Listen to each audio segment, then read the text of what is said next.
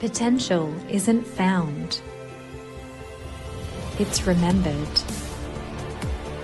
Success isn't a moment. It's a mindset.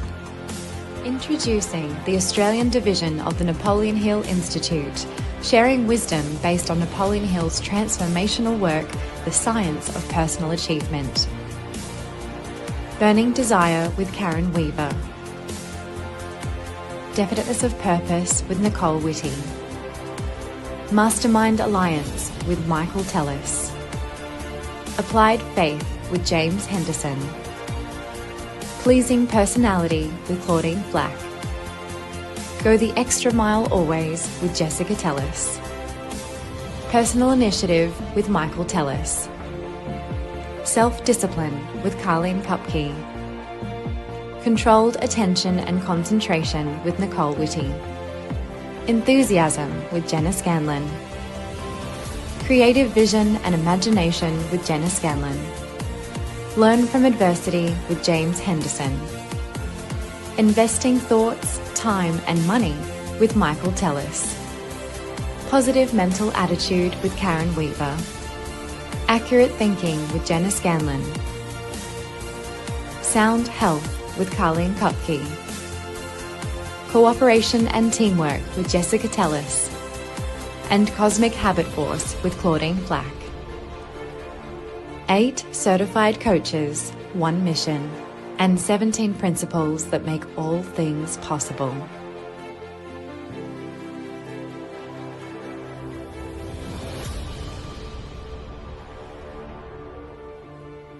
Welcome to the Self-Mastery event hosted by the Australian division of the Napoleon Hill Institute. Introducing your host for today, Karen Weaver. Hello everyone and welcome to this epic event, and you're going to meet some amazing coaches that I have the blessing and the pleasure of standing alongside in the Australian division of Napoleon Hill Institute. I would just like to welcome you here. We have a lot of people watching online, so welcome, and please feel free to comment on wherever you're watching, YouTube, LinkedIn, Facebook, wherever it is. We are watching behind the scenes. The coaches are all here with me, and you're going to get to meet them all in a moment. But first, we're going to kick off the event with a beautiful Napoleon Hill Institute CEO address that's a special treat for everyone, which is the amazing Cleona O'Hara, who's going to come and introduce our event for us. So I'm going to bring Cleona up, and you just sit back and enjoy. Cleona O'Hara. I am the CEO of the Napoleon Hill Institute. I'm joining you from New York. It's nighttime over here, but I did not want to miss the opportunity to join in and celebrate our incredible Australian team. I am so blessed and grateful. They took the personal initiative, which is one of the principles, as you're learning, of success. And they took personal initiative and they launched this incredible event for you. Please pay attention to everything they're teaching you. They are world-class coaches. They are well-trained in this material. And this material is what changed my life. I'm originally from Northern Ireland. I left Northern Ireland when I was 18 to pursue the American dream. And I came to America and I didn't exactly achieve that in the first 7 years. I always say I had 7 years bad luck. But then I found out it wasn't bad luck at all. It was my subconscious programming that I brought with me from Ireland, from Northern Ireland, and from poverty and from dysfunction. And so I found out about the mind when I was around 27 years old. And I discovered actually a movie called The Secret. I learned all about the law of attraction. And that's when I met my late mentor, Bob Proctor. And I started working for Bob. I became a coach. I really got involved with Bob's organization. And then when he passed in 2022, I was heartbroken. And I said, now what? I knew that I needed to get out into the world. My whole life has completely changed because of these principles. I live by them every day. I don't just talk about them. I actually live them every day. And I've changed the way I think. Not only have I changed the way I think, I've had to do a lot of work on myself to change my subconscious programming. And that's what we teach people at the Napoleon Hill Institute. Motivation is just not going to do it. You can be inspired, you can be motivated, you can jump up and down and go to an event and have a good time, but that's only temporary. It will not stick, because over 95% of our behavior is actually subconscious. It's subconscious programming.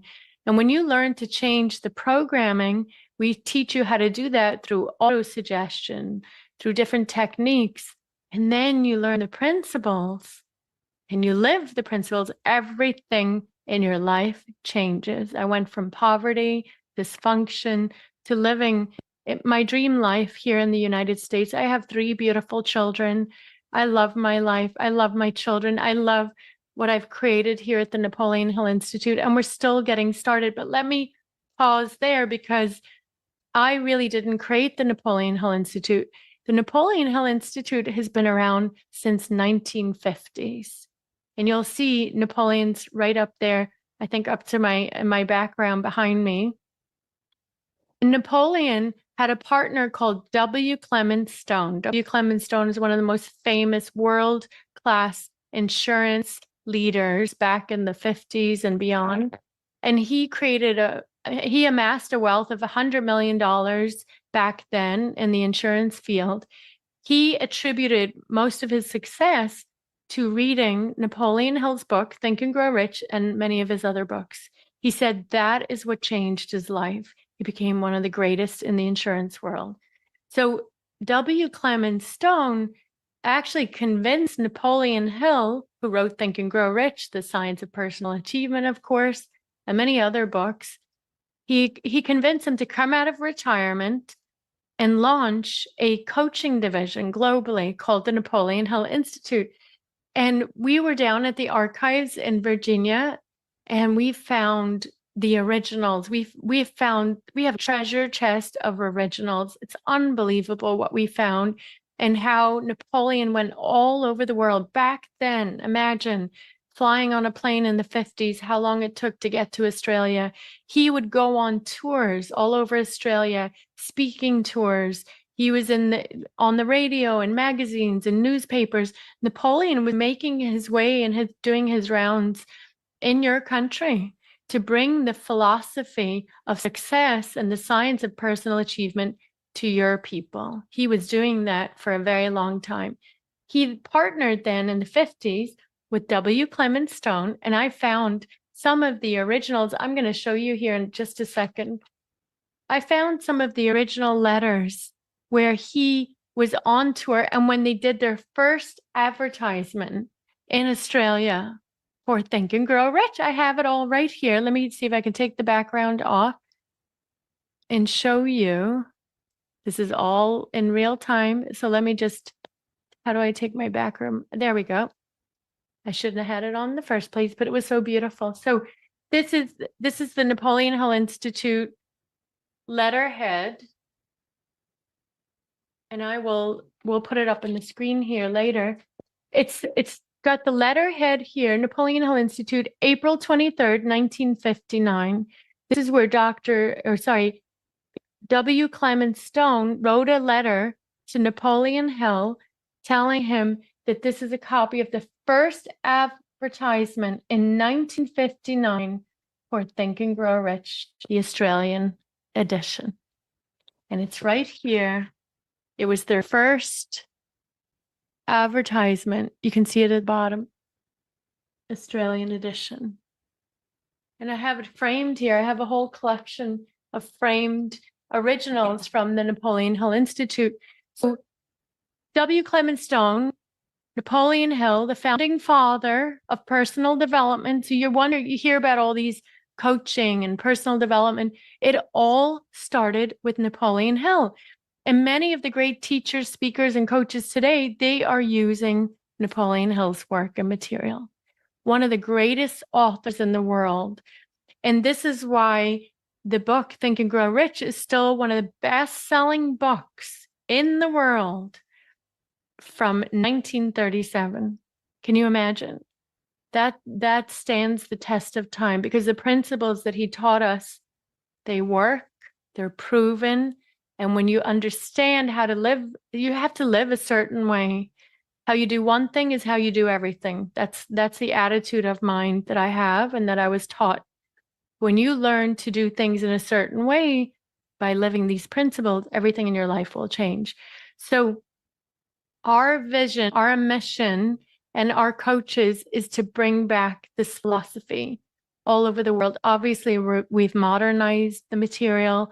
We have live classes every day. We have a self-discipline camp all over the world at 5:30 in the morning. People are joining us in the morning.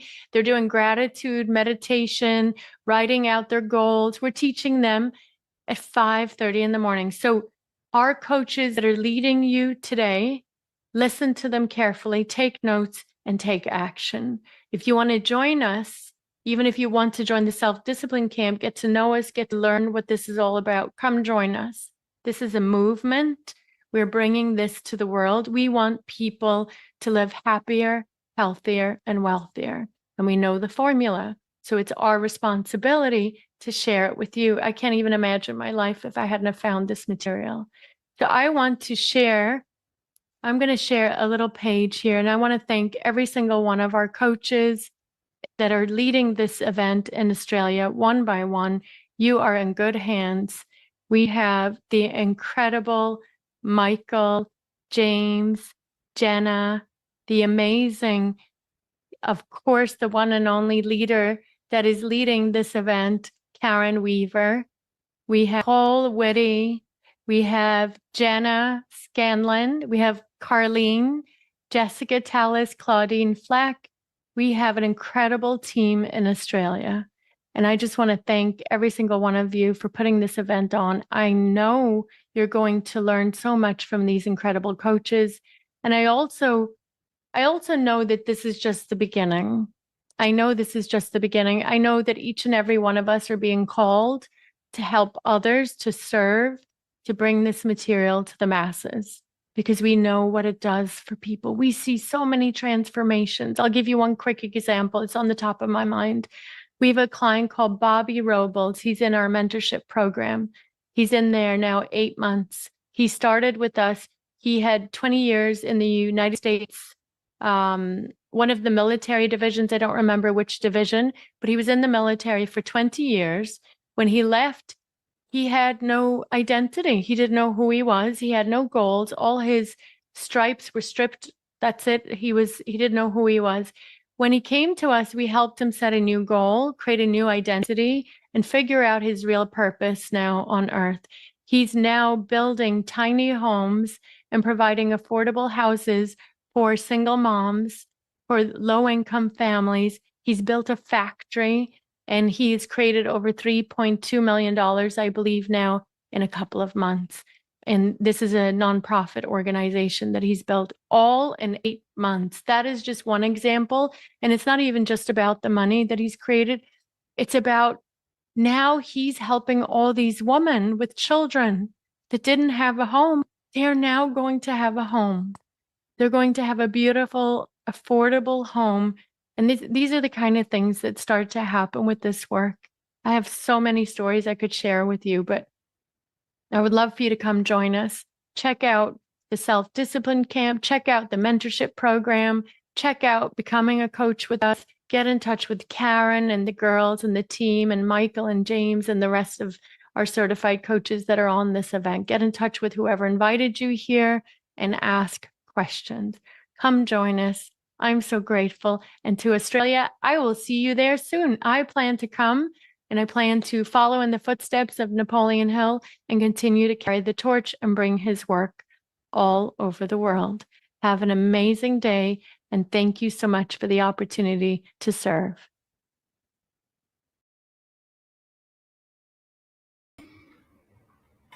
Okay, how amazing is that? Let me just make myself a little bit bigger.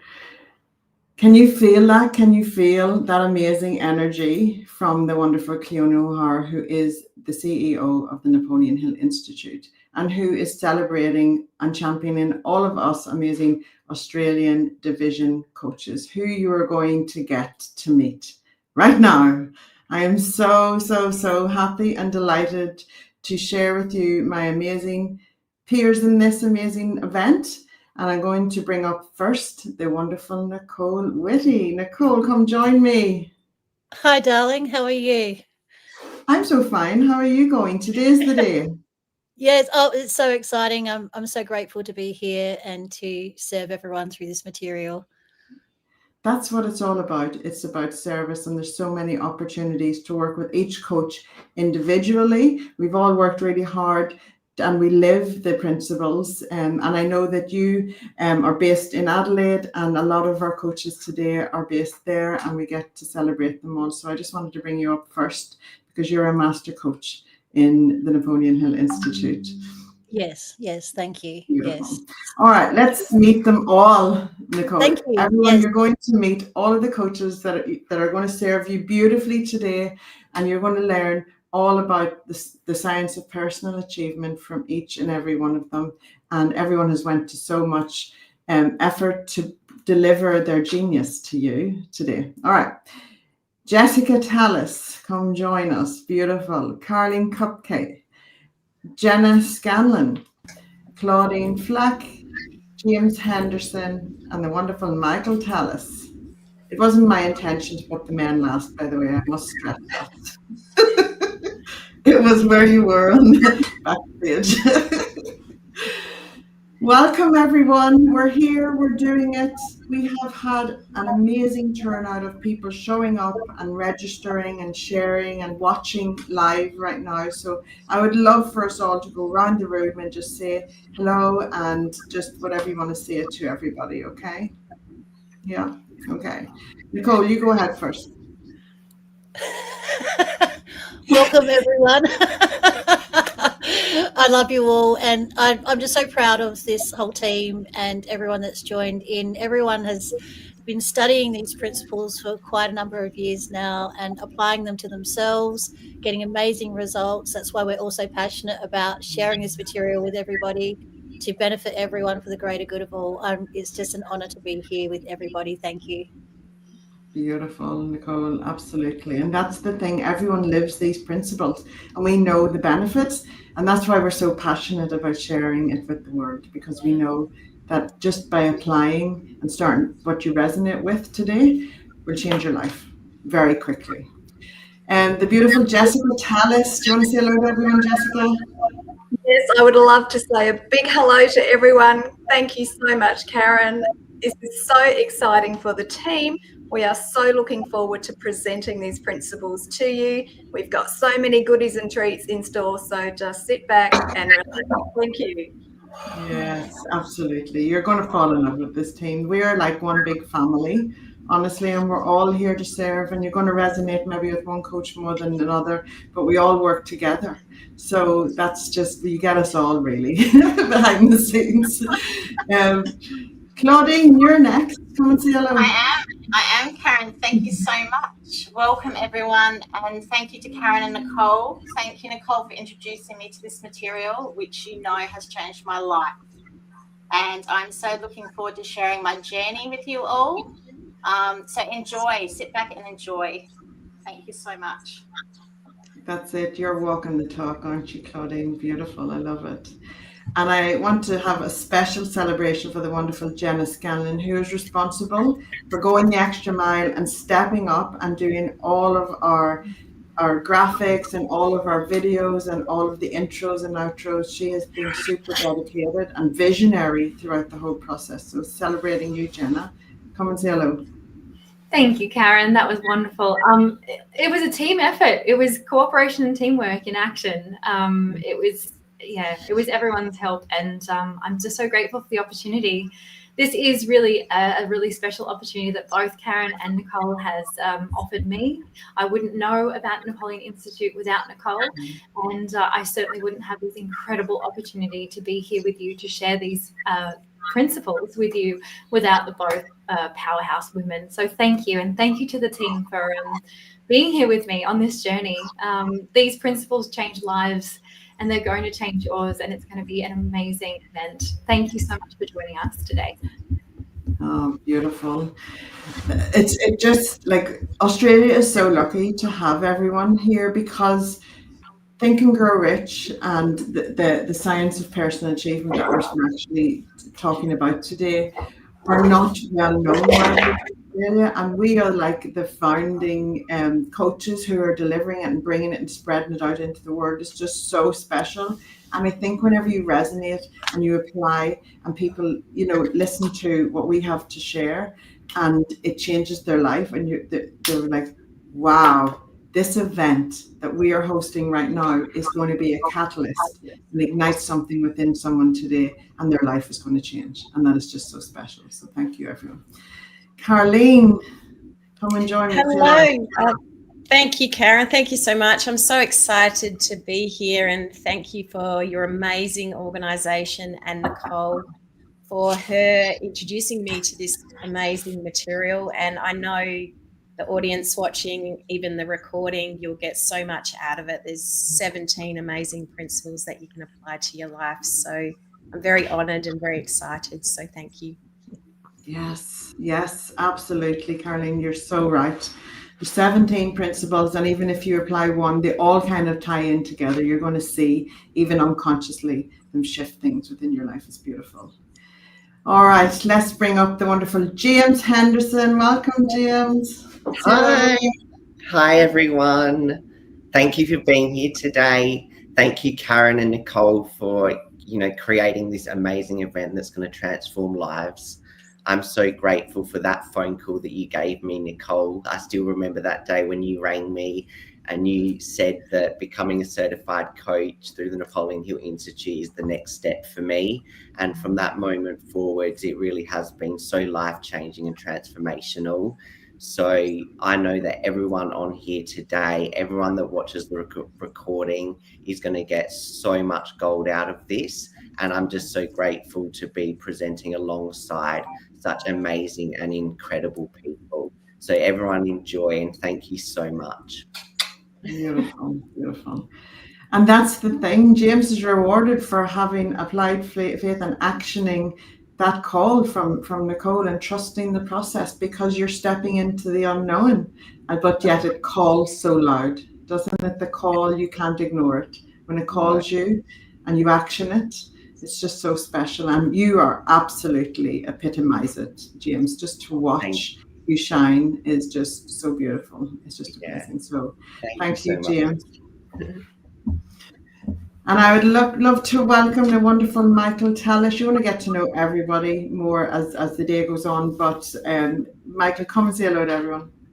Thank you very much, Karen, and thanks again, Nicole, for introducing us all to these wonderful teachings, to the Institute, and Karen for all your behind-the-scenes work to put this all together. That's true teamwork and trust, which we'll explore in the 17 principles.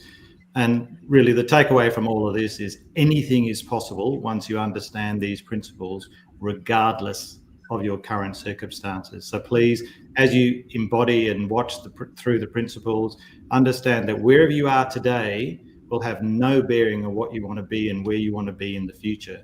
Keep focused on the future, keep focused on your goals, and we'll help you with the how. Thanks so much for coming to the webinar. Thanks, Karen. Isn't he trained so well? Thank you, Michael.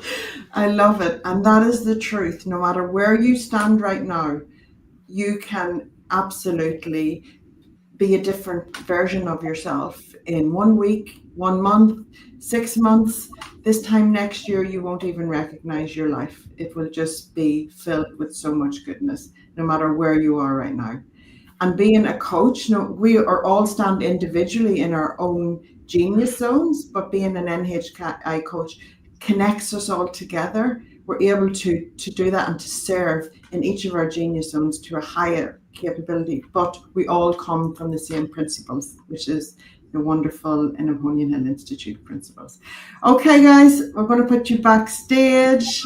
Thank you so much for joining. You're going to get to know them also, and don't forget that you're going to get to know each one of these coaches, and you can absolutely connect with them. Please do connect. Please reach out to whoever it is that you resonate with, and we have a special thing for you to come and join at the end.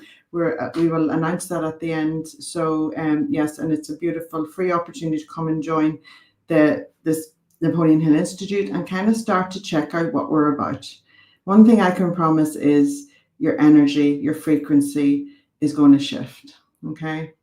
So I want to kick off today with the beautiful book that we are talking about is The Science of Personal Achievement, okay, by Napoleon Hill.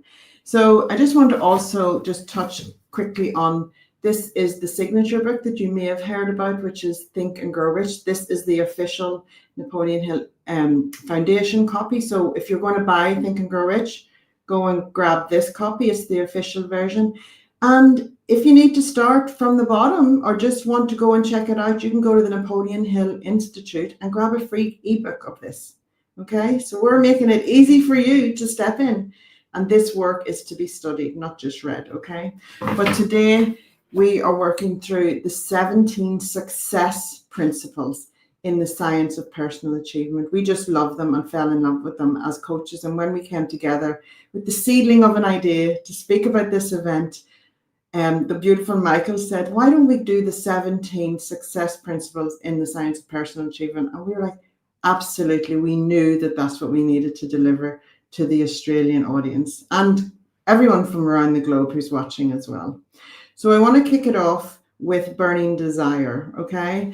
So Burning Desire is the introduction of the book. So it's not so much one of the principles, but it is an introduction to the book. And as Napoleon Hill talks about, burning desire is the starting point of all success. And I just want to read a little thing I have here saved on my phone for you. Napoleon Hill emphasizes that a burning desire is the essential starting point for achieving any significant goal. It's not just a passing wish, but a deep, intense, and consuming passion that fuels one's actions and thoughts towards a specific objective. This burning desire, when combined with faith and a clear purpose, can unlock extraordinary potential and lead to remarkable achievements. Hill asserts that desire is the foundation upon which all success is built. So when we're talking about desire, it's getting clear on what it is you want, being so clear that you know what you want, and then trusting and having faith that everything is going to come to you to be aligned with that. But a burning desire is something that you kind of become obsessed with. It just lights you up. You've got fuel within you to pursue it, and you can't stop thinking about it. It's just something, a passion-fueled thing in life that you pursue, and it calls you so loud. And so whenever you align and hold that in front of you, and every action that you take is towards that, you will know, you will be guided, and you will learn the principles today that will help you build upon the foundation of your burning desire. So I invite you, if you're not feeling excited about your life right now, if you are not fueled by a burning desire, I invite you to start to explore that for yourself, because as soon as you do, as soon as you get clear on what it is that you want in life, you start applying these principles to it, your life is going to change dramatically, quite fast. Okay, I want to introduce someone so special, and that is the wonderful Nicole Whitty. So Nicole is going to come and speak on Definiteness of Purpose, and I just want to introduce her here and set the scene for this amazing, phenomenal human. And before I read her bio, I just want to say that I have never, ever experienced someone so love-fueled, so beautiful, so giving, and who helps people through their darkest days through to the light. She is the most gorgeous human that you will have the pleasure to ever meet. So I recommend you go and check out the Elysian Sanctuary, that she has this beautiful heaven on earth and does lots of amazing in-person, but also remote things to help you take your next step, okay? So I just want to read, Nicole is one of the leaders of the Australian division, facilitating online and in-person programs, offering business and personal coaching and mentoring as a fully certified Napoleon Hill Master Coach. You can join her Mirror Principle and Radiate Abundance online programs to access powerful mindset coaching and meditation practices to enhance your journey to self-mastery. As a meditation teacher, Shiloh Ray, Karuna, SKM, Shikam and Reiki Master, doing holistic, intuitive quantum energy healing and teaching well-being events for over the past 16 years. She has combined all of her skills for business and private coaching, also specializing in holistic well-being events and services for clients through her business, the Elysian Sanctuary, for well-being and overseas and Australian clients, helping thousands of people. Her business also offers group or one-on-one holistic services online, in-person phone sessions, and via distance, with specialists to support you as paradigms arise with your personal growth and cater for your specific circumstances, available online, in person, or by phone. So distance is no issue if you wish to access these services. So you can go to her website, ElysianSanctuaryForWellbeing.com, or book consultations and organize a package for you that suits your specific needs. I love this amazing human. Welcome to the stage, Nicole Whitty. Welcome, everyone. The first step to self-mastery is establishing your definite major purpose. As Paul shared today, and apply the wisdom, you open the door to the infinite potential you already have within you. Through creating your definite major purpose, you embark on an inner journey that reveals many layers. These layers reveal strengths and qualities we already embody that we can build on and use to assist us. And other times, as we're going on the journey, we are experiencing emotionally and mentally what is holding us back. Beliefs, thoughts, perceptions, and habits arise to show us what we can change in order to be the person we need to be to create the life that we desire. Paradigms, the inner narratives of self-limitation, play in our minds of why we can't or why things aren't possible, because we are used to that reality from past experiences, influences, beliefs, habits, stories, and perceptions that are wanting to change within us. And this is why we apply the principles, because it aids us in doing this, because it is time to grow out of who you used to be and into who you are becoming. If we have had any adversity, challenges, we find they are the greatest points of growth in our lives. They end up being our biggest opportunities and define us as a person, causing us to make definite decisions we would not have made otherwise. These moments can be turned into gifts for ourselves and others. And as you realize, you also decide from these experiences who you want to be. You decide the thoughts that you want to have. You decide what emotional state that you want to be in. You can decide how your life is going to be as a creator of your own life. So seeing everything positive, negative, or neutral as an opportunity to expand and realize your true potential, your unique gift only you can give to this world. So I invite you right now to ask yourself, if you could have anything in the world, what would you choose? What is it that you want more than anything? Your definite major purpose begins with a desire, a burning desire, and the belief that you can have it, that it is already yours.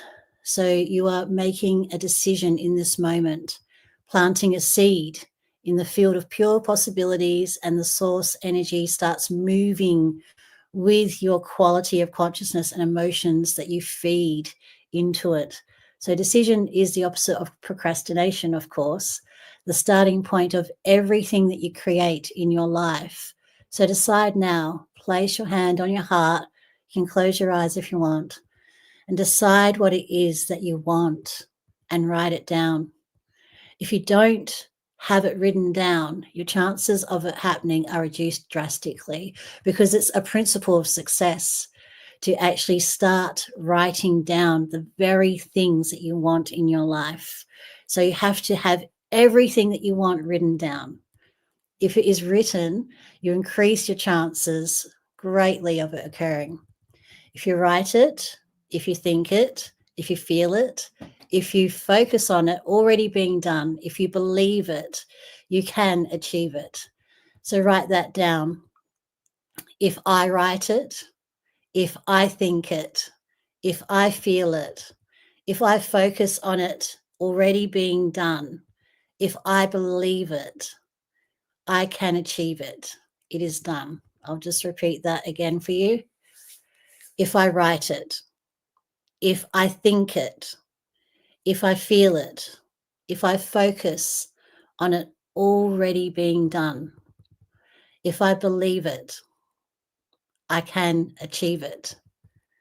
And then you write, it is done. Now say it out loud with conviction and assertiveness, with belief, and feel it. This is how you create. This is how you shift your energy into your definite major purpose, into your desire. If I write it, if I think it, if I feel it, you're saying it assertively, you're making a command. If I focus on it already being done, if I believe it, I can achieve it, and it is done. Okay, so you build up the energy by saying things out loud. Feel the feeling of your dreams already being fulfilled. Write it, read it, feel it, say it out loud, and believe it every morning and every night. When you write out your greatest desires daily, focus your energy and attention on them with the emotion of them already being fulfilled, of the feeling of what it would be like to be achieved already. When you do this, you are feeding them to come into existence. When you read your desire, your goal out loud daily with conviction, assertiveness, and you do it at least 7 times, then you repeat it as a whisper, and then you do it silently. This is how you start programming it into your subconscious, okay? I'll repeat that again. You're saying it out loud, assertively, with passion, with emotion. You're feeling it already being achieved. And you're saying it at least 7 times out loud. Then you're saying it down to a whisper. And then you start repeating it in your mind with your eyes closed. Place your hands on your heart and bring it into your subconscious. Because there's a 30-minute window before you go to sleep and when you wake up that is the most powerful time to do this. So that's why we do it in the morning and the evening before we go to bed. So you decide that you're going to do this daily and allow yourself to receive what you want to create, because you are the creator of your own life. You are the only one who has to live with the consequences, the results of your choices, your decisions, your thinking, where you put your focus and attention. So you make sure that your choices and your decisions, your thinking, your self-talk, your emotions, your beliefs, your habits are aligned and focused, placed exactly where you want them to go to create the results that you desire. Then when the inspirations flow in, because that's what happens when you start to apply these principles, they're all based in universal laws, you start to get inspiration, which means being in spirit. You're bringing this energy of consciousness and universal intelligence into your creation. And as soon as those inspirations flow into your mind, you take action straight away with the energy of those inspirations. You don't hesitate. You don't leave it a day. You take action straight away with faith. And so, of course, repetition is key when we're applying these principles. And just those things that I've mentioned to you there, if you do that all the time, every day, and keep that as your focus, there's nothing that you cannot achieve. You see, self-mastery creates riches and prosperity as an embodied asset within you that can bless your whole life and everyone else's life around you when you embody them. Being rich and prosperous is not just about money. It's about every area of your life being rich and prosperous, and about you being a living example of it that blesses everybody else and inspires everyone else.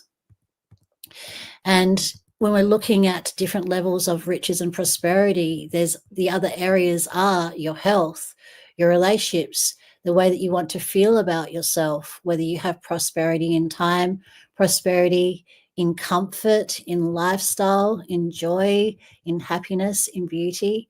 Every single one of you deserve to have this in your life. So believe it. Believe that you deserve this. This starts with you taking possession, of course, of your own mind, making a decision and creating a goal. I'd love to share one of my favorite speeches from Napoleon Hill that had a huge impact on me when I first started studying this material and applying this material to myself and to my life and my goals. It's the definiteness of purpose principle of success, the first master key that Napoleon teaches. When sharing this principle, we explore that scientists have discovered as a natural law, which is the very foundation of all personal successes. Whatever the mind can conceive and believe, the mind can achieve. So write this down as if it's yourself. Whatever my mind can conceive and believe, my mind can achieve.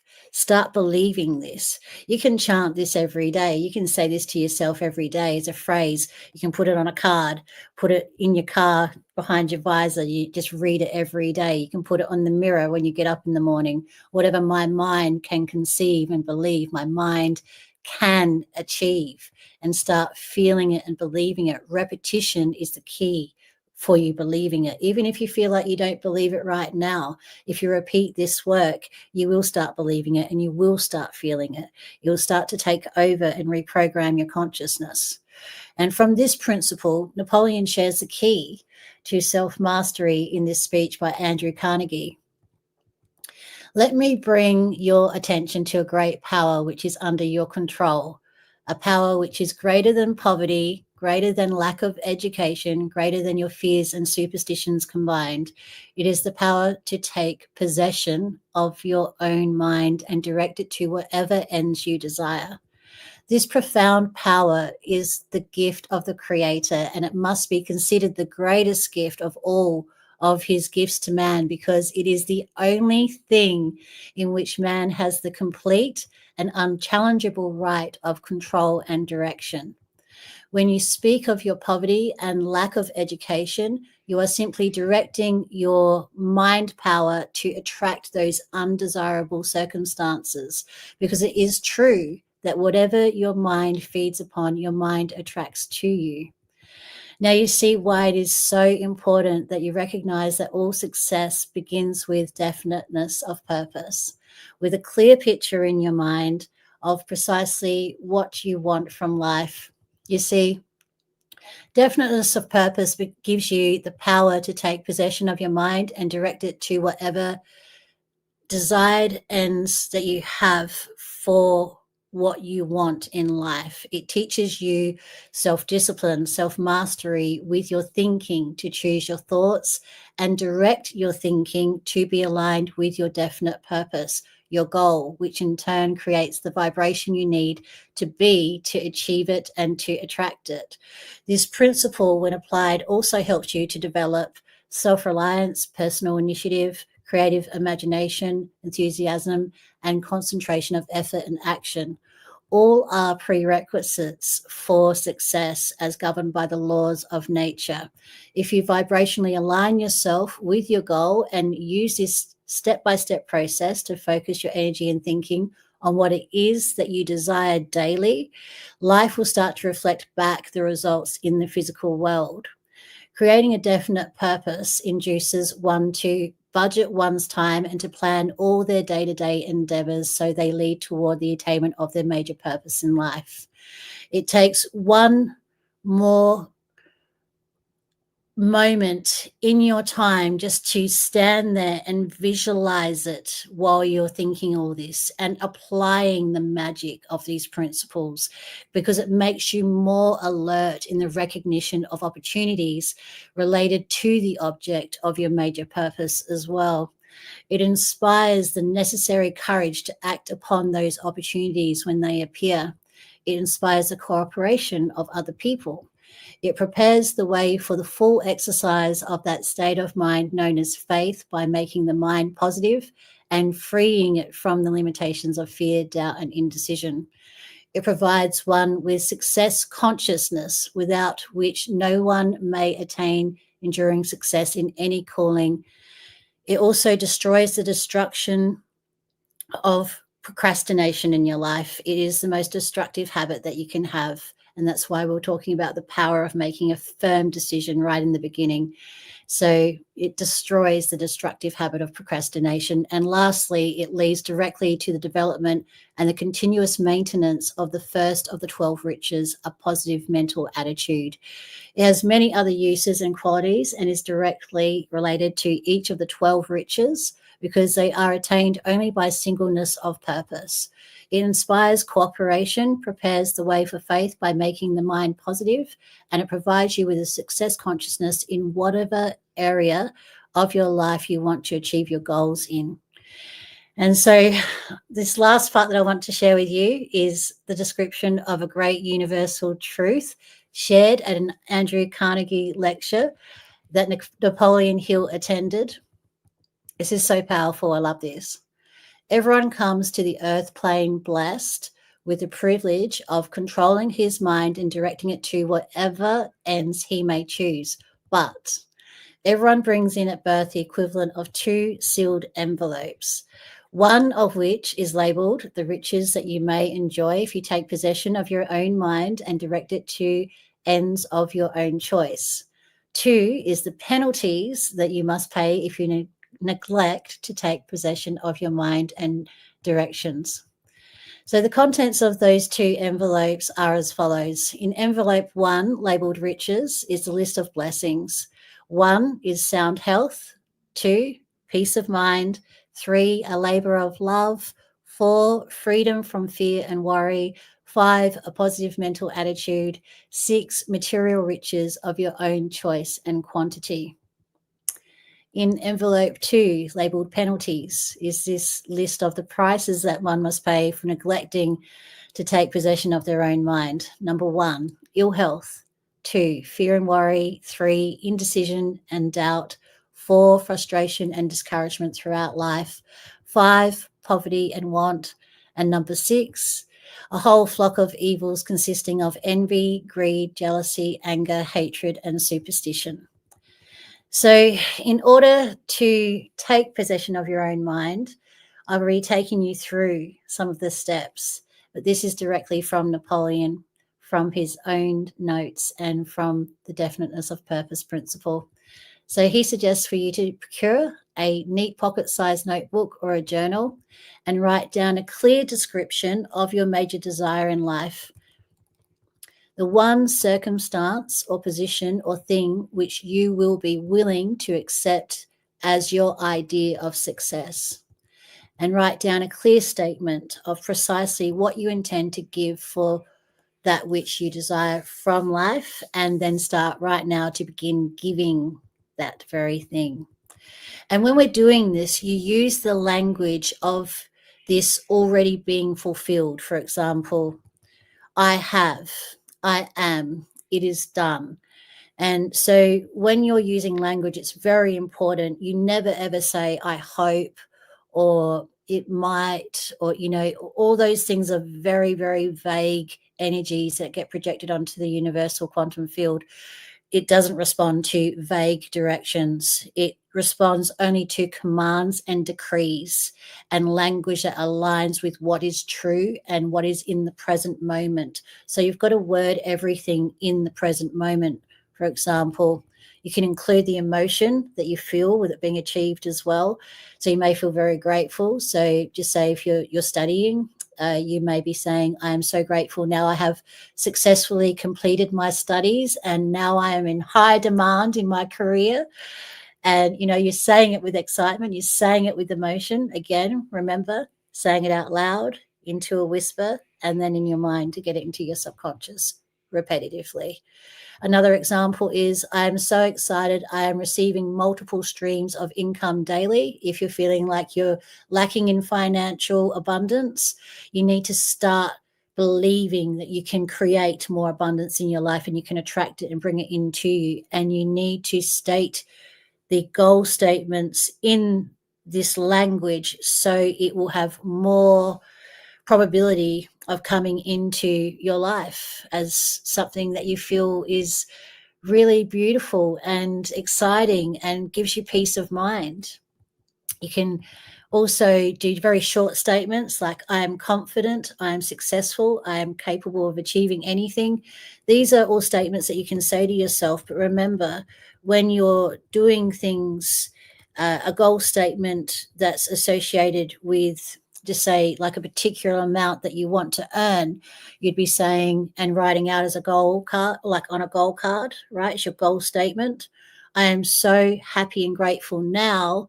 I am earning and receiving the amount that you want per month for offering my services and expertise. Okay, so you're also including, like Napoleon suggests, what you're going to be giving to receive that as well. Okay. And so if your goal is monetary, make sure that you are precise about the amount that you want to earn every month. Your subconscious and the universe doesn't understand vague requests. It only understands very precise instructions. Okay. So you must be precise with what you want and command it, decree it. Okay. If the amount that you wish to earn is per year, break it down into a monthly sum and create that goal statement as suggested. Okay. And then memorize both of the statements. And so while you're walking, while you're doing the cleaning, while you're, in the shower, when you're doing things, if you're waiting in line at the shops, you're repeating it in your mind. Your focus and your attention is feeding that reality for you all the time to bring it into fruition. So what you desire and what you intend to give in return for it is very important to make sure that you've established that as well. So repeat them at least a dozen times daily. Just keep on going and using repetition to create what you want. And always end your statements with an expression of gratitude to access the frequency of abundance and increase receptivity. Abundance and receptivity is always accessed with the emotion of gratitude. Okay, so use the feeling of gratitude of it already being done to amplify that for yourself and believe that it is already done with unwavering faith. Okay, and remember, the only limitations are those which you set up in your own mind or permit others to set up for you. So believe that you can do anything and achieve anything when you embrace and use your brilliant mind. Thank you so much for joining me today for Definiteness of Purpose. I hope you've enjoyed this principle, and I look forward to the next one with Michael. Thank you.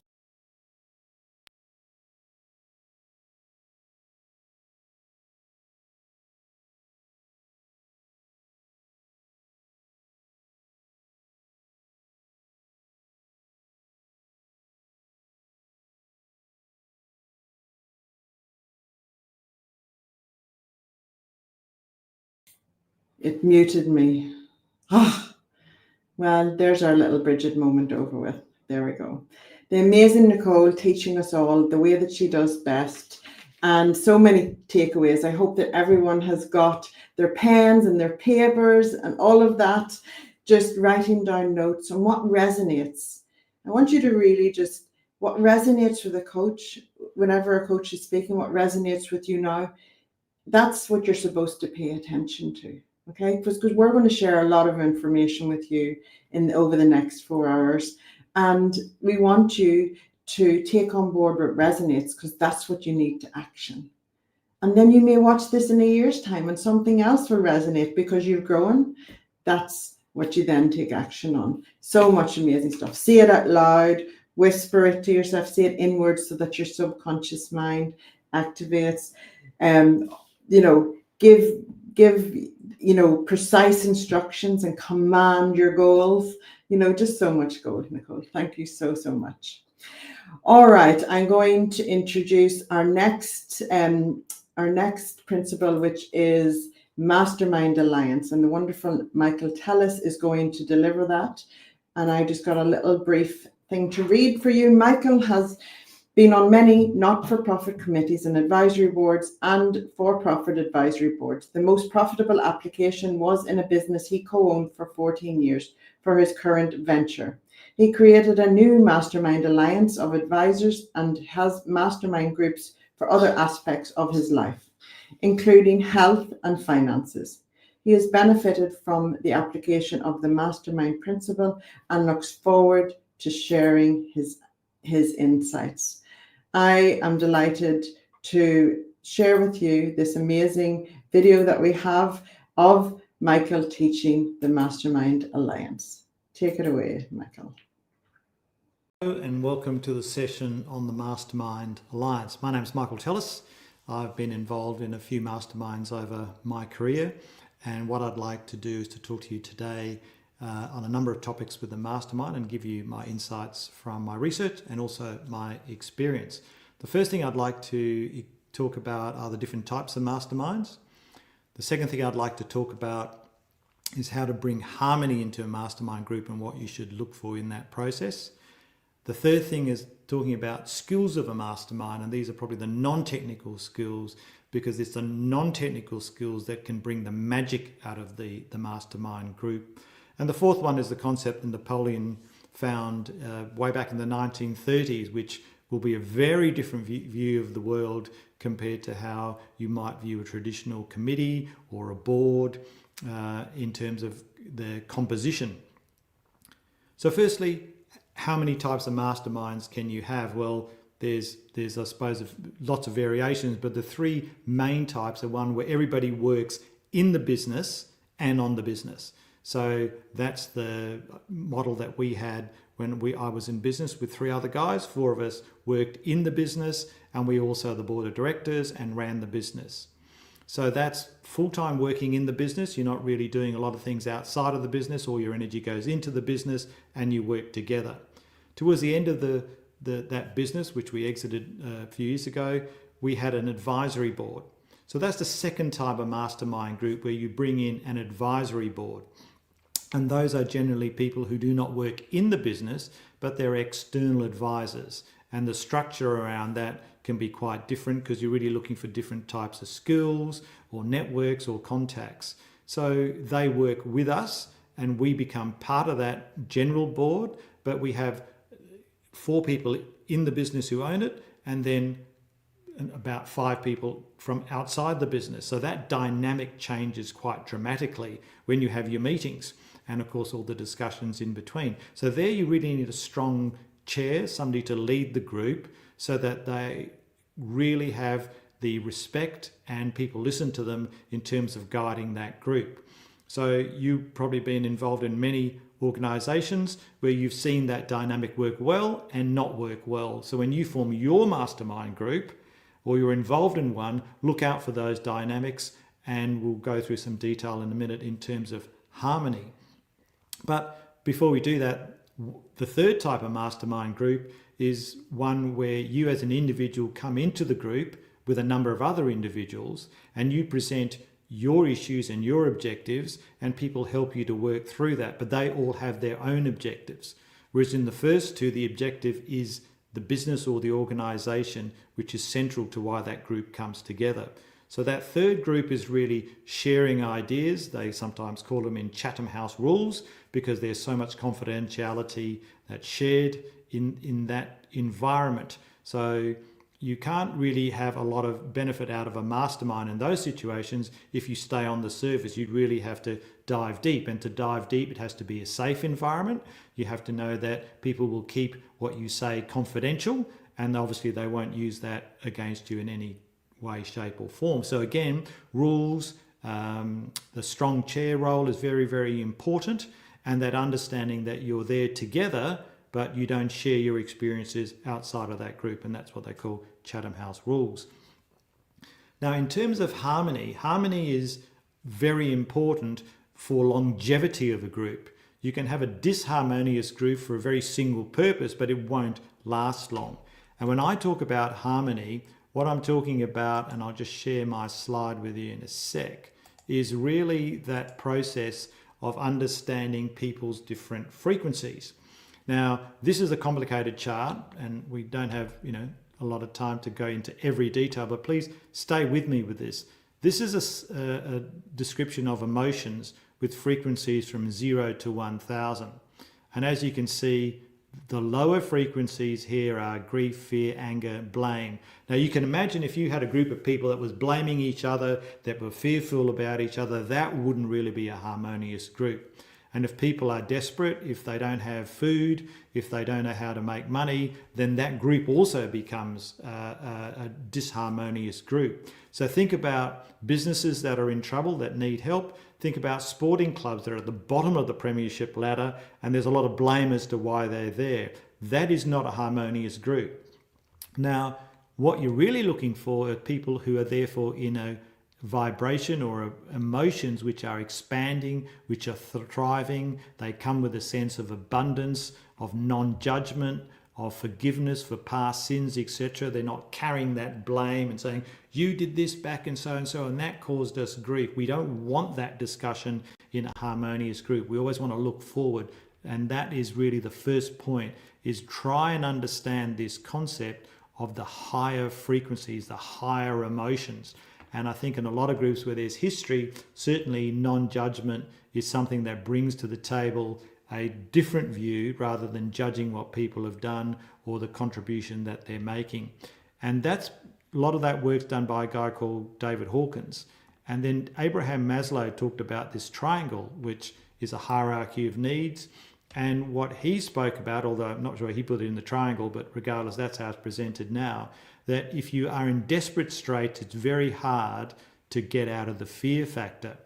But if you as a group truly understand your purpose, you truly understand what you're aiming for, it is quite phenomenal how I've seen people change and come together to get out of that fear, blame and anger and just go forward to achieve. And I'm sure you've seen that in your areas as well. So that is why the purpose is so important in terms of harmony within a group. Because if you've all got different goals, well, that's not going to work at all. So the key thing is if you want to activate your purpose, form a group which then supports you, what you're going to be able to do is to accelerate you from going from this contracting frequency into this expansion frequency of emotions. And as you can see, you really then start to build momentum in the organization to go forward. Now, the other thing that is important in terms of your organization is the skills that you're going to bring to the Mastermind Alliance. And when I talk about skills, I'm really talking about the soft skills. You probably know the technical skills quite well. So what are those soft skills that you want?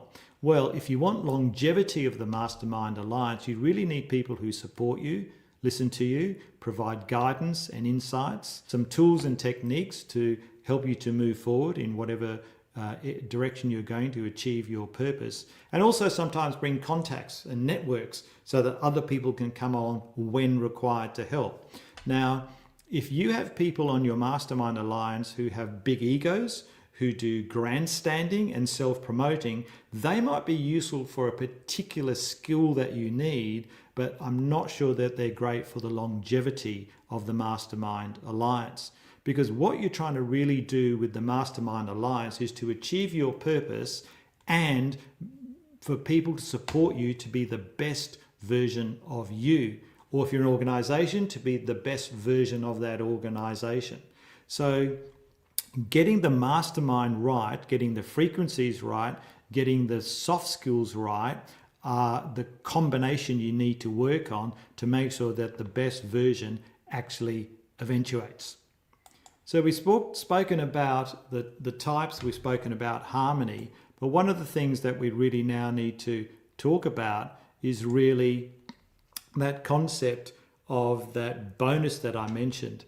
And that bonus really comes into the form of a great insight that Napoleon had in the 1930s, where he met a gentleman who his day job was to sit in a room with no lights, at a desk with a pad of paper and a pen, and I think he even had the light off, and then he would wait for some inspiration to come. And when that inspiration arrived, he would write away in earnest.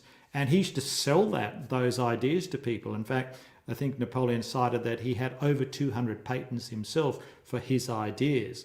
So how did he do that? Well, you might have heard the term extrasensory perception. You might have heard the term channeling. Well, that's what he did. He was able to sit in silence, in the quiet, and to make sure that he listened to the ideas that came and then tap into that greater power to provide those ideas. Now, if you never tried it, that might seem quite strange, but just think about those great ideas that you have in the shower when you're just walking quietly by the beach. Oh, I should do this or I should do that. Well, he turned that into a real skill, into a real art form. So how does this help in the Mastermind Alliance?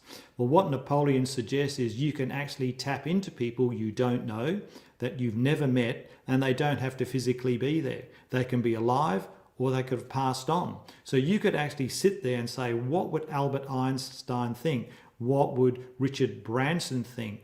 If I'm trying to develop a music career, what would Taylor Swift tell me what to do? So that's the concept of this virtual mastermind.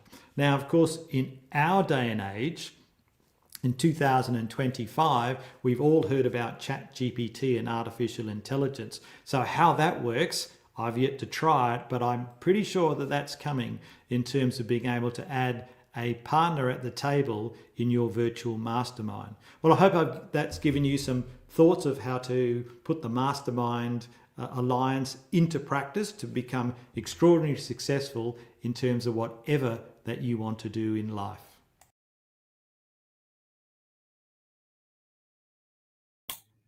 Okay, how wonderful was that? Breathe that all in, guys, and action that in your life. Amazing. Thank you so much, Michael. Okay, I'm going to bring up the amazing James Henderson, who is going to come and join me on stage whilst I get his slides ready. Come and connect with everyone, James. Hi, beautiful people. How are you all going? I hope everyone's having a beautiful day.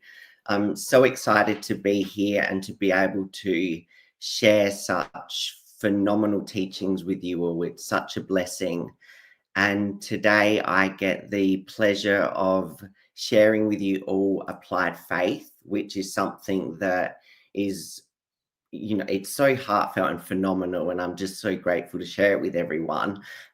Before I go into my teachings, I've got a nice slideshow up, which is coming up. So it's nice and easy for you to all follow. But I wanted to share with you a little bit about my personal journey with applied faith. So when I first signed up to the Napoleon Hill Institute, which was done through my beautiful friend, Nicole, Whitty, she gave me a call one day and she said, this is the next step for you. You should become a certified coach. And I just, without even knowing it, I was applying faith in that moment. And I just said, yes, I'll do it. And when I started the studies, I had my salon for 1 year. I've been hairdressing for a long time and I'd had my salon for a year. So then moving into becoming a coach, I thought, I want to be the living example of all of these teachings. And I really had to apply faith in myself and in all of these teachings to know that everything that I was learning was going to be helpful for everyone that I'm going to be teaching it to, because I really love being that living example of the work. And, this was all new to me back then. So, I applied faith in my life. I implemented all of the principles in myself and in my salon. And in 3 to 6 months, through implementing all the principles, applying faith, working with Nicole through all of my subconscious programs and conditionings, I was able to 3 times the income of the salon, which was an amazing success. I was so grateful for that. And, in that time frame of, 6 months to a year of doing all these studies, we'd had 176 new clients come through. So it just goes to show, when you actually apply faith in these teachings and in yourself and in everything that you do in life, in your definiteness of purpose, that you will get the results that you want. So that was a little bit of my personal journey with applied faith. But I'd love to have the slides come up, Karen, so we can share them with everyone as I go through Napoleon Hill's teachings. Could you skip to the next one? Beautiful. Okay. So applied faith is a mental attitude we must all adapt in order to take possession of our own minds.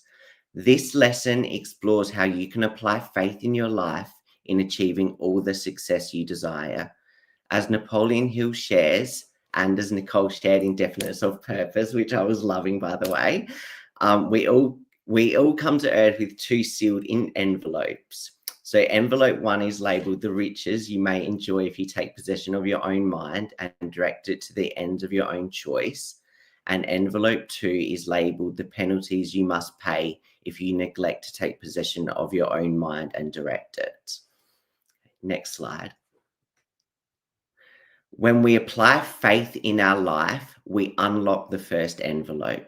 That contains the content of the 6 riches of life, which are sound health, peace of mind, a labor of love of your own choice, freedom from fear and worry, a positive mental attitude, and material riches of your own choice and quantity. Next slide. There are 2 ways in which we can use faith. Firstly, being in a way that doesn't serve you. When you put faith into reverse gear, you allow your mind to dwell on circumstances and things that you do not want, such as poverty, ill health, failure and defeat. This is something that many people do in their lives. However, when you take possession of your mind and direct it to think of the 6 riches that we all came over with in that sealed envelope, you will attract these riches to bless and serve you in your life. Many people make a negative impact with their application of faith by thinking about and focusing on all the things that they don't want in their life, when it is really just as easy to flip it around and focus on all the things that you do not want. This is a positive application of applied faith. Next. The one thing that sets apart all successful people in the world from those that aren't successful is their ability to focus their attention on belief. So people that aren't successful focus their attention on all the things around the situation that don't make it work out. They focus on the negative, what went wrong, and how it's not serving them. I mean, we've all come across people that do this, and it's like, that's not going to really get you anywhere. But, you know, you can flip the script on those narratives as well.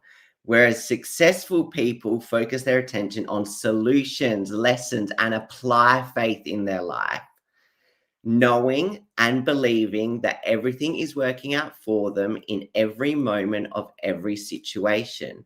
You believe that you are heading in the right direction, one action step at a time, each leading you to the possession of your greatest desires, whatever it may be for each individual person. Successful people live with faith. It is a deep knowing. It's like you have the faith, and then everything just becomes like a deep knowing that you know that everything is going to work out. You have faith, everything is going to work out. Successful people live with faith. It is a deep knowing that you are forever being guided, protected, that what you want is yours to be obtained. All you have to do is take possession of your mind and focus it on what you do want, having faith and knowing that everything is working out for you. You never let fear hold you back. Never, ever, ever let fear hold you back. This is the opposite to faith. If you have an idea and you want to create something, you want to do something new with your life, start a new career, a business, do something you've never done before, you push past the fear barrier and apply faith. You believe that you can do it, and watch how everything aligns in your favor. You will notice how people start to show up to assist you with your new project. The new job you are after will suddenly pop up, or someone you know will tell you how they have a friend that's looking for something in the area you're wanting to get into. Like, we've all had those moments in life where we're like thinking of starting something new, and we just go, you know, you start putting it out there and you start believing it and you start feeling it and you make that your goal. And then all of a sudden, you know, someone you know comes to you and goes, this person's looking for this, and then it all becomes exciting because, you know, we've had faith that it's all going to happen for us. Your new business venture will align perfectly. Everything is that you desire to create. This new venture perfectly appears. This happens when you apply faith. You are focusing on what you want, and then everything appears for you. You always take action right away when your desire shows up. It may not always be in the way you think is going to happen, but it always leads you to the path you are desiring to walk. Be open to things coming about in ways that you may not have initially thought. Don't fixate on things happening in only one way. Be open, have an open mind to how something can happen for you, because you don't want to, you know, block the path of something coming that is happening for you by only thinking it can happen in a certain way. So be open-minded, and remember, action, action, action. Always apply action and everything will work out. Have faith things are happening as they are meant to, and know that when you take possession of your own mind and focus your thoughts on the things that you do want, there is no way they cannot come about. Be patient, work through anything that comes up for you throughout the process, and continue to apply faith. As Napoleon Hill says, whatever the mind can conceive and believe, it can achieve. I love that quote. That's one of my favorite quotes. If you have any moments of doubt or fear coming up, this is showing you a part of yourself that isn't in alignment with your desire. See it as a gift, and that is showing you what you need to transform within yourself in order to have what it is that you want. Have faith that it is coming up for a greater reason than what your mind may initially perceive. You can transform this and become the person that believes in it is possible. Use auto-suggestion to reprogram your subconscious to believe it is possible. As Nicole was just talking about in the Definiteness of Purpose, you can do the saying it out loud 7 times, then turning it into a whisper as well, which is an amazing transformative tool. If you are someone that hasn't had much faith in your life, remember times when things did work out. Draw from this faith and implement it into your current desire. We've all had that person that's believed in us in our lives. Draw from that inspiration from that person. Draw from their belief in you and implement that into your life. Repeat the auto-suggestions to yourself that empower you to feel faith. Repeat this every day and every night. Feel it in your heart, emotionalize it. If you do this every day, you will believe that you have faith. You will believe that you can have whatever you desire, that you can create anything it is you want in your life. Repeat, I am so happy and grateful now. I have faith. I have faith that everything is always working out for me. And use emotion, get joyful, put some music on, do things that make you feel really happy and joyful, and bring that really positive emotion into it when you're saying it. Start with the belief in yourself and make it a demand. I believe in myself. I have faith. Everything is always working out. Know what you want and believe that you can and will get it. Give expressions of gratitude many times daily for having received what it is that you want, even before you actually get physical possession of it.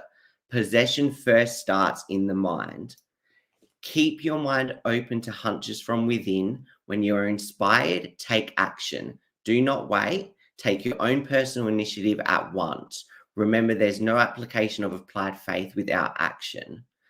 Whenever taken by defeat, as you may be many times, remember that your faith is tested many times before you are crowned with final victory. See any defeat as a challenge to keep on trying, a lesson to learn from.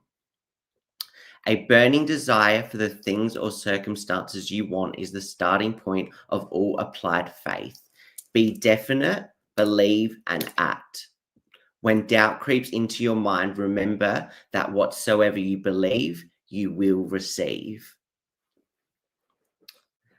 faith is not something you attain. It is something that you already have. We all have it in our hearts. Use it in a positive way to bring your desires, focus your mind on what it is you want, and have faith that it is all happening for you. Believe in yourself, for you are capable of great things in this life. You can achieve anything it is that you put your mind to. Simply apply faith and take action, and watch your life become everything it is that you've ever desired. Thank you. I just love applied faith. It lights me up every time I see it. And I just know how much of an impact that applying faith in your life will have. And it's so transformative. And it is just such a beautiful principle that Napoleon Hill has so graciously given us. Thank you. Thank you so much to James Henderson there. Isn't he a beautiful ray of light through our screens? We loved learning from you there, James, especially, applied faith. We need faith in this, in applying these principles, because everything is revealed on the journey. We have to have faith that we're taking the very next step. Amazing. And thank you so much, James. Beautiful. You will get to see James again soon, because he will be back teaching another one of these principles. So we've just learned about 3, applied faith. We're about to go into a pleasing personality with the wonderful Claudine Flach. I just want to let you know about Claudine. Claudine has worked in science for over 20 years as a senior technical officer. Qualifications are in medical laboratory science and frontline management. After finishing in science, she's focused on raising her son and homeschooled for several years, and is now focused on volunteering for several organizations before becoming a Girl Guide leader, where she currently organizes learning and confidence building activities for girls aged 6 to 16 years old. She is now a certified NHI coach. I'm sure those 6 to 16-year-olds benefit from that. What a beautiful age to be introduced to the energy of these principles. And she also has a newfound passion for pottery and enjoys painting. And I have seen some of her amazing paintings. Wonderful, wonderful. Okay, I'm going to bring Claudine up so that you can get to know this amazing, amazing person, and just get ready to learn about pleasing personality from a wonderful NHI coach. Here we go. Thank you, Karen, for that amazing introduction. Hello, everybody. My name is Claudine, but my friends call me Claude, and you are also welcome to call me Claude as well. Personality. I wanted to share some of my journey so far with you to inspire you to take action. What success looks like for them. And for me, it has largely been a personal journey to wholeness and wellness. Not only am I richer in the area that I desired the most, what I have found is all the other 12 riches that Napoleon Hill talks about, I am becoming increasingly abundant in those as well. I have an awareness, an understanding of how and why things manifested in my life so far. And this has been a massive blessing within itself. I looked for answers for this for such a long time. Gratitude is part of pleasing personality. And so I wanted to acknowledge Napoleon Hill Institute, and my mindset coach, Nicole Whitty, who has outstanding intuitive gifts. And this has helped me so much, unlocking deep subconscious beliefs that I would not have been able to access in truth otherwise. So a little bit about my journey. I began my journey to wellness truly when I met Nicole, and began receiving advanced energy healing with her and later her partner Darren, who own and run the Elysian Sanctuary here in South Australia. With each session, I felt shifts within myself. I'd been working in science for over 20 years. I was raising my young son, and my husband was fly-out worker, and still is. And I was looking for relief from the anxiety and depression I was experiencing, and I had been experiencing most of my life. having regular healing sessions, I was able to get relief from the anxiety and the depression. And eventually, I worked towards stopping the anti-anxiety medication I'd been taking over for 20 years. Later, we worked on healing to being taken off the medication I was on for 45 years. I worked with them on healing and getting relief from the grief and loss I carried in my heart, from the divorce of my parents, the loss of my daughter, the ending of my first marriage, and the death of my mum, as well as some other really challenging personal experiences. When I joined the Napoleon Hill Institute, I was unaware that this was the next step in healing. Healing how my thoughts and my deep subconscious programs that I was unaware of were affecting my life and manifesting into a physical reality in some way.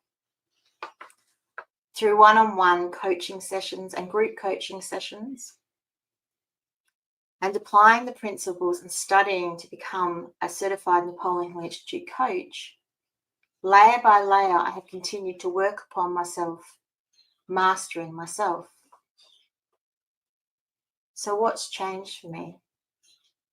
I no longer experience anxiety above normal levels, which has shifted so much from when there were days where I would struggle to get through the day. I've healed from the daily grief that I carried. My once wounded inner child has healed. I walk every day. I do 2 personal training sessions a week. I eat nourishing foods. I take specialized products instead of medication to support my body. I continue to have regular advanced energy healings to support myself. I meditate. I do yoga and advanced Kriya breathwork with Ryan Perham from Swami Body Mind. I've lost over 20 kilos naturally instead of resorting to quick fix solutions, and I'm continuing to improve my lifestyle and my health overall. I have changed the path of self-destruction that I was on. The coping habits I once had shifted, and the relationship I have with myself has improved significantly. The relationships I have with everyone have improved significantly, and I find that situations that I used to find intense are not like that anymore. I have a new labour of love, which is pottery, and I have a renewed faith within myself. I am a Girl Guide leader, and I enjoy creating fun opportunities for girls aged 5 to 16 years. I have gratitude and grace for all the experiences I have had and for what has healed for me so far. I hope that through sharing some of my journey and what has transformed for me, that you too will be inspired to take the next step. So let's move on to pleasing personality. There are quite a few slides to get through. Pleasing personality has 29 traits, and I felt that they were all important, and I didn't want to leave any of them out. So, Napoleon Hill, over the time he spent writing this philosophy, had interactions of all different kinds of people. Through his interactions with all of them, he shaped and molded his personality that best aligned with success and integrated those traits into who he wanted to be to the world. Everywhere he went, he arrived as that consistently, and each interaction he had gave him answers as a reflection of what he could change and mold in a process of continual growth and change within himself. He built a pleasing personality where he could sell himself and influence a mastermind alliance to his benefit. He learned and understood by the end of putting this philosophy together that having a pleasing personality influenced his relationship with others to the extent that each interaction was favorably influenced. Napoleon Hill calls your personality your trademark to the world. Those around you will recognize and resonate the most with your pleasing personality, and this will be remembered long after you have gone. So what is a pleasing personality? Pleasing personality is the aggregate of all agreeable and gratifying and likable qualities of one individual. Believe in yourself, and foremost, you need to develop a state of mind where you become your own advocate. Truly believing in yourself helps you to bolster challenging life events. Start by developing the belief in yourself, or borrow someone else's belief in you, as I did through your mastermind, until you start to believe in yourself. Napoleon Hill identified 29 factors of a pleasing personality and 12 negative factors that destroy a pleasing personality. In the interest of time, I've just decided to cover just the 29 factors. A whole chapter is devoted to positive mental attitude, and Karen embodies positive mental attitude. I have included it in this presentation because it is listed as one of the 29 traits. Positive mental attitude doesn't mean negative emotions are not going to come up, but when you have a positive mental attitude, you can adapt and manage better in all circumstances. So if there's a situation that provokes you and you have an emotion around it, using a positive mental attitude, you can flip that for yourself. Your biggest ally in maintaining a positive mental attitude are those you surround yourself with, the mastermind, those that will encourage you and see the love in your heart. What's your trademark? When I was reading and studying Napoleon Hill's material, I instantly liked the personality that was being conveyed through his stories, even though I hadn't actually met him. The more I read, the more his sense of humour came through his storytelling. When I first heard his voice, every time I went to read or study his material, I would read it with his voice. I'm describing to you the impact his signature trademark had on me. This is the impact that you can have on those around you.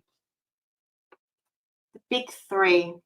The big three, Napoleon Hill suggests starting with some of the easier traits to master first. Have a pleasant facial expression and a tone of voice, so words aren't harsh but engaging. The world is harsh enough for some people. The habit of smiling completely changes your facial expression and also how you feel. I walk every morning and I am now in the habit of saying hello to people with a big smile, a wonderful suggestion by Nicole. A simple smile conveys so much to others, and I found I have had increasingly friendly encounters with people of all manners, all different types of people. A handshake is good old school etiquette as it offers non-verbal acceptance, trust, which is essential where there are language barriers. It also shows your fondness for people. For common courtesy, ensure you are able to talk to all the people the same way, like all manner of people, and don't change how you speak. Be consistent and be kind. Developing a keen sense of humour will help you when things don't go the way you wanted them to. People are attracted to people who can laugh at themselves, and humour lightens things up and takes the seriousness out of things. You will live longer if you can laugh at yourself. There are so many times where I've had moments where I had to get over myself and leveled up, and I'm sure if I was watching that now, it would be very funny. Appropriateness of words and effective speech go hand in hand. These are important when working with people to attract listeners. The way this philosophy is conveyed by Napoleon Hill makes it receptive to all manner of people in all circumstances. Be someone that people can relate to through the use of your words. Effective speech can be summed up in one sentence, and my husband has this nailed down pat, especially when he's driving. Know what you wish to say it with all the emotional feeling possible, and then sit down. The person you want to put out for the world to see needs to be the real you, not the you that you think that they will accept or like. So present yourself appropriately at all times with a pleasing personality and dress appropriately for whatever it is that you do. Flexibility of mind and control of emotions. You cannot control the actions of other people, life, or situations. Having flexibility of the mind will allow you to control how you respond to changes in your circumstances and have your emotions not be influenced by external factors outside of your control. Having flexibility of mind is a way of controlling your emotions. Being able to voice emotion but not lose control to ensure how you communicate is effective. Be receptive to listen and learn from anyone or anything. Through the Girl Guide unit that I've been working with, the girls have been the most amazing teachers and have taught me so much about how not being flexible can inhibit creativity. Possessing flexibility of being open to consider new ideas or avenues is key to success. It puts you in the place of the beginner's mind, something that Nicole Whitty has taught me extensively, where you are open to all possibilities and all things. Flexibility consists in the habit of adapting to quickly changing circumstances without losing our sense of composure, is what Napoleon Hill says. There have been many times during my coaching sessions that I've been blown away by how a simple change in perception can be as little as one word can open up a whole new awareness within me. And I realize how fixed and inflexible I've been in my thinking. Keep practicing controlling your emotions through integrating what's in my control, the inner pink circle, to help you with the distractions that come up here. Temperance. Temperance is moderation and self-restraint in all things. There are many examples I could use. The easiest one for me to relate to is eating. And eating is one enjoyment that most people do in excess at some point in their lives. For others, it can also become part of the habit. As this philosophy is about establishing success habits, it is important to consider areas in your life where you could use more temperance. Tactfulness. Tactfulness goes hand in hand with respecting the basic nature of a person. People ask you questions for a number of reasons. They could be seeking advice or asking for information. How you answer any question requires tactfulness. It is important to be able to discern what a person is actually asking for and why. If you are someone who cannot immediately read a room as you walk in, then employ tactfulness at all times. The solution to the problem may be obvious to you, but not to them. Napoleon Hill knew that this philosophy worked because he lived it and tested it, just like I have. And I have also witnessed it working, seeing others change in their lives also. Be open-minded to explore this for yourself. Be integral in how you speak with people. Be honest and develop a sound and dependable character by ensuring you have a keen sense of justice. And do what is right, not for any advantage or hope of reward. Do things because you are able to do them. I've paired this with frankness in manner of speech. Napoleon Hill says, we must try and tell the truth without mixing it with lies. All truth must be told in a complete manner, but not with omissions. Even if it is uncomfortable for you to tell someone the truth, don't leave out any information.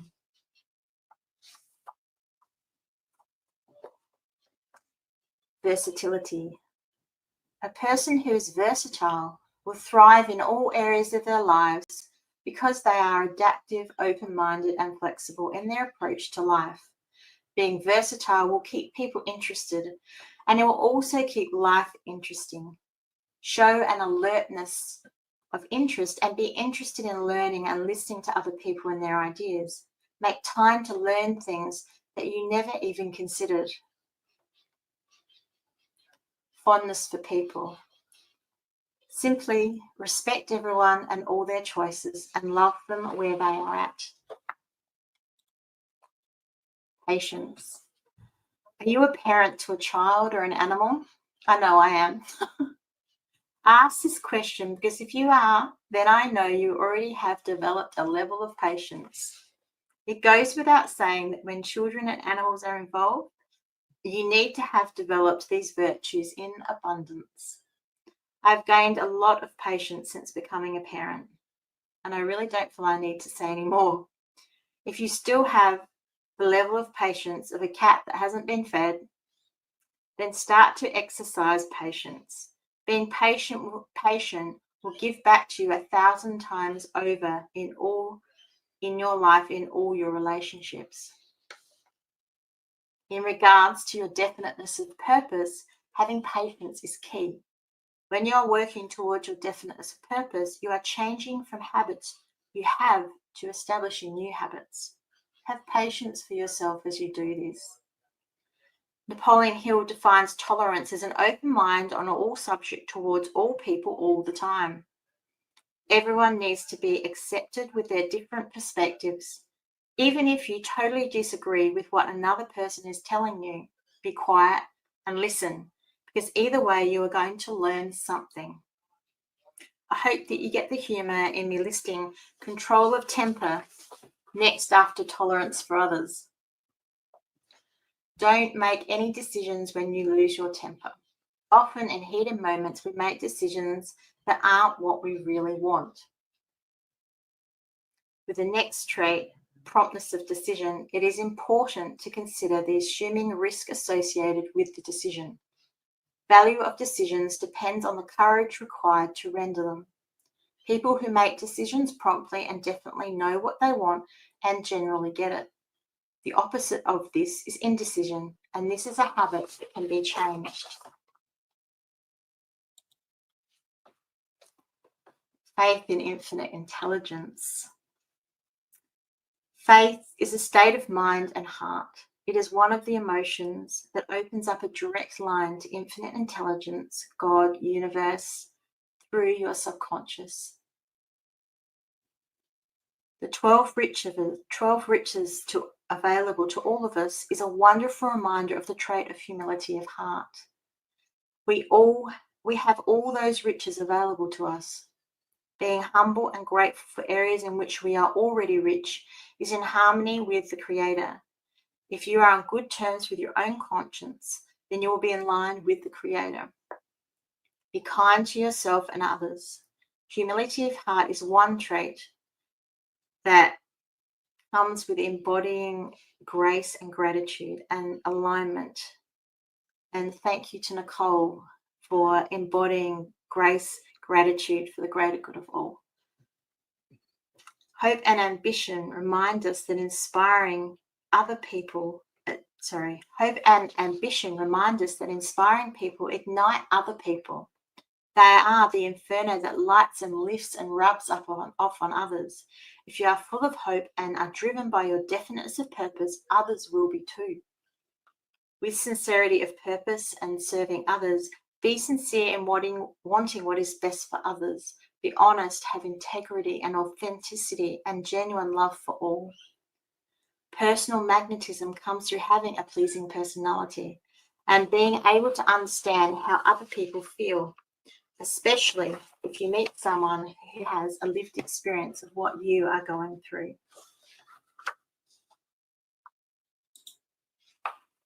I wanted to finish with this quote. It's a Napoleon Hill quote. Life is one continuous series of experiences in salesmanship through which we must sell ourselves to everybody that we meet. If we lack a pleasing personality that allows us to harmonize our mental attitude with the people with whom we come in contact, we will not be successful. Pleasing personality will create success. This is also one of the best pieces of relationship advice. When I talked earlier about if you sell something and it works, then you don't need to lie about it. This is what I was referring to. If you embody a pleasing personality, you don't need to lie or hide anything about yourself. And every relationship that you have will be one of abundance in one way or another. This is part of the quality of the trait, clean sportsmanship. My name is Claudine, but you can call me Claude. Thank you for being you, and I hope you enjoyed my attempt at effective showmanship. Back to you, Karen.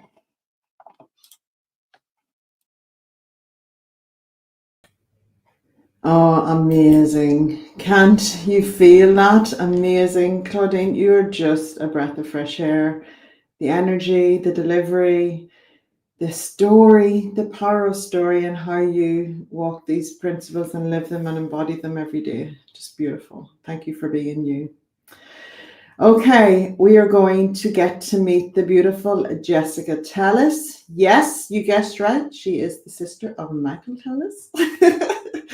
So I just want to share a little bit about Jessica. Jessica is doing the fifth one, which is go the extra mile always. So Jessica has always been interested in helping and caring for people. When she was young, she would bandage her teddies and nurse them through ailments until they recovered. At 18 years of age, she swapped her teddy bears for real people when she started her nursing studies, and that led to her career in healthcare that has spanned over 30 years. After being given the opportunity to study coaching with Napoleon Hill Institute through her coach and mentor, Nicole Whitty, Jessica has been able to grow in ways she never thought possible. To go the extra mile always is a principle Jessica has been able to do so easily when caring for people. It lights her up inside to see and help people improve and heal. And it is my pleasure to present the wonderful Jessica Tellis with Go the Extra Mile.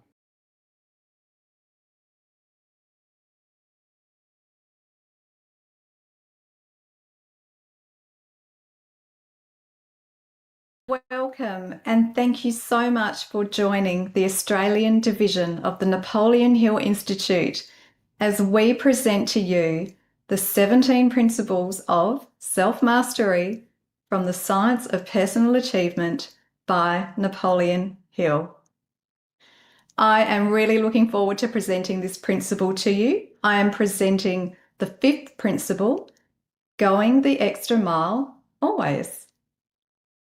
But firstly, I would like to say a big thank you to Karen Weaver and Nicole Whitty, who have gone the extra mile in helping us to prepare and present in this event. I would also like to thank the Australian team that have done a lot of hard work and effort to help prepare for this event. So thank you. Now, going the extra mile. Well, what is it? Going the extra mile is simply rendering more service and a better quality of service than you are paid to do with a positive mental attitude. So let's just have a look at that again, shall we? You are giving more service, not the same amount, not less, and a better quality of service than you are paid to do with a smile on your dial, the positive mental attitude. Now, as Napoleon shares with us, as you help people, this can create opportunities for yourself as well. When I first started reading this chapter, I was really surprised that Napoleon had outlined 15 reasons as to why you should go the extra mile. I know, 15. I was amazed. I'm just going to share with you 7 of my favourite ones. 7 reasons to go the extra mile. Number 1, you partake in the law of increasing returns. So what is that? That is simply what you are giving, you will get back. So when you're giving something with a lot of positivity, that's what you will get back. If you're giving something with a bit of negativity, unfortunately, you will get back problems and challenges. So we don't want that. No, we'll stick with the positivity.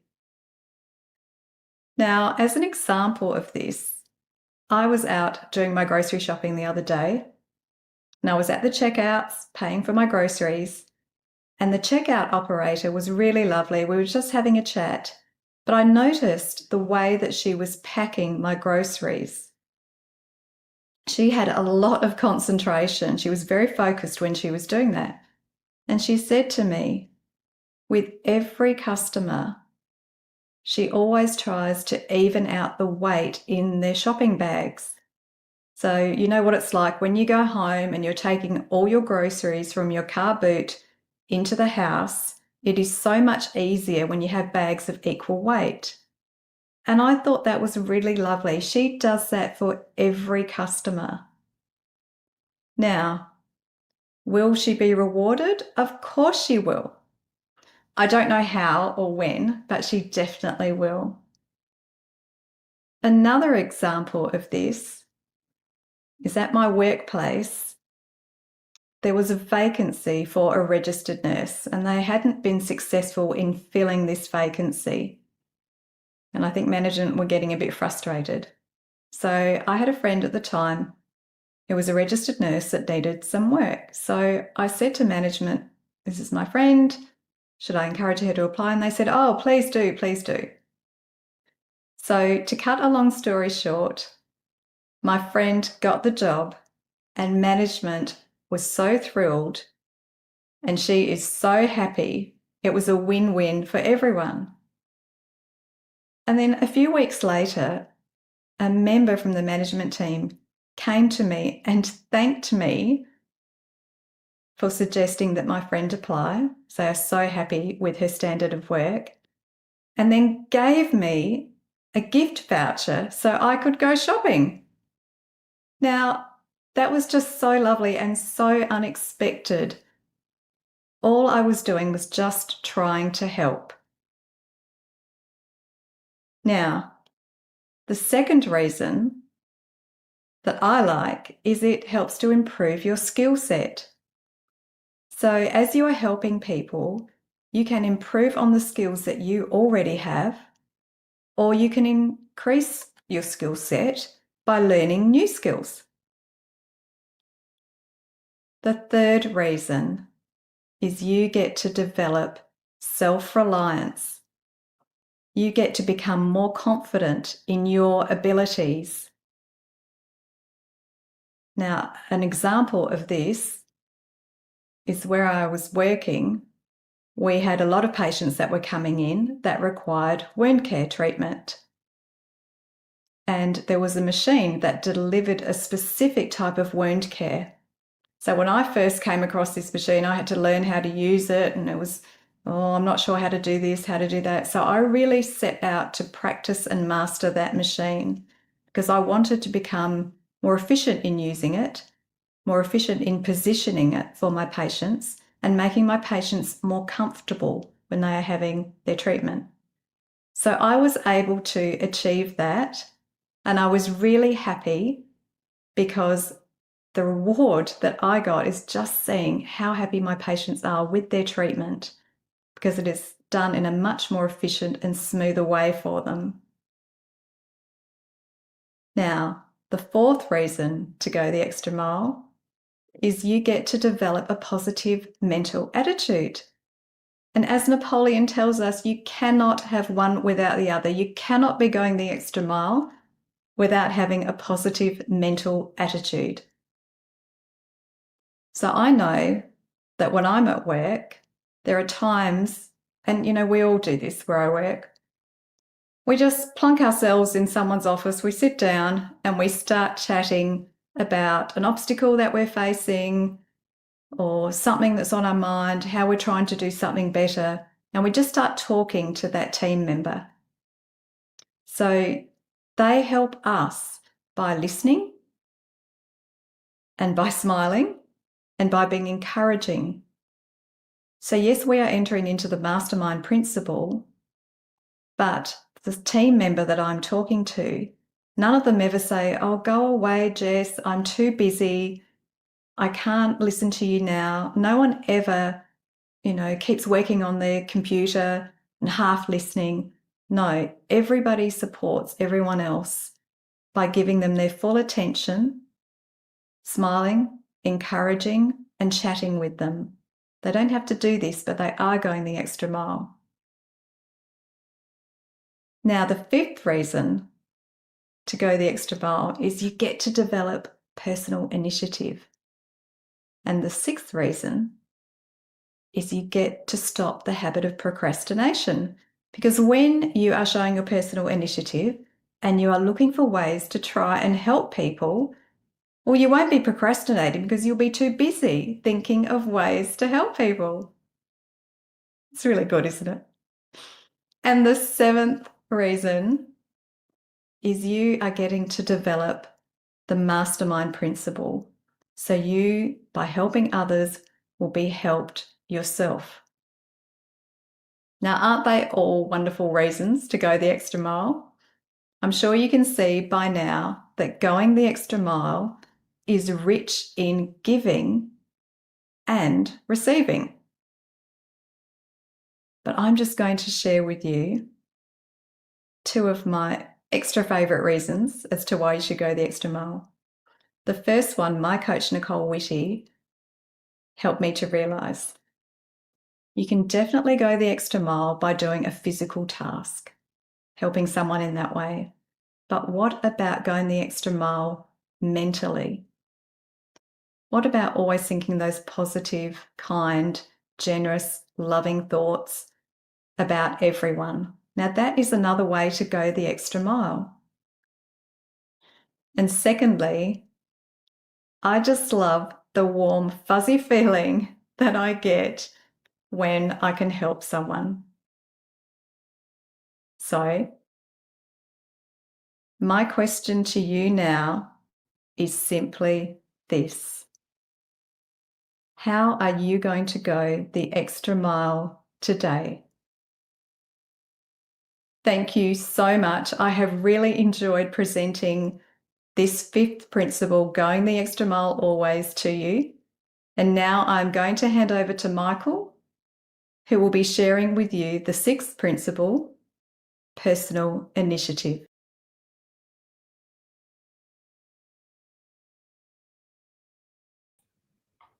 Amazing. I love it. Jessica, I just love that presentation. I know, like, it's just so well delivered and executed, and just so many aha moments. Just so beautiful. Amazing. Thank you so, so much. What a treat for everyone. Okay, we're about 2 hours in of our, a marathon here that we're doing, 4 to 5 hours. So if you are with us from the beginning, just give yourself a nice big clap, but also maybe have a stretch. Maybe just take a moment to breathe in all of the goodness that you are absorbing today, and breathe out right to the pit of your stomach, all of that does not serve you going forward.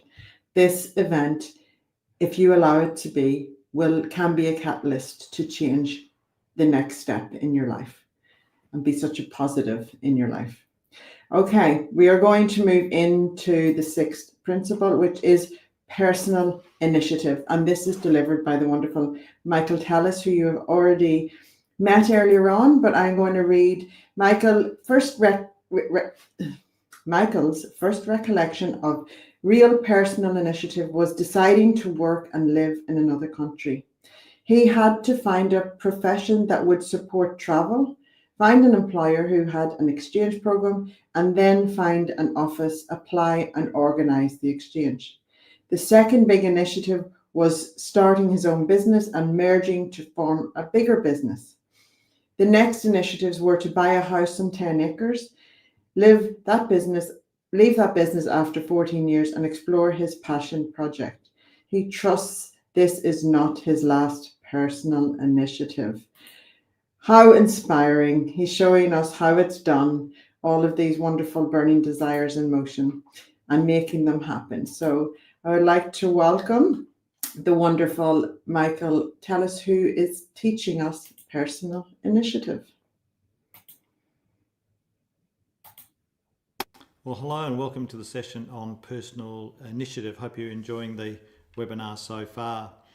Well, I suppose I think about personal initiative is that exercise of your will where nobody asks you to do something.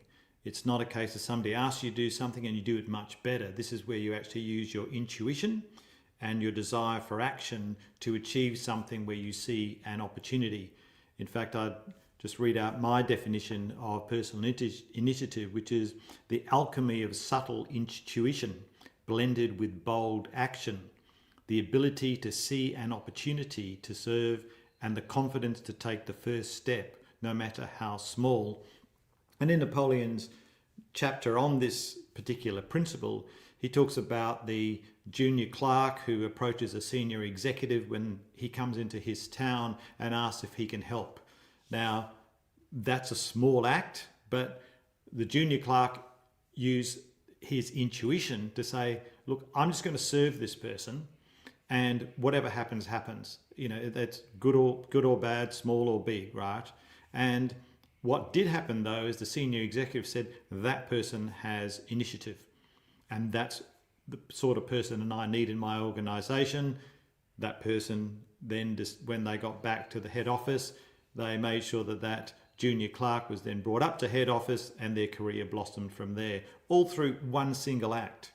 Because that junior clerk used personal initiative in the sense of an opportunity that they saw, and other people might not have used that opportunity. They might have missed that opportunity. They might not have even been bothered to go out in the cold or whatever the weather was at night to address that situation because they were not asked.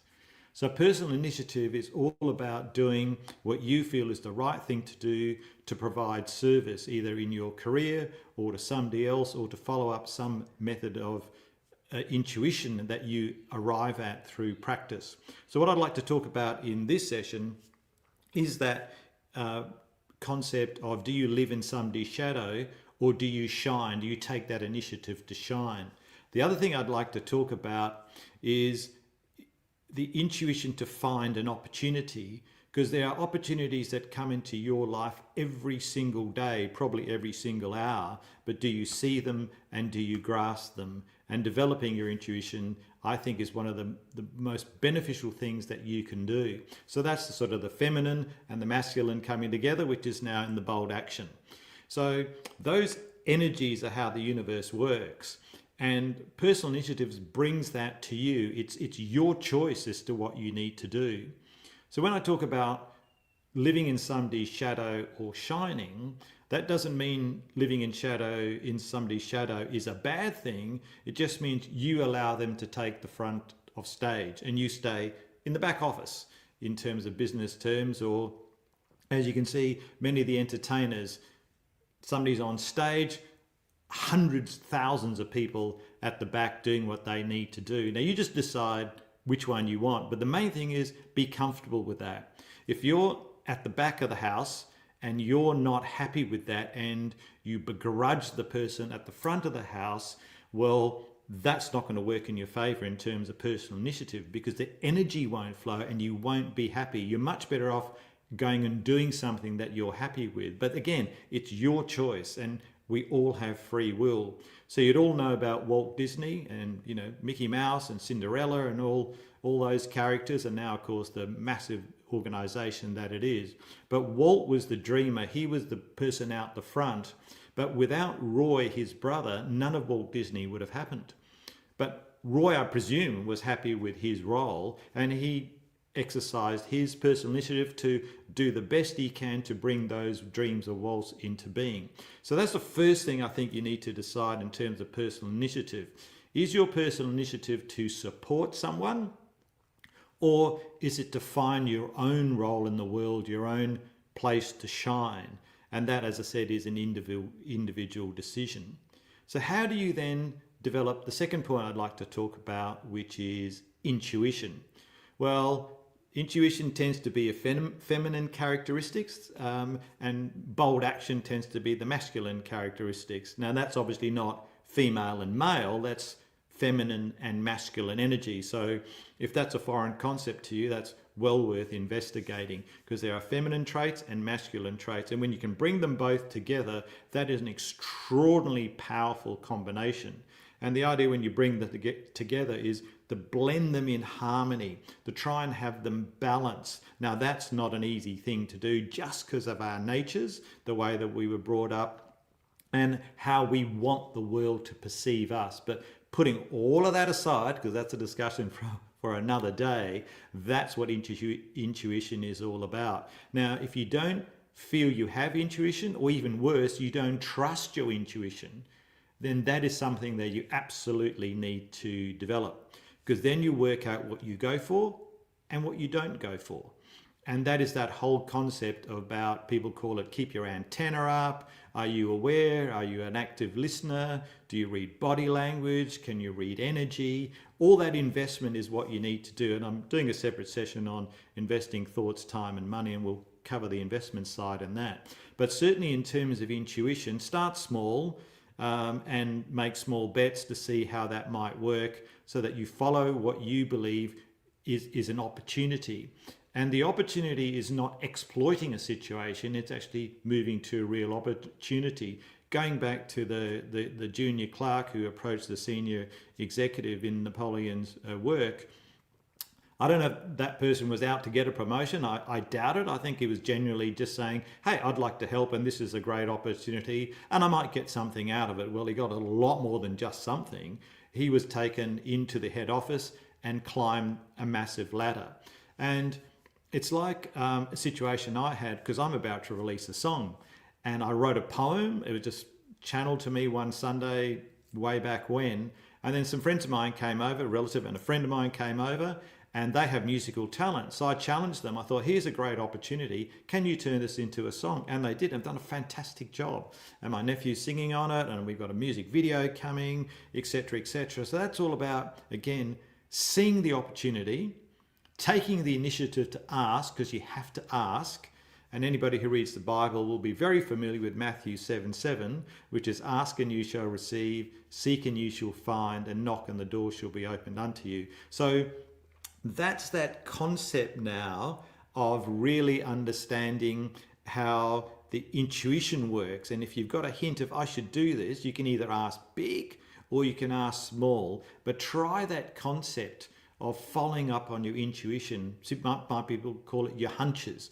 Does it feel right? And then you'll get to feel the energy in your body, which is very, very important. And you'll know when something's right and when it's wrong, because your body will feel more excited. When it's wrong, it'll feel tense. And you go into that natural fight or flight. So practice intuition and try and stay in that frequency of joy and expansion as you do it, rather than from fear. And if you listen to my mastermind session, you'll know a lot more about the expanding and the surviving or contracting frequencies. And then the third thing I'd like to talk today about is bold action. And bold action is just not a little thing, although in the case of the Clark example, that was technically a small thing, but there's also a bold action approaching a senior executive without being asked. But bold action is really what you're starting to do, is to turn the flywheel of life, the flywheel of opportunity. A flywheel is a massive wheel that takes a long time to actually get the momentum going. But by taking that first step, by doing that little bold action, by approaching somebody, by following up an idea, by asking, that's what you're actually doing. And then when you get that flywheel going, it might take a lot more effort and you might be struggling to do it. But once you get it turning, the momentum continues. And then you see opportunities come to you. The universe listens to you because you're taking bold action. And the universe loves people who take bold action, and then help comes along the way. And, in my case, when I first started doing my videos, which I do weekly, and if you follow me on LinkedIn or Instagram or Facebook, you'll see those. And that was the first step for me. And that was quite a big step, but it was a commitment. I knew I had to do it. I had to get into social media, and I started. And then help came in the form of a videographer, and people gave me hints how to present, etc. So bold action is doing something big. And if you'll excuse my dodgy camera work, you can see this framework here that I'm developing. And that framework has taken me a couple of years to come up with. But what it is all about is nobody asked me to do that. And that investment in time and that action that I'm doing, that personal initiative, is to me very satisfying. But I've done a whole bunch of other things before. So I had the confidence to have a go at doing the framework. And there's a lot more coming, and we'll see what happens in the next few months in that regard. But again, the key to personal initiative is to really hone your intuition, to really see the opportunity and then seize the day. Carpe diem is the Latin term, which is seize the day. So what I'd like to leave you with is the concept of not just seize the day or a day, but seize your day, your time to shine, or your time to promote somebody and support them. Well, I think the call to action really now is think about what it is that you can do. What is that bold step that you can do, that personal initiative, be it in your personal life, work, or family life, to do something exciting for the next couple of months. I hope you enjoyed the session.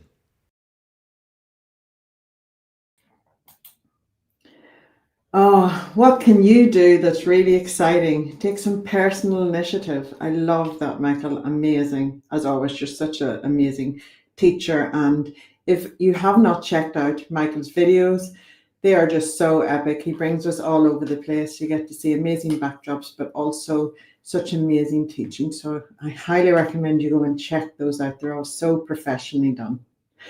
Okay, so that was in personal initiative. We're moving into principle number 7, which is self-discipline. And the wonderful Carlene Kupke is going to come up and deliver live for us right now. So I just want to read a little bit of her bio. Carlene is a passionate educator, clinical hypnotherapist, trainer, and NHI mindset coach with over 20 years of teaching experience and 8 years dedicated to personal development and transformational work. She combines her background in education with powerful therapeutic tools, including clinical hypnotherapy, NLP, EFT, QHHT, and clinical resource therapy. Carlene helps individuals break free from fears, phobias, traumas, and emotional blocks, empowering them to live with confidence, clarity, and purpose. Her unique and compassionate approach supports deep healing and lasting change. Who's ready to learn all about self-discipline? Yes, I know I am. I used to be resistant to self-discipline, but I have discovered that self-discipline is self-love, emotion. So come and join me, Carlene. Thank you so much. Thank you, Karen. Thank you so much. So self-discipline is the 7th principle for strategies for success. Self-discipline gives you control over and mastery over your thoughts, actions, emotions, and habits. That's right. It gives you control over your thoughts, actions, emotions, and habits. If we apply self-discipline to our life, we become the creators of whatever we want in our life. We take control of our thoughts. We take control over our life. We keep going even when times are tough. It helps us never lose sight of what we want to achieve. Some people see self-discipline as negative, bad, or hard, like Karen was mentioning, but it's an act of self-love, self-caring that we can give to ourselves. Each time we use self-discipline, it builds strength when times are difficult and what we need to do to achieve your goals of what you want. The first step in self-discipline is your definiteness of purpose. So that's what Nicole was teaching us earlier in this webinar, and she did such an amazing job. So if you haven't looked at it, please go back. Your desire of what you want in your life. To ensure success with your definiteness of purpose, you decide in each moment the habits, the thoughts, the actions you need to build your desire. If you want to build more confidence, a health goal, a business goal, more money, more love in your life, it all starts here. It starts with self-discipline. You need to commit and you need to be fully into your goal and your desire.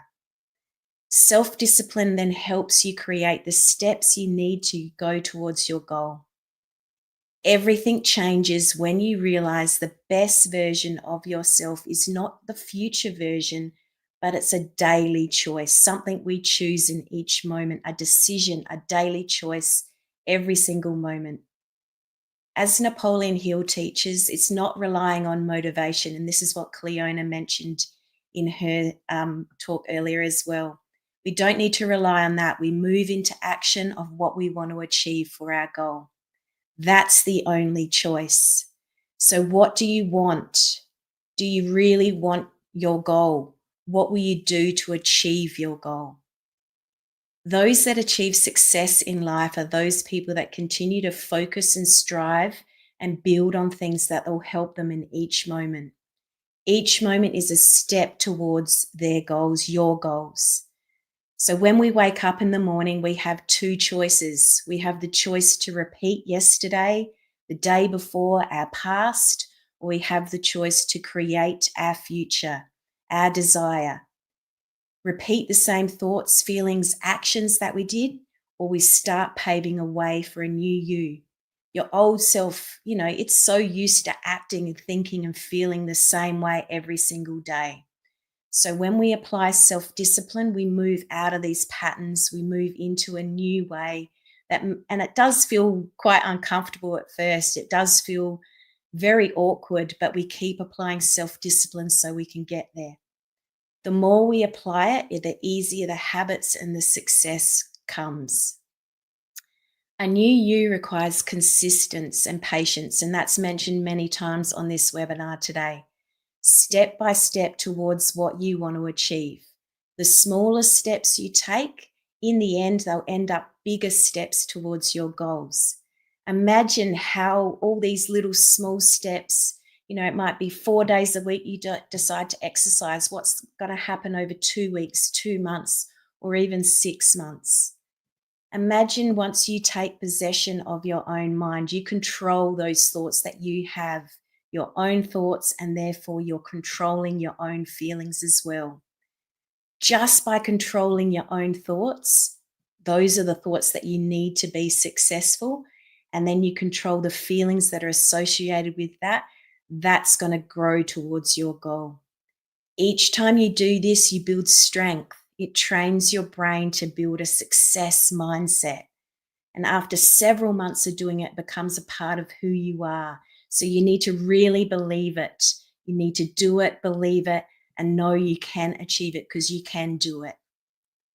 When the negative thoughts come in, the fear, the worry, the anxiety, Napoleon talks about acting quickly and shifting your focus back on what you want in each moment.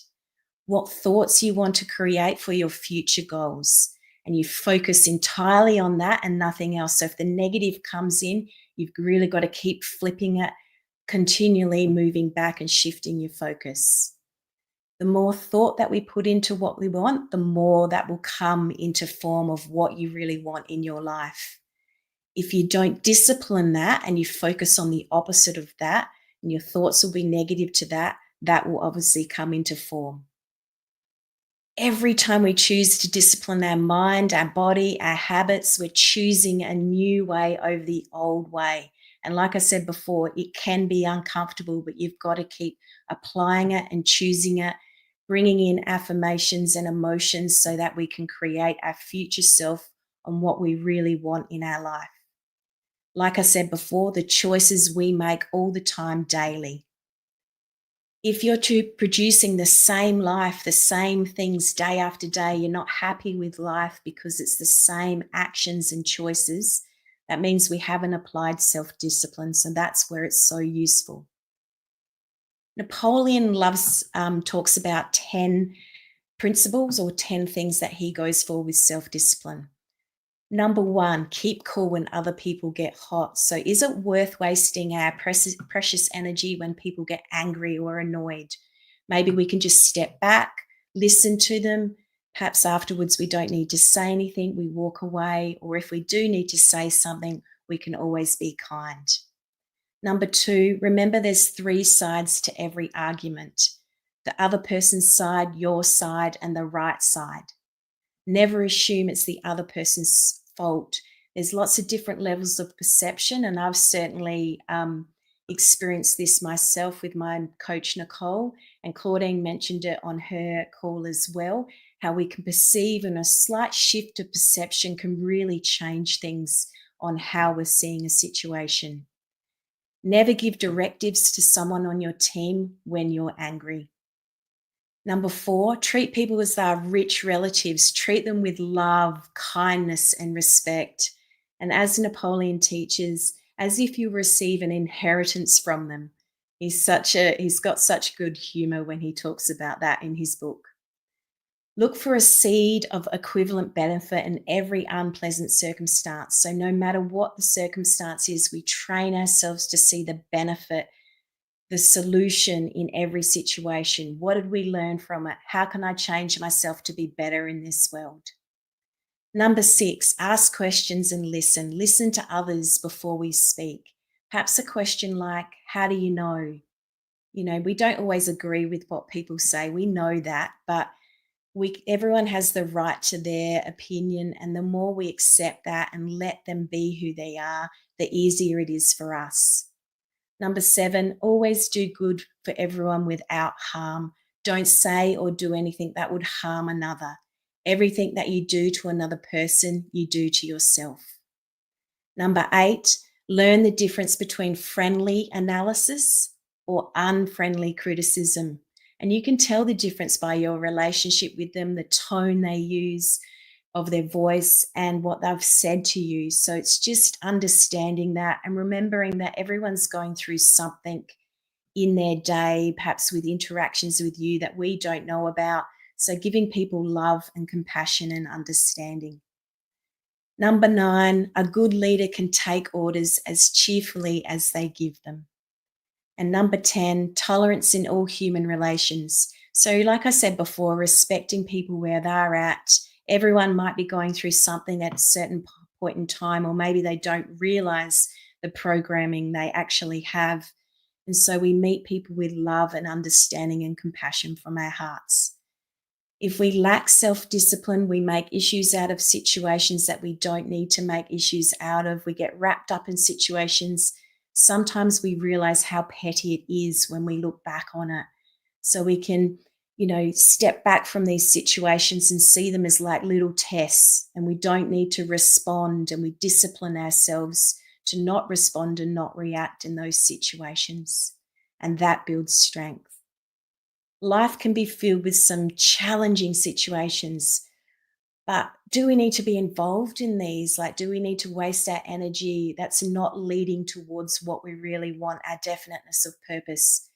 And I'm sure you've heard of these situations in families, for example, where a moment happened, a feud happened, and then that feud gets carried on through the family for years and years and years, or even generations, and can really ruin a family. So when we use self-discipline, we stop those feuds before they even happen.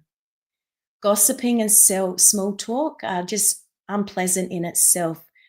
And what we speak when we say things to others is what we tell ourselves, and that's really important. So what we speak to others is what we speak to ourselves, and especially if we emotionalize it, it then implants into our subconscious mind and becomes a part of who we are. So it's better to remain silent, move away, not be involved in those situations. So a little summary of the application when we do self-discipline, self-love, self-caring. We need it to adopt a definiteness of purpose. You need it to refrain from accepting anything in your life, whatever it is we don't want in our life. We need that self-discipline to retrain our thoughts, focus back in on what we want, using affirmations and auto-suggestion like people have given on this call so far. You need to take possession of your own mind. You've got control of your thoughts. You can control your thoughts. You don't have to accept anything that's negative. You can change it in every single moment. You need to establish a habit of not limiting yourself. Things can be unlimited. That's why this webinar is called All Things Are Possible, and everything is possible once you learn these principles. Are really phenomenal. And lastly, self-discipline keeps you focused on success more than failure. So if you need help with self-discipline, Napoleon Hill Institute has an amazing self-discipline camp hosted all over the world. So whatever time zone you're in Australia here, Karen Weaver runs it. Claudine Flach is going to be involved as well. And it's an amazing opportunity to practice your self-discipline. So thank you so much. Carlene, wonderful. Thank you so much. We shall see you again soon. Thank you so much. Wasn't that amazing? Self-discipline. Who knew it could be so fabulous? Carlene showed us there. I am so delighted to welcome back the one and only Nicole Whitty. You have heard a lot about her on this call. She has guided these amazing coaches to being the teachers and leaders that they are here today on the call.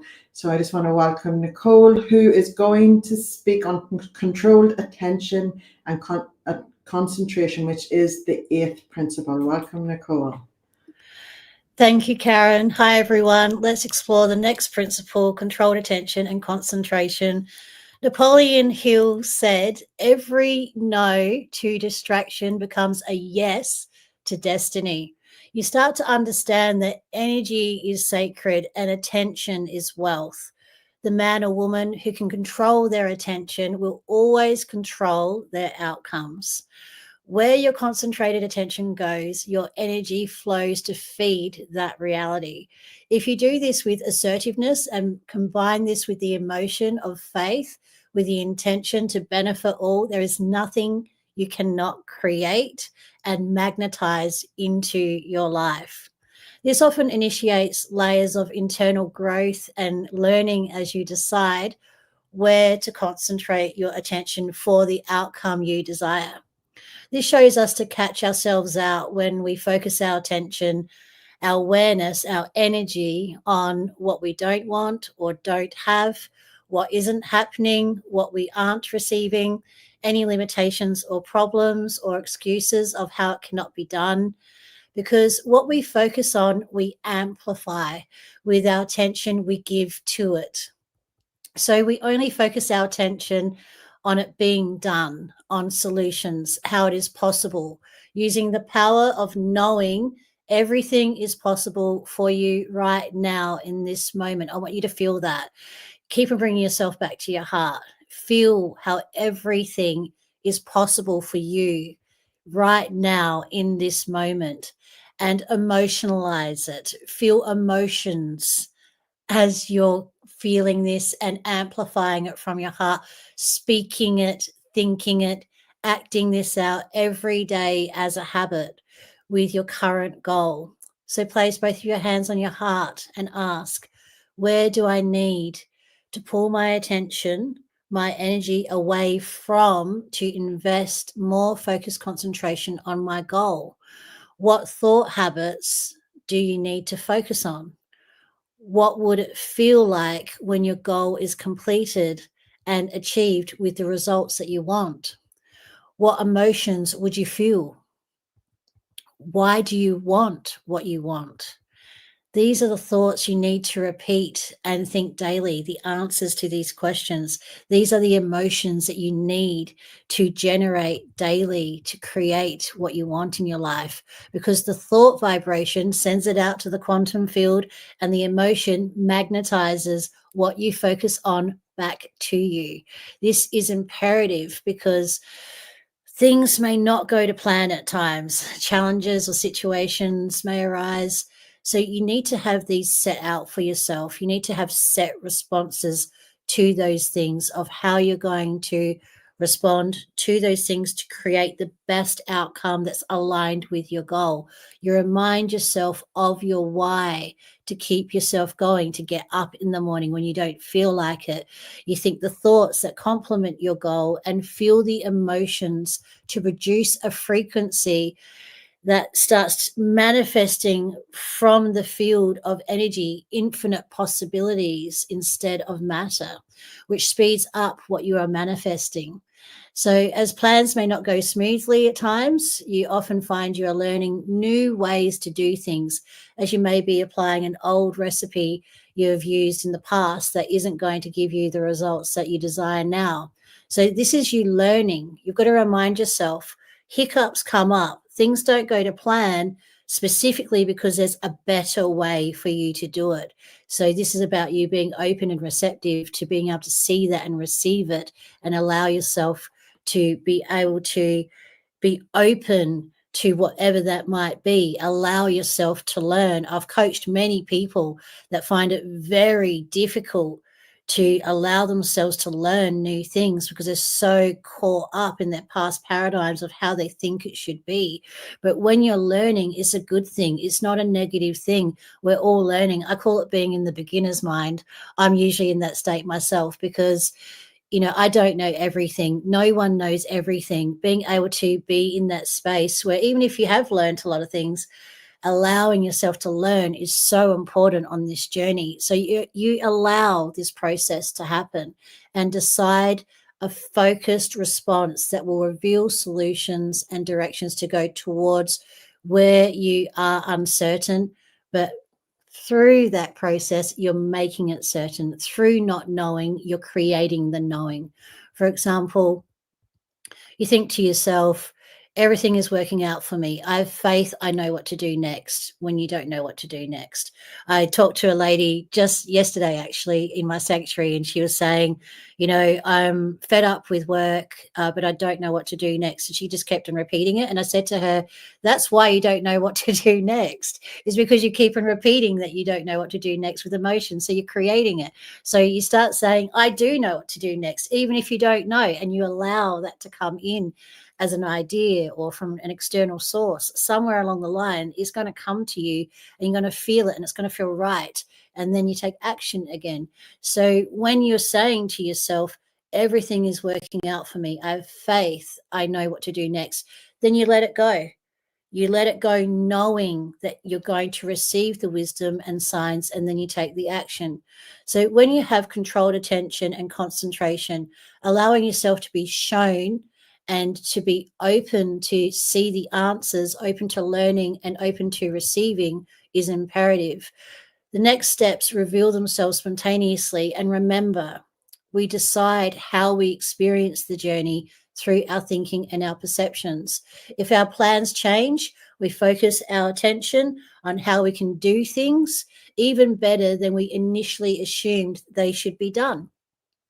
If challenges arise, we only focus our attention on solutions. That's it. If we keep on talking about the problem,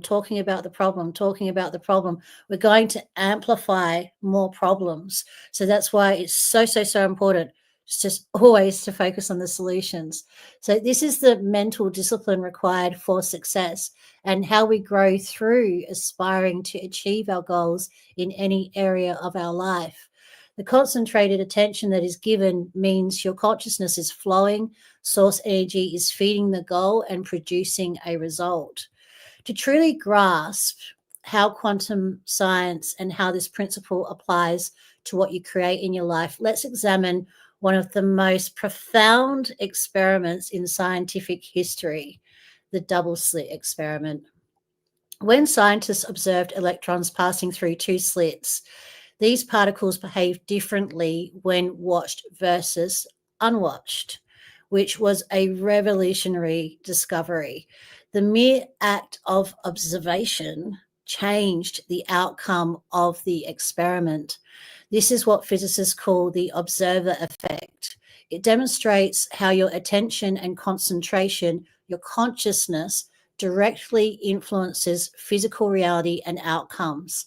Consider how this applies to your quality of consciousness and what you give your attention and concentration to.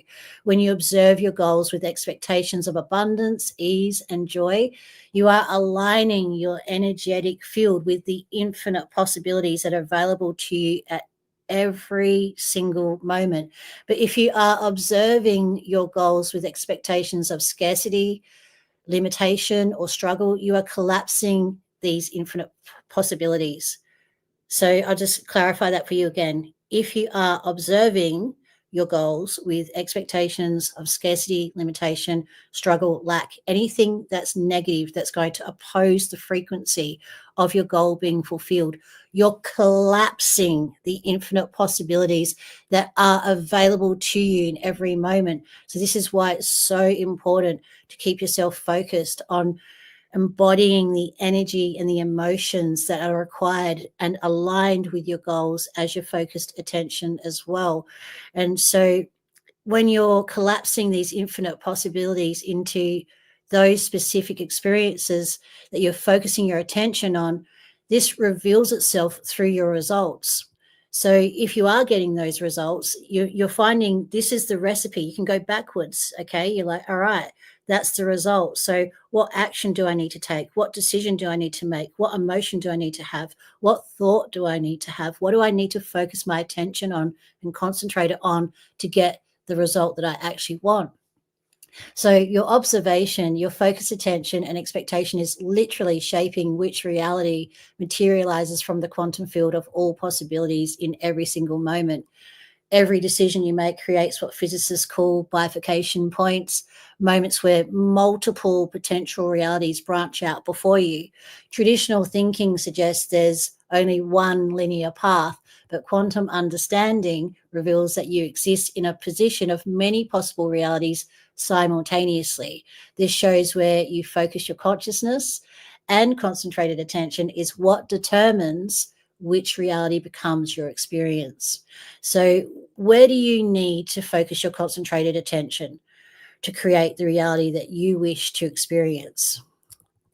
With you mastering yourself, your life, your family, your relationships, your health, your finances, your career, your dreams, where does the attention need to go towards every day as a focus for yourself?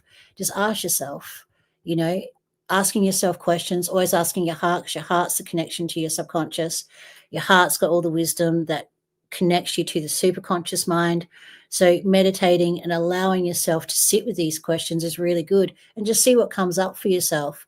And then you may get a spontaneous idea. You can feel the energy flow with it, and that means that you're in the infinite possibilities and you can ride that wave to create what you want next. Napoleon teaches that success is all the higher brackets of every individual achievement is attained by the application of thought power, properly organized and directed to definite ends. So power, whether it be thought power or physical power, is attained by a concentration and focus of energy. Controlled attention is the act of coordinating all the faculties of the mind and directing the combined power to a given end. Control is the key to this thought power. Attention that is not controlled and directed may be nothing more than idle curiosity. So if scattered, though, if everything is going in multiple directions and the mind is scattered and the focus is scattered, it creates scattered results. If laser focused, all the energy of creation is moving towards its manifestation. The greatest of all forms of thought power is what is developed by the application of the mastermind principle that Michael took us through in an amazing presentation just before, where the power of many individual minds may be concentrated on the attainment of any given object or goal. So all who are contributing to this goal share a common synergy of belief that it can be achieved and already has been attained. That's like absolute key factor in everything that you're creating and manifesting in your life. You share a synergy of belief. If you're doing it with anyone else, doing any project or goal with anyone else, you all have the same belief and you already know that it's been achieved. It's already been attained. That is just one of the greatest success principles ever. This is a key to everything that you want to create in your life. Whatever you give this concentrated focus towards, you are giving your attention to, your energy towards it for it to be created in the physical world to manifest a specific outcome. So, for instance, the scientist concentrates his mind on the search for the hidden facts and secrets of nature, igniting the combined powers of the universe that seem to conspire to reveal them to him. as Napoleon teaches. In business and industry, the principle of concentration is the keynote to success. He explains from all of the men that he studied, because, you know, Napoleon studied for, you know, a good 25 years, all of the most successful people. And William Ridgely Jr. was one of them. And he concentrated on the manufacture of a 5-cent package of chewing gum and lived to see the entire nation of people take up the habit of chewing gum, not to mention the fortune he accumulated for his efforts as well. F.W. Woolworth concentrated on the operation of 5 and 10 cent stores and accumulated a great fortune from the sale of gadgets and trinkets in the low-price field of merchandise. Henry Ford concentrated on the manufacture and distribution of a low-priced, dependable automobile and became the directing head of one of America's greatest industrial enterprises. These are just a few examples shared by Napoleon where this principle is applied and has reaped significant results. Everyone who has created success for themselves uses this principle, as it is a universal law of energy that expands when you believe in what you are doing. This emits a natural, unforced mental focus, amplifying productivity with the energy this radiates into everything that you do in every area of your life, because everything is energy and information that exists everywhere in nature and the universe at the level of pure consciousness. How we use our attention and concentration creates an energetic signature that attracts what we desire to ourselves. Our attention energizes, our emotions magnetize and draw the experience to us, and our intention initiates the transformation of the energy and information that organizes its own fulfillment. Isn't that beautiful? Intention is the real power behind every desire we have, because it is desire without attachment to the outcome. Our intention incites millions of chemical reactions and electrical impulses that obey fixed laws of nature. That brings us into the present moment, our most empowered state. Present moment awareness is powerful because the future is created by our actions in the present, of course. We cannot take action in the past or in the future. Past and future are born in the imagination. One has a knowing, it is already done. They can feel it and they apply their attention and concentration to what will produce significant results through their thinking, emotions, focus, decisions, habits, and actions that they take.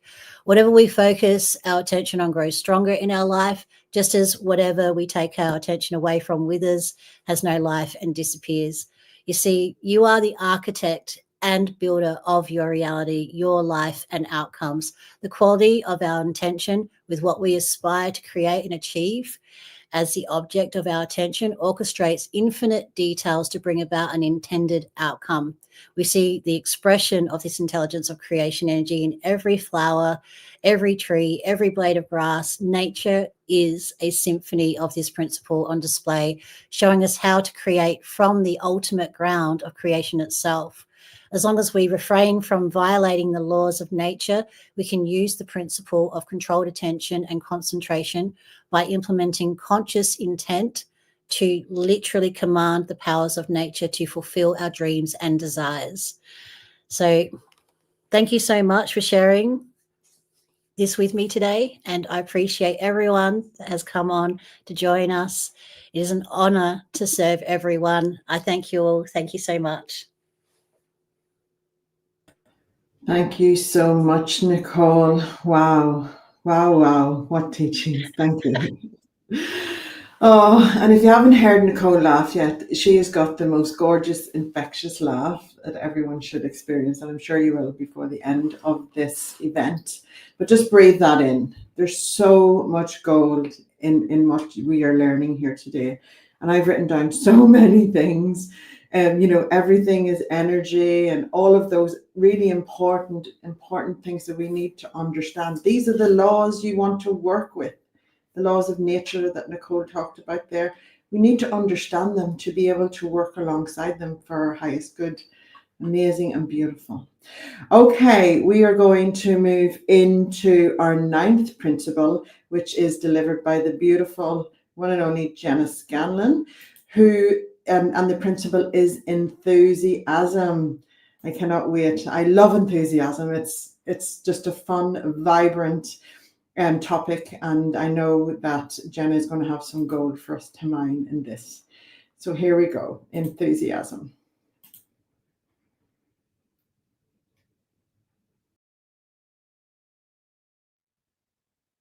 When you think of someone successful, what comes to mind first? Their skills, their knowledge, or their energy? Who's one person whose enthusiasm you find contagious? We remember people for how they make us feel.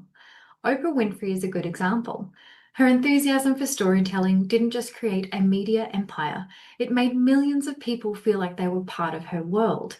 Her energy attracted people and kept them coming back for more.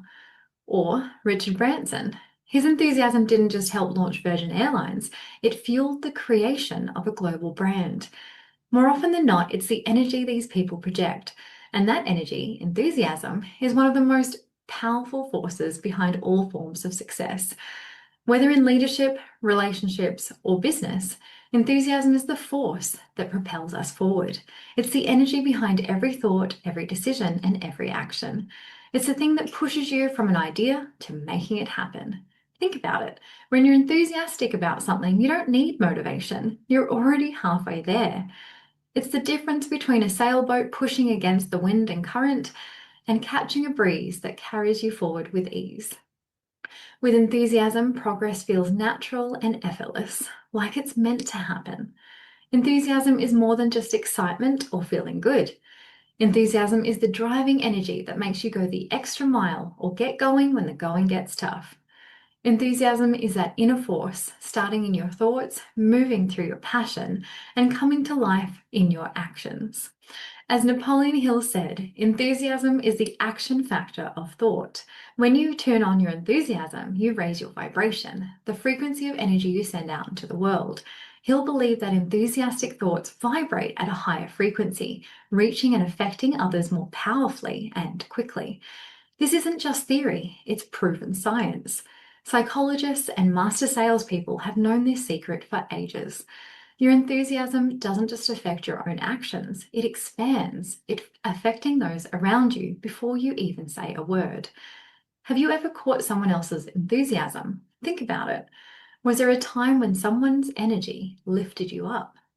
Maybe it was a passionate teacher, a fired up manager, or even a stranger on a mission. How did their energy make you feel? Did it motivate you, engage you, inspire you to take action? That's the ripple effect of enthusiasm. It's not something you have, it's something you share. It only takes 3 seconds to make a first impression, and if that first impression is negative, studies show it can take 3 additional meetings to change that perception. That's how powerful the first moments are. Enthusiasm allows you to make an immediate impact, to shape that first impression in your favor. Albert Meriband's research from the 1970s highlighted that 55% of communication is nonverbal. Body language, posture, tone of voice, that's where the majority of the message lies. Only 7% of what we communicate comes from the actual words we speak. So when you speak with enthusiasm, you're sending out an energy that impacts the way others receive and respond to you. This is why enthusiasm is so powerful. It's not just what you say, but the energy you bring with you. When you bring energy to a conversation, people feel it immediately and it builds a connection. When you're passionate, others are drawn to your vision and want to help you make it a reality. Have you ever shaken hands with someone who seemed disengaged or uninterested? How did it make you feel? Now, what about a handshake that was firm, warm, and filled with energy? Napoleon Hill specifically talked about how a warm handshake can set the tone for an entire conversation. It can create an atmosphere of trust, respect, and openness. And it's not just the handshake. The energy you bring with your body language and tone creates an environment where people feel seen and heard. Your enthusiasm can change the dynamic from the very beginning. When you're engaging in a conversation, you're not just sharing information, you're creating a connection. Hill stressed the importance of directing the conversation towards something that interests the other person. This isn't just talking about yourself, it's about engaging with them. Enthusiasm is about showing genuine interest in their experiences, their thoughts, and their passions. The most successful leaders are the ones who inspire, who really get people excited about their vision. They are the ones who focus on listening first and then speaking with enthusiasm about the things that matter most to the other person. So try this next time you meet someone. Start by asking, what are you passionate about? Or what's exciting to you right now? Then really listen and respond with heartfelt enthusiasm. Watch how the energy shifts when people feel seen and heard. Photographer Shea Glover once did an experiment taking before and after portraits of people. The only difference? Before the second shot, Shea gave the person a compliment. That simple positive affirmation lit them up from the inside out, and it showed in their photos.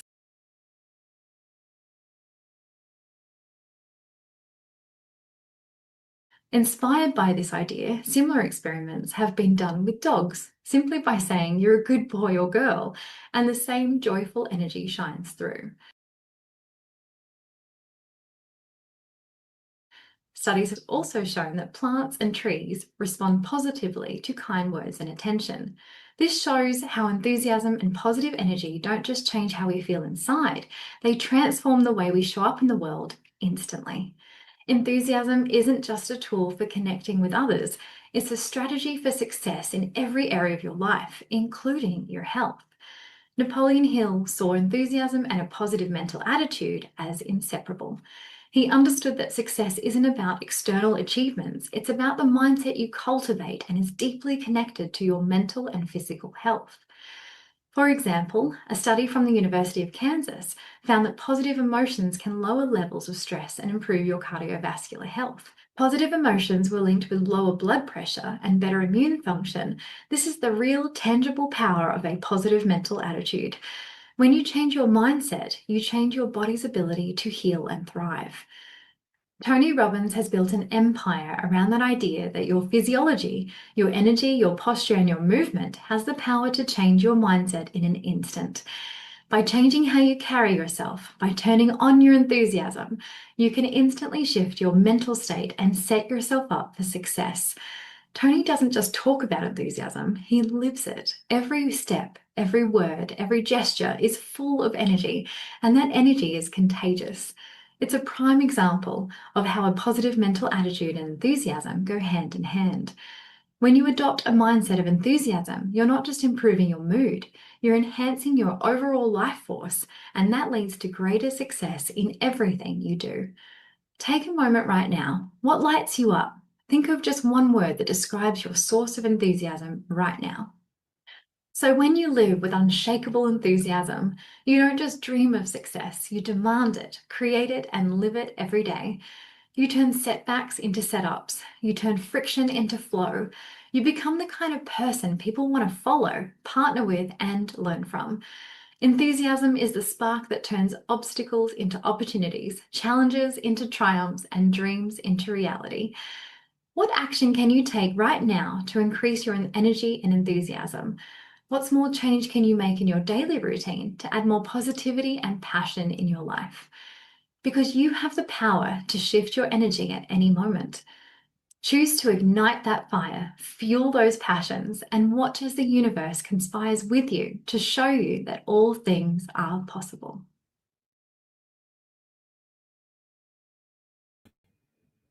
Wow. Well, I'm feeling enthusiastic. Thank you so much for that, Jenna. And we have got a double treat because Jenna is also delivering our 10th principle, but I want to share a little bit about this amazing human. Jenna began her career in retail and has built a diverse background across hospitality, customer service, events, travel, and airline industry. Internationally trained as a makeup artist, she also brings on hands-on experience in hairstyling, wedding planning, and floristry. For over 7 years, Jenna has been on her own personal growth journey, mentored by the incredible Nicole Whitty and with the support of the Elysian Sanctuary in Adelaide. 2 years ago, she embarked on a transformative new chapter with the Napoleon Hill Institute, where she became a certified mindset coach. Blending real-world experience with proven mindset principles, Jenna helps clients uncover their unique gifts and step confidently into the lives they were meant to lead. Through the timeless teachings of Napoleon Hill, she empowers others to overcome self-doubt, shift their thinking, and align with their true potential. With a warm, grounded approach to personal transformation, Jenna supports clients in creating lives filled with abundance, confidence, love, and purpose. She looks forward to helping you turn your passions into purpose. And can't you feel that from the amazing delivery of that wonderful enthusiasm? Okay, so we're going to move into principle number 10, which is creative vision and imagination. And I am just going to share my screen. Here we go.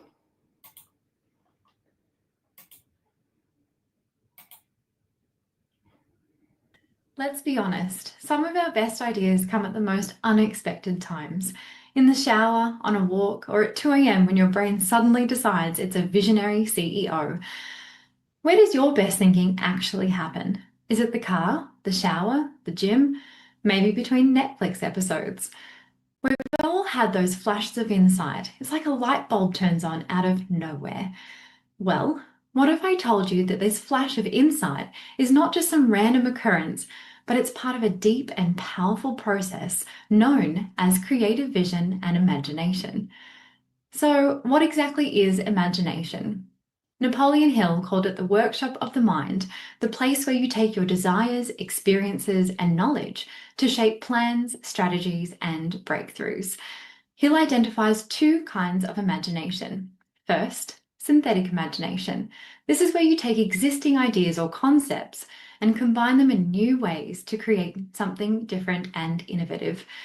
You're not inventing anything completely from scratch, but you're reimagining and rearranging what's already out there. Think of Uber. They didn't invent taxis or smartphones, but they combined them. That's synthetic imagination, connecting the dots that already exist. Another example of synthetic imagination is Melanie Perkins. Melanie Perkins didn't invent the concept of design software. In fact, design tools like Adobe Photoshop already existed, but they were complicated and required expertise. What Melanie did was take existing design software and simplify it so that anyone could use it, from students to businesses. In 2007, Melanie had the idea to create an accessible design platform that would allow people to easily create graphics and visual content. The result? Canva. A platform that allows millions of people worldwide to design professional-looking graphics without needing to be a skilled graphic designer. What Melanie did was combine existing ideas, graphic design tools and templates, and make them accessible to the masses. This is synthetic imagination, taking what already existed and rearranging it in a way that's more practical and useful for everyone. The second is creative imagination.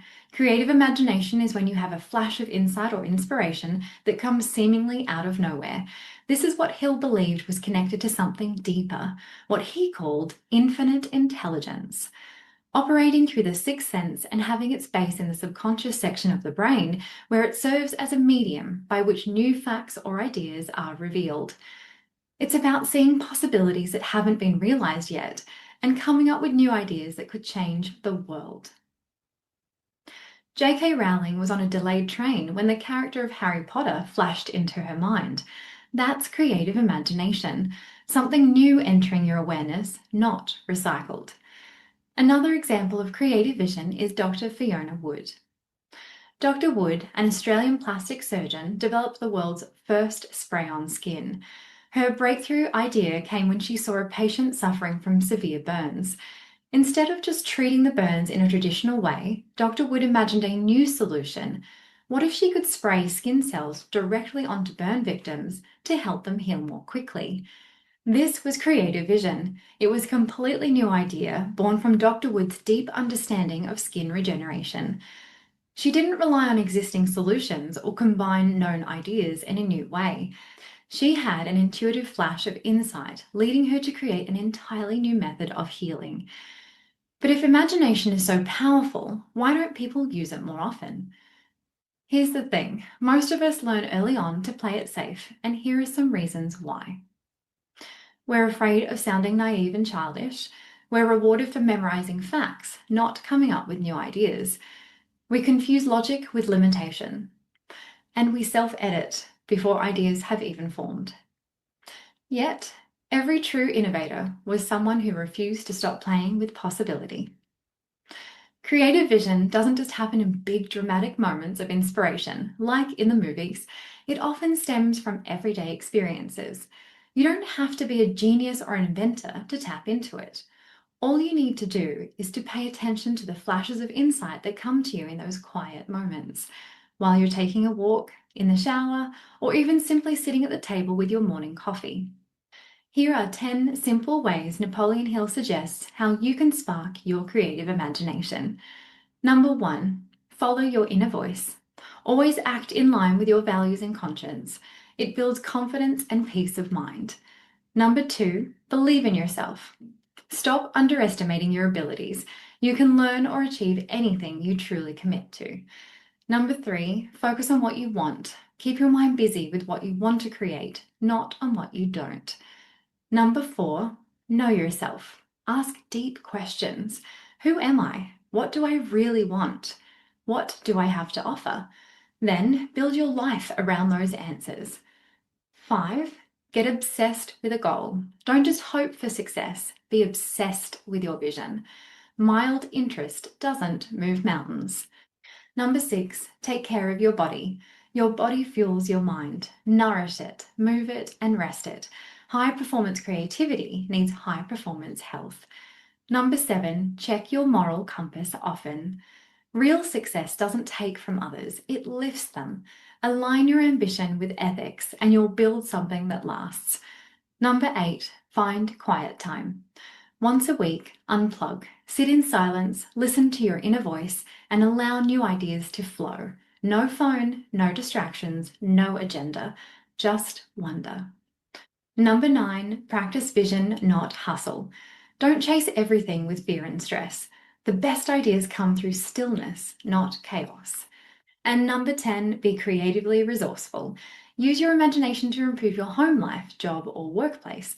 Ask, what system, plan, or idea could help me do what I need to do, or for our team to work better?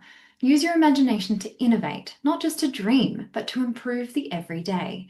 Creativity isn't just for artists, it's the edge in leadership, problem solving, and personal growth. Use it intentionally, and it becomes a tool to transform your world. So, we've explored imagination as a tool for innovation, problem solving, and creative thinking. But what if I told you it's even more powerful than that? What if imagination isn't just how you create new ideas, but how you reshape your whole reality? Dr. Joe Dispenza, a neuroscientist and author, has dedicated his life to studying how thoughts and emotions literally change our biology, environment, and destiny. His groundbreaking work shows that the brain doesn't know the difference between a memory of the past and a vision of the future, as long as the emotion attached to the thought is strong enough. In one study, he worked with patients suffering from chronic illnesses, some with conditions that medicine had given up on. Instead of focusing on what was wrong, they were taught to mentally rehearse their desired future, health, joy, and abundance. They closed their eyes daily and imagined themselves dancing, laughing, and climbing stairs with strong legs, hugging loved ones, and here's the key, they did it with intense emotion, as if it was already happening. What happened next? Their bodies began to respond in measurable ways. Immune systems improved, tumours shrank, and blood markers normalised. People who were told they would never walk again did. It wasn't magic, it was imagination, fueled by belief and emotion, thought turned into reality. Dr. Dispenza says, the moment you start feeling abundant and worthy, you are generating wealth. The moment you start feeling whole, your healing begins. In other words, your thoughts, powered by emotion, become matter. This isn't just theory, it's quantum physics in motion. Napoleon Hill taught it, Joe Dispenza proved it, and now I challenge you to live it. Imagination sparks new ideas, it turns thoughts into things and shapes the world as we know it. So I encourage you today to tap into your creative vision and imagination, whether you're creating a new business idea, solving a problem at work, or simply seeking to improve your life. Open your mind to the endless possibilities that lie before you. Remember, every revolutionary idea begins with someone's wild what if. Every world-changing invention started as a thought. Napoleon Hill once said, "Every successful person finds that great success lies just beyond the point where they're convinced their idea won't work." Whatever you're wanting, love, health, success, freedom, don't wait for proof. Be it in your mind first. See it, feel it, live it internally, and the external will follow. Because imagination is how you co-create your life with the universe itself. Most people wait for proof, but visionaries, they believe it first, then create the proof. Because imagination doesn't shout, it whispers. The question is, will you slow down enough to hear it, and then have the courage and personal initiative to act when it does?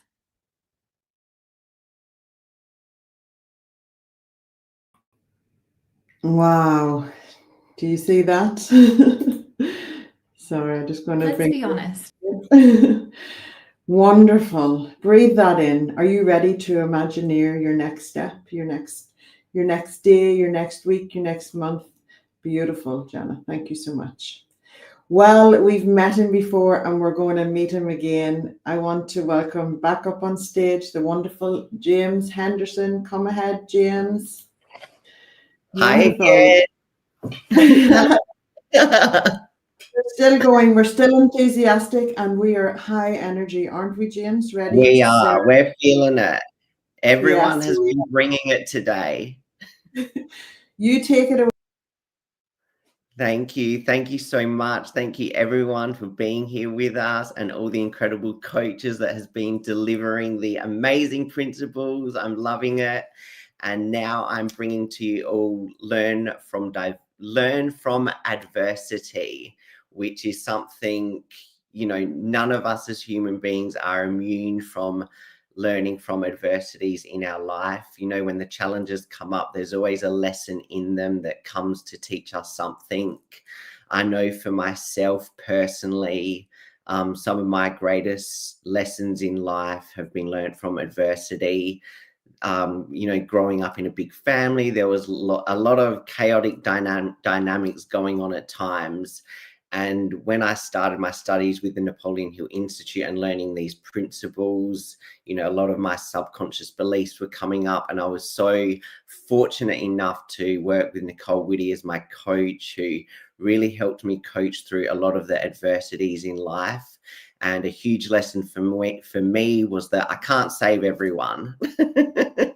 I always wanted to save everyone. I wanted to save everyone in the family, but I had to learn that is not for me to do.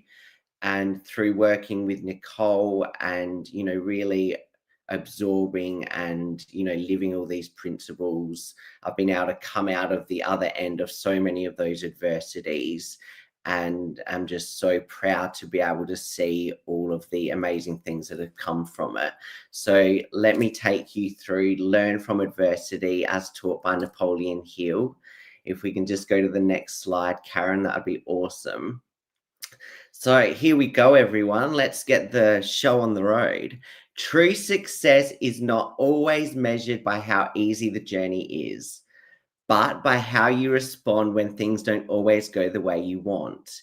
It is about how you learn from the adversity that arises as you step forwards in achieving success. For each learning lesson strengthens your character and helps you to grow as a person. This lesson explores how adversity, when approached with the right mental attitude, becomes a powerful teacher and a key to long-term achievement.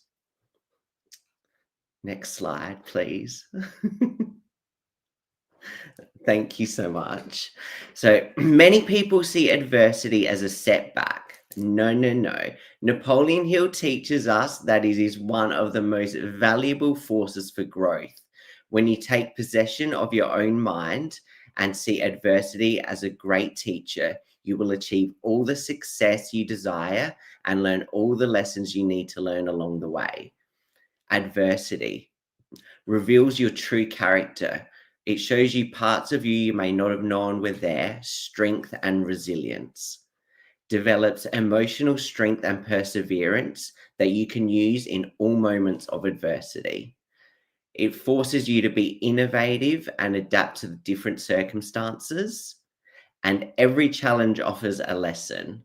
Are you willing to learn it? Look deep within, for you will know the lesson that the adversity is teaching you.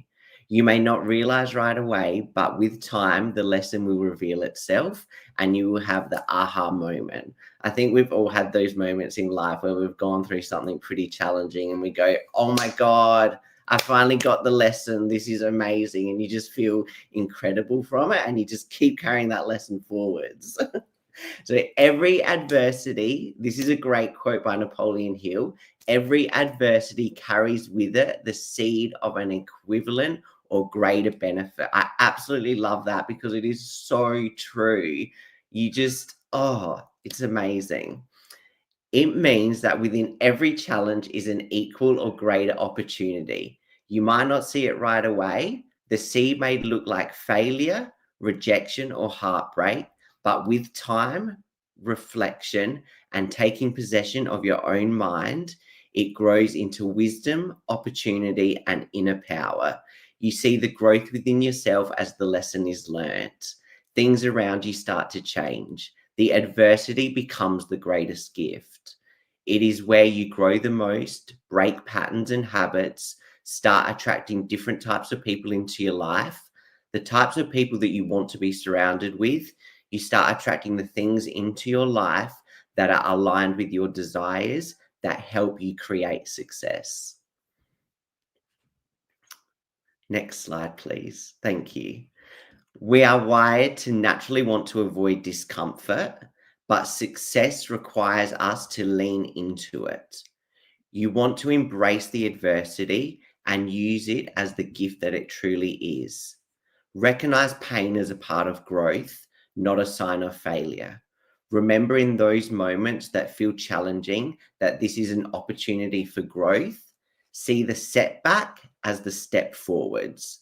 Create auto suggestions when you're experiencing adversity. Repeat to yourself, I am so happy and grateful now. I am growing every day. And you just keep repeating that every time you find something to be challenging, or you start thinking like, I can't do that, or that's too much, or what's this trying to teach me? You just repeat to yourself, I'm so happy and grateful now. I am growing every day. You say, I have learned the lesson that this is teaching me, and you emotionalize it, as all of the amazing coaches here have been teaching us today. We emotionalize the auto-suggestion to really sink it into our subconscious and transform everything. So ask yourself, what is this trying to teach me? When you embrace the challenge, you take back your power and the lessons reveal themselves to you. Rather than being in resistance and becoming a victim to your life, use it as a moment of empowerment. Look within yourself to find the seed of an equivalent or greater benefit. It is important to have self-reflection throughout these times and focus on the lesson so you don't get caught up in becoming the victim. Your mind is so powerful and it can easily sway into the stories of what went wrong, what didn't work out, and how it's impacted you negatively. We don't want to do that. We want to learn from it. Is this the legacy you want to leave behind in the world? Or do you want to be the person who learns, grows, and elevates from adversity? You can ask yourself in the moments, what strengths have you developed from the challenge? What can I do differently next time? What you learn in adversity becomes your greatest strength. The principle of learning from adversity makes it possible to transmute all your past challenges into an asset that will give you outstanding success in the future. It is your positive mental attitude that helps you to convert this adversity into the gift that it is. Everyone experiences this in life. It is how you respond to it that makes the difference.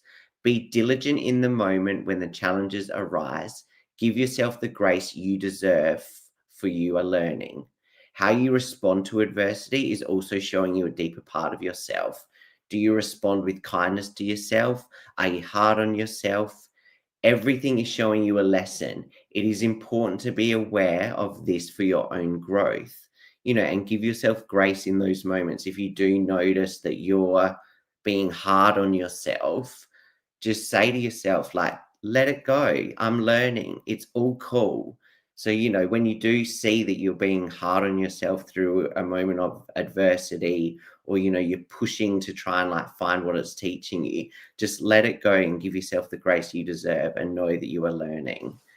Take note of your response. And if you do notice you are going in hard on yourself or you're responding in a negative way, start to train yourself to have a more positive mental attitude, so you can see the lessons in it and in turn grow and achieve what it is you desire. Become aware of your habits and thought patterns when adversities arise, and implement positive changes to ensure that they become positive actions moving forwards. Allow your challenge to inspire strength. No one in the world is exempt from adversity. Everyone in this earth experiences challenges. Don't hide your struggles, honor them, and use them as the inspiration to inspire you onto success. Use a positive mental attitude to inspire this. Napoleon Hill shares his story of how he lost his mother at the age of 8. Many people see loss as a great struggle and difficulty, and though there are so many moments amongst the grief of loss, there is also a seed of equivalent benefit. After Napoleon's mother had passed, he was later introduced to his stepmother, and she was the one that inspired him to prepare himself for the opportunity to meet with Andrew Carnegie later in life, with whom he was commissioned to make the first practical philosophy of personal success. It was through this that the book that everyone knows, Think and Grow Rich, was birthed. So this is a perfect example of how adversity can be turned into a gift. If it wasn't for Napoleon Hill's positive mental attitude, his openness for growth and success from challenges, we may not even be here today learning these principles that he brought to us. So allow your story to empower you, because you never know who else it may help. It is integral to have gratitude throughout moments of adversity. Even when it feels difficult, to be grateful for the challenges, for these lessons are helping you to become the person that you need to be to obtain your desires. The person you are growing into is the person that already has what you desire. Remember that when the obstacles come up, ask yourself, how is this helping me to grow? What lesson is this teaching me? What part of myself do I have to let go of in order to make my way moving forwards? And the answers will be shown to you.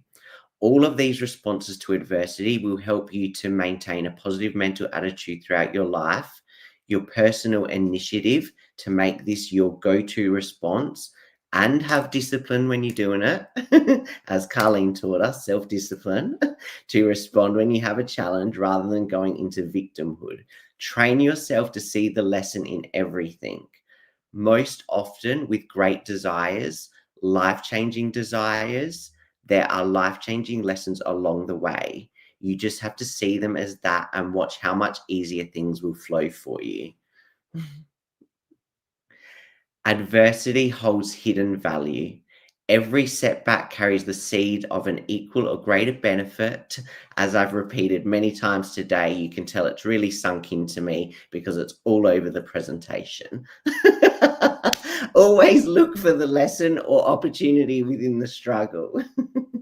Your response shapes your outcome. It's not what happens to you, It's seeing it as what happens for me. How you respond defines your path. Choose growth over defeat. Struggles build strength. Just like muscles grow under resistance, adversity strengthens your mental attitude, character, and resilience. Turn insight into action. Use what you've learned from hard times to take meaningful steps forwards. Reframe your story. Your challenges can become your source of power and purpose. Own your story and use it to inspire. Nothing can be called a failure until you accept it as such, as said by the incredible Napoleon Hill. Thank you so much. That is learned from adversity, and I love you all. Thank you so much, James. So much gold there for us today. Thank you so much. We have loved learning from you today. You're just such a treasure. Thank you. You are so welcome. Thank you for being an incredible host.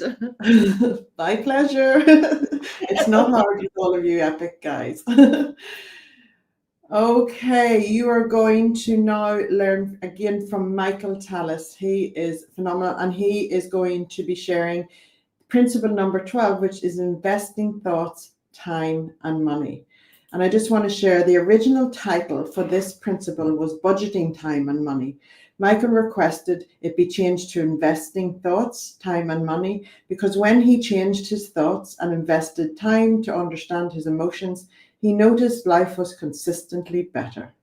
Napoleon Hill consistently stated that correct thoughts are the key to abundance, and Michael discusses in this session why investing time to understand your thoughts is the key to your abundance. So let me just bring Michael up to share this wonderful presentation with us. Welcome, Michael. Hi everyone, and welcome to the session on investing thoughts, time and money. I'm Michael Tellis, and I look forward to presenting this session because I think it is so important to firstly understand the difference between spending and investing, and secondly to work through what it is that you should be monitoring to go forward, because the best investment that you can make in your entire life is in you. It's in your personal growth, it's in your skills, and it's really understanding the connection between your emotions and your results in life. And the first thing that Napoleon talks about in this principle is a self-assessment. And that self-assessment can be quite daunting if you do it honestly, and often, getting external people to help could be a fun exercise, or could be quite confronting in terms of what they might say to you. But first thing is, what are you going to assess and why? Well, what you should really assess yourself about today is, what is it that you want to do in the future? Who do you want to become? Because that's your benchmark, that's what you're going for, and you need to understand what the gap is between where you are now and where you want to be. And then there are other concepts about holding that future you in your mind at all times, and we'll touch on that when we talk about thoughts. But this session is really all about focusing on this allocation process, this what is it that you're doing with your time and your money. And now I've introduced the concept of thoughts, because that's what Napoleon Hill was all about. If you can think it and believe it, you can achieve it. So that's the key throughout everything that Napoleon wrote about and did, and that's the same for this session. So when you look at what it is that you should be looking at, the important thing in this process is to really consider, and I'm just going to share my screen with you, the concept of frequencies. And for those of you who've watched my mastermind principle presentation, you will have seen this, a version of this slide before. But the key to this is, for those who haven't watched that all emotions have been calibrated to frequencies, and I think it was David Hawkins that initially did it in his map of consciousness. And they go from 0 to 1,000, with fear, anger, guilt, shame being very low frequencies, and they call those contracting frequencies, or I call them striving frequencies, where you just all the time seem to be striving through life. And then there's the expanding frequencies, which start off with firstly neutrality and then go to acceptance, love, joy, and gratitude. So you need to assess yourself against those frequencies to start off with. And we'll come back to that slide shortly. But as I said, how does the assessment process work? Well, it's pretty straightforward in regard to the aspect of what you need to look at, but how do you do it? Well, there's a simple chart that we did on an Excel spreadsheet a while ago, which is straightforward. You just have the days across the top or wherever you want them to be, and then what it is you're assessing at here. And I'm suggesting it's thoughts. So pick the thoughts that you think you need to focus on. And it could be, how angry am I all the time? How much do I blame people all the time? Am I sad all the time? What are the thoughts? Or am I joyful all the time? Do I really spend time giving gratitude every day? Because gratitude is that key that opens the door to abundance. If you don't give gratitude, that door potentially is locked. And then the other frequencies, emotions that raise your frequency are the ones that we've got on the slide, including peace and joy and acceptance. And the new one that people are talking about is authenticity. So don't pretend to be somebody, be your authentic self. Well, obviously controlled in each environment that you're in, but be authentic. And that's a much higher frequency because you're bringing yourself to the table. And if you've watched a number of sessions on this webinar, you'll know that we all have different personalities and all have different styles of presenting. So the self-assessment in terms of thoughts is really to do your timesheet.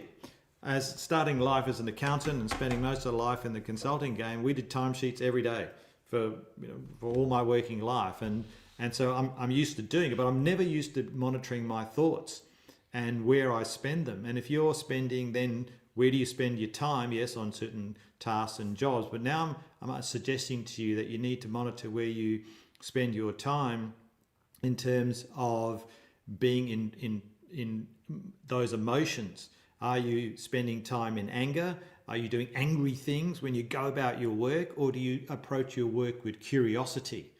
Those are two big differences. Are you frustrated with your work because it doesn't work, like I am with technology sometimes? Or do I now go, hey, I wonder how this works. How does this camera work? How do I share my screen? How do I use that little whiteboard? It just changes the dynamic quite substantially. And I find that the more curious I am in terms of adopting a behavior, the more life is fun and the easier things come to me. So that self-assessment is very important. And when you're doing the self-assessment, please keep in mind that you are really looking at a long-term view. So you need to pick things that you think will help you to improve over the long term. So for me, as I just said, I needed to adopt curiosity because I was trying to be too perfect, and that was spoiling the fun I was having. So by having a perfection and curiosity as values, that they tend to complement each other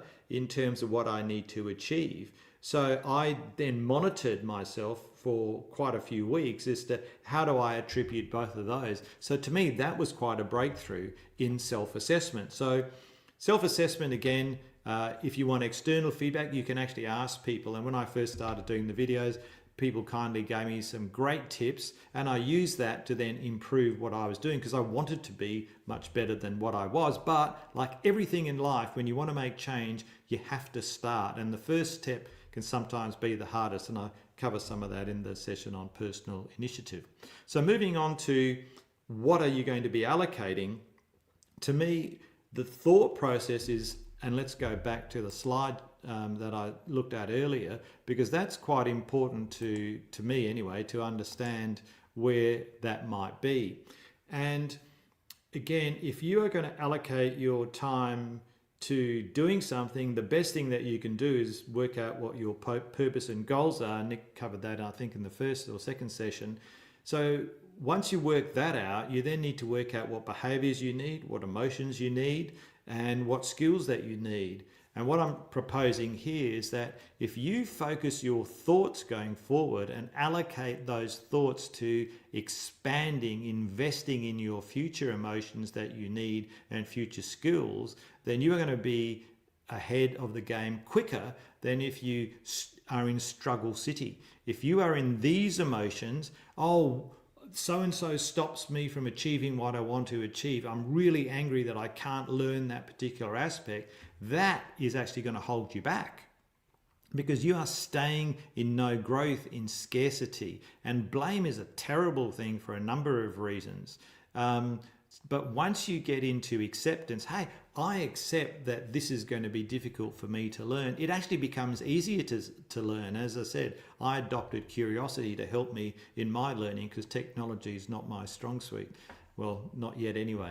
So going forward, be always grateful when you start that you have the opportunity to change. Be grateful for what you have, no matter how small that might be in terms of income or skills or where you live, because once you start with gratitude, that automatically changes the frequency for a good way.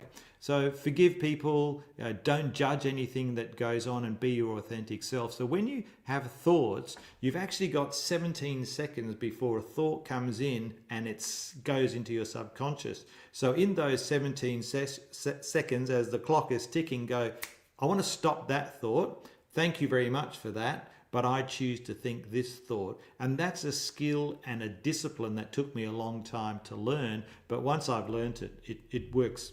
Trust me, it works. Then, and that's in terms of thoughts. In terms of time, learn how to have fun, and as you're learning as well. So that's where curiosity for me came in. So allocate time for fun, because guess what? You know, joy, love, peace, they're all high frequency behaviors. And you'll notice that there are some people who are very successful and they know how to have fun. That's because they're always increasing their vibration and releasing all the cortisol that's building up through stress. So to money, where will you spend your money? Well, obviously, depending on your income, you've got to, put food on the table, etc. But once you've got those basics, always think about where you're going to spend your money for long-term growth and long-term abundance. And what I'm suggesting is spend some time learning these concepts of frequencies and emotions, and how thoughts impact your external world, because it's the internal world that actually creates the external world. And the fact you're on this webinar clearly shows that you want to invest that time into learning more about it. So now, what does it mean for the money side? Well, that might be, you might have to buy books, you might have to go on courses, you might have to do whatever it is that you need to do to make this all happen. And that to me is the key. You now make a decision. What is your investment horizon going to look like in terms of thoughts and time? And I think money will come. So in closing out, I really think that you need to look at what Neville suggests is a review at the end of every day, that you sit down every day and you look at the day gone and say, how could I do something better? And then imagine that you have done that during the day. No matter what you do during the day, revisit the day and review the day, and you'll find that that is a great skill in terms of allocating some time. And it only probably takes 10 to 15 minutes before you go to bed, because then you reset the day. Your mind's not tuning about those low frequency behaviors about blame or guilt, or I should have done better. And often we blame ourselves more than we blame other people. So that's a lot to take in. I realize that. You'll have access to the recording, so replay it. And of course, if you want to know more, please get into contact with me or through Karen, and we can expand on that as well. I wish you the best for the rest of the seminar, and of course for achieving all the goals that you have in your life.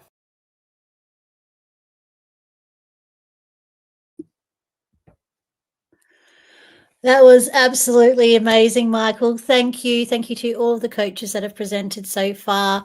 It is now my absolute honour to introduce Karen Weaver. She is a visionary author, publisher, life philosopher, holding an honorary doctorate in philosophy, and a certified Napoleon Hill Institute coach. As an award-winning author and TEDx speaker, she has penned over 40 impactful books spanning novels, motivational literature, children's books and journals, touching hearts and minds worldwide, as she does with her absolutely beautiful heart, She's a proud mother of 6. Karen has built a highly successful publishing empire from the ground up, nurturing major authors while generously sharing her transformative philosophies in mindfulness, knowing, intention, love, gratitude, forgiveness, and belief. Karen is the founder of the Hear Us Roar book and docufilm experience, an innovative multimedia platform that provides diverse voices the opportunity to share their stories through the power of storytelling. She also hosts immersive retreats in an Irish castle. So amazing, isn't it? Creating magical environments for transformation and features in the inspiring film Mums Rising. Her life philosophy centers on the belief that when mindfulness, intention, love, gratitude, forgiveness, and belief converge at the right time and circumstance, true magic happens. Let's welcome Karen, everyone. Thank you so much, Karen. Hello, everyone. My name is Karen Weaver, and I am a proud Napoleon Hill Institute coach and based in Australia. And as you can hear from the accent, I'm from Ireland. So I am here today to speak on the subject of positive mental attitude. This is one of my most favorite aspects of NHI thinkings. You know, it's all. Hello, everyone. My name is Karen Weaver, and I am a proud Australian Division Napoleon Hill Institute coach. As you can hear from the accent, I'm not Australian. I am actually from Ireland, but I have been blessed to live in Australia for the past 17 years here with my beautiful family, my 6 epic children. I'm based in Perth, and I live and breathe these principles every day. I was an unconscious competent for so long. I didn't discover the amazing book Think and Grow Rich until about 2020, so about 5 years ago. And I just had so many aha moments and really connected and resonated with so many parts of Think and Grow Rich. Today we are talking about positive mental attitude. So this is chapter 13 of The Science of Personal Achievement, which is an amazing book by Napoleon Hill. It's not Think and Grow Rich, it goes deeper into principles, and it's a beautiful transition book into the teachings. And I just love it because you can study it so beautifully well, and whatever resonates and you activate in your life, you are just going to absolutely see instant results. These teachings just raise you to a higher vibration. They raise you to a place that whenever life happens, you don't fall below the line. You're able to be resilient. You're able to understand it at a deeper level. You're able to embrace the learning and the teaching that is in this beautiful work so that you can show up as the highest version of yourself. And it is our job to do that, so that we can be the highest version of ourselves to pour into others. That's our job. So we need to put ourselves first. We need to know what it is that we want out of life, and we need to be actioning that. And positive mental attitude is a huge component of that. I love it. I love it so much. Whenever I was allocated this subject, I was like, yes, I talk about this every day in self-discipline camp. I host the self-discipline camp every single morning from Monday to Friday here in Australia, which is 6:30 a.m. Sydney time. So do come and join us, because as part of this wonderful event, you are going to get 30 days free access. Okay, I digress. We're going to get back into positive mental attitude. One of the things that I talk about every single day in the camp is PME all the way. It is so important. Keep the vibration high. Keep pouring into the positive, because you cannot have a positive and a negative thought at the same time. And so it is your choice. What do you choose? Do you want to have a positive or a negative life? In every single moment, in every single thought that you action, If you are choosing positive, you're going to get positive experiences and results. If you're choosing negative, it's your choice, okay? Every single day, I choose positive. It takes effort, it takes discipline, it takes work, but my goodness, do you not feel the benefits? That doesn't mean to say that life doesn't still happen. Of course it does. And you're going to learn today 3 important things that I'm going to share because we've got 10 minutes together. And I'm going to share the key elements of positive mental attitude, the 5 practice pillars of positive mental attitude, and Napoleon Hill's formula for positive mental attitude, which is the formula for success, which is just so amazing. But first I wanted to read a tiny little excerpt out of this that is in the chapter, and just because it resonates, I've got my Napoleon Hill card here that I write my goal on, and you're going to hear more about that later on. Okay, at birth, we come with an equivalent of 2 sealed envelopes. In one of those envelopes is a long list of the benefits and riches that we may receive by the positive use of our mind. And in the other envelope, an equally long list of the penalties we must pay if we neglect to use our mind constructively.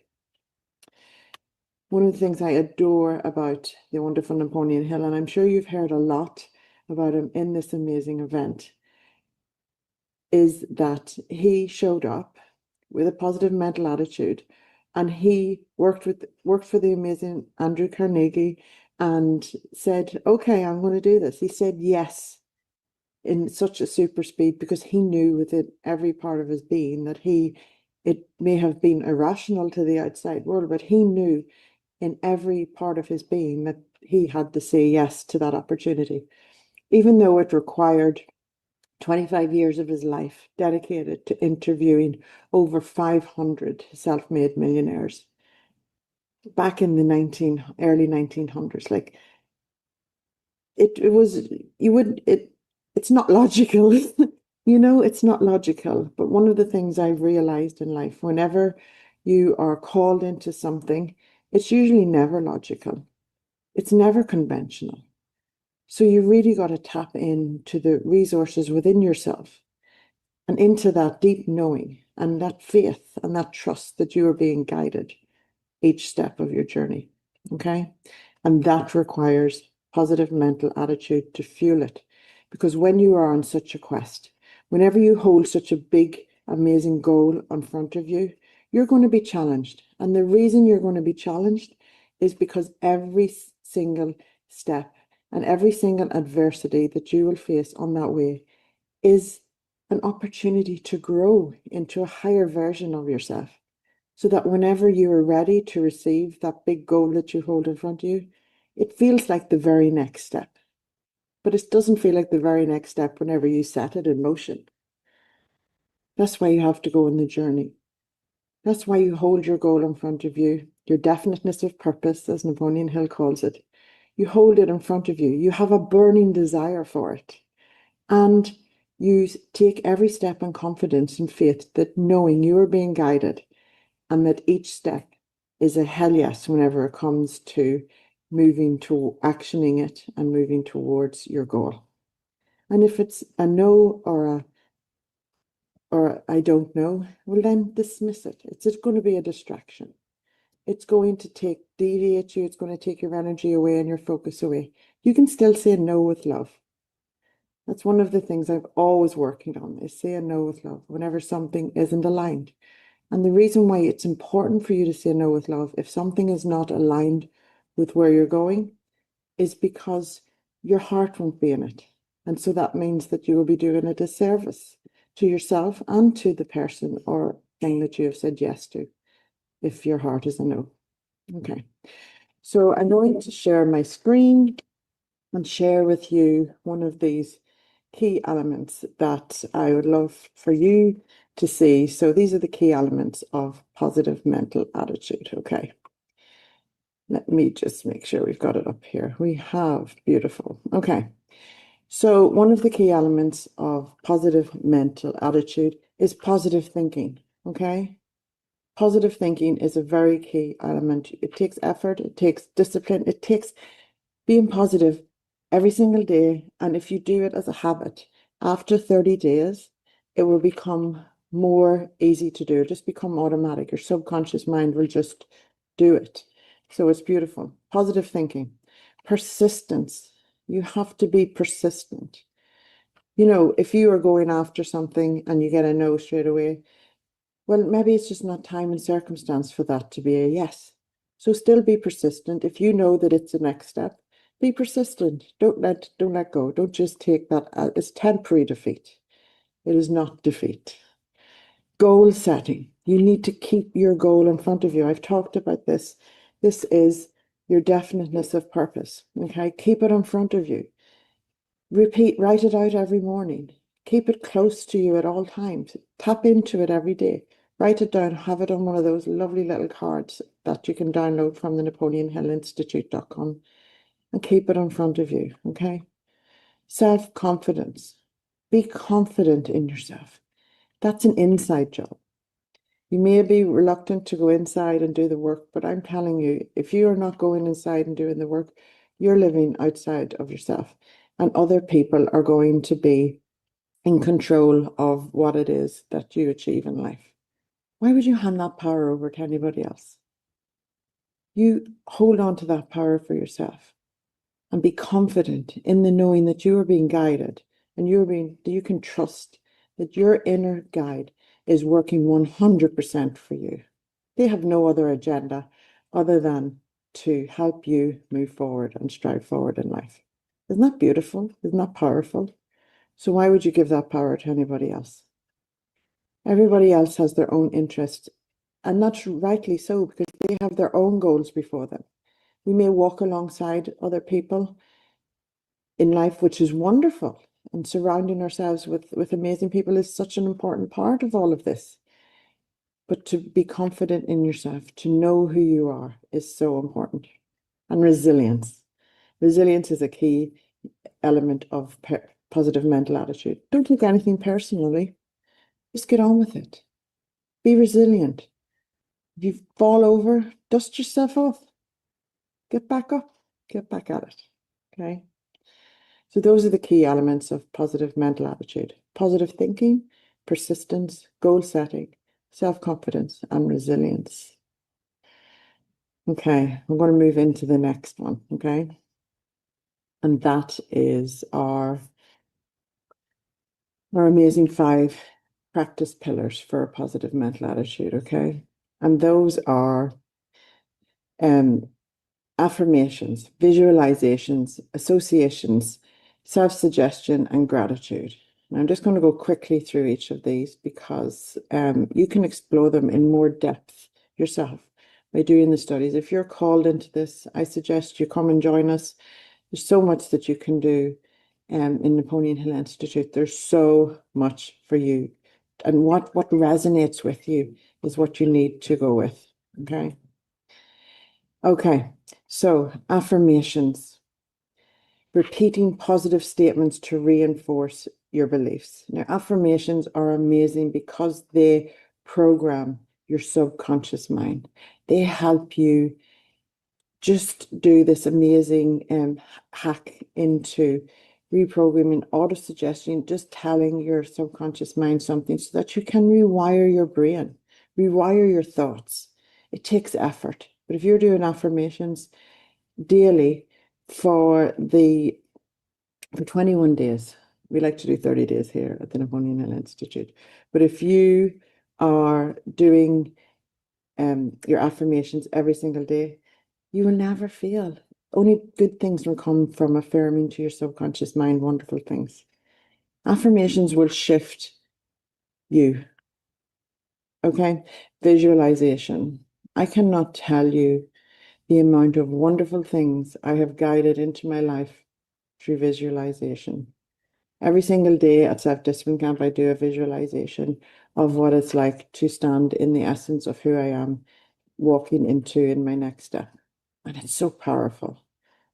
And then the visualizations, because if you can see it in your mind, you can hold it in your hands. The wonderful Bob Proctor told us that. Just think about that for a minute. If you can see it in your mind, if you can visualize it, you will hold it in your hands. You will hold it in your hands. You will get to experience it. You need to visualize it. You need to have like a movie picture going on in your mind of you in it. And I have, promise you, I have done this in my life so many times to achieve these dreams and desires and goals that I have. I visualize them in a positive, belief-fueled way that it's possible, because I know that anything is possible once you set your mind to it. Association. Surround yourself with positive and supportive individuals. It is so vitally important to surround yourself with people who believe in you and who you believe in and who you align with, who raises your vibration, who creates opportunities for you and you create opportunities for them. It's so special. It's so, you can't know the feeling unless you feel it whenever you're surrounded with amazing people. Self-suggestion, consciously influencing your subconscious mind. So self-suggestion, that's like mirror work. Go and talk to yourself in the mirror. Do you know how hard it is whenever if you haven't done that, to look in the mirror, look yourself in the eyes and say, I love you.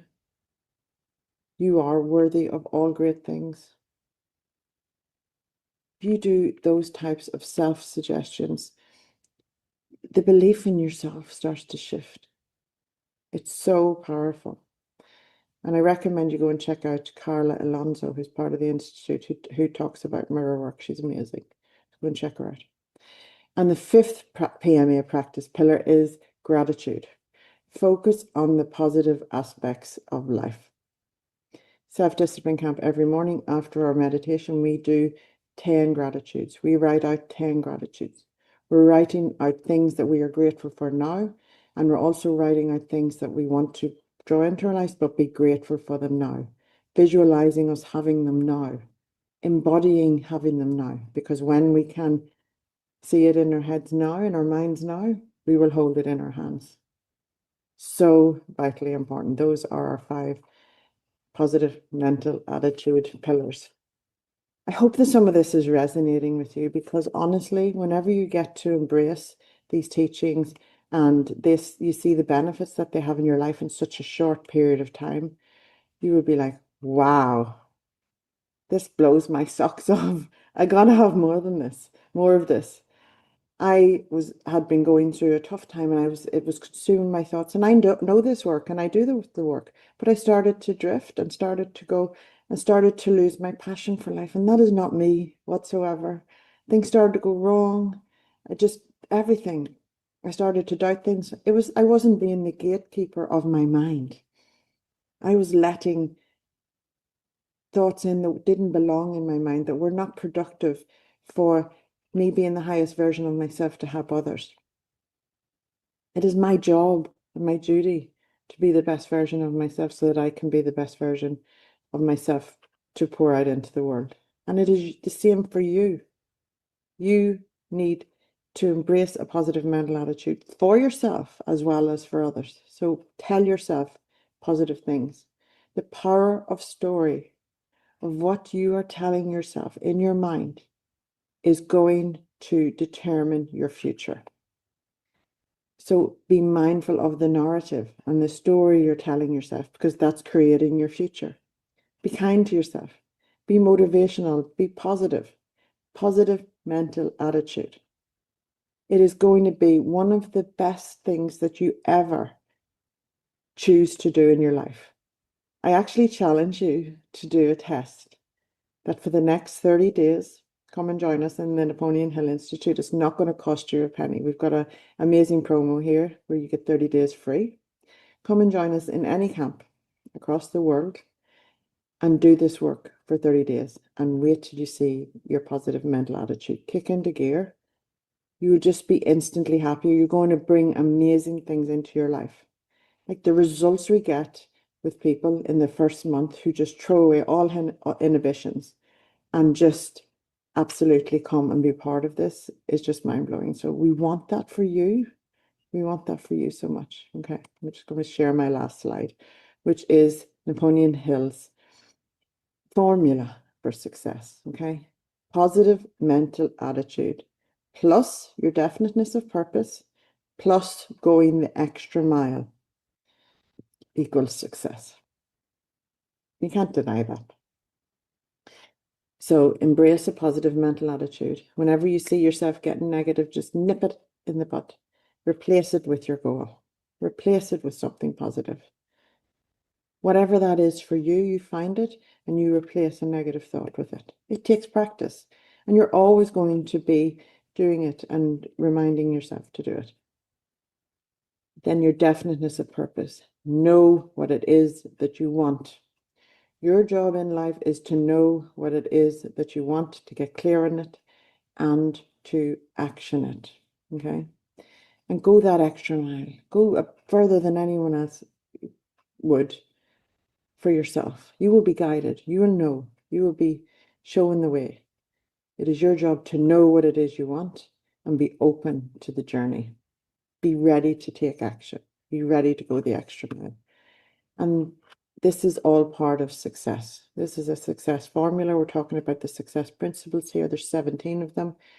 But really know what your definition of success is. What is your definition of success? Not what everybody else deems is successful. What is your personal definition of success in your life? Okay? Just know what it is that you want. As the wonderful Erin Nightingale shares, success is knowing what it is that you want and doing that. What lights you up? What is it that lights you up? Do more of that. Okay? All right, everyone. Thank you so much.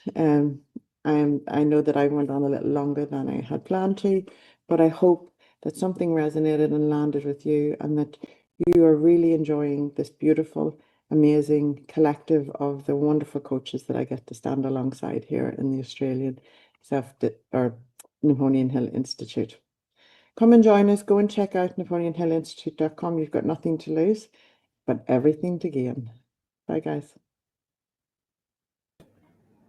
There we go. You get to see me twice. Oh, it's a bit confronting watching yourself, but however, I hope that you enjoyed that.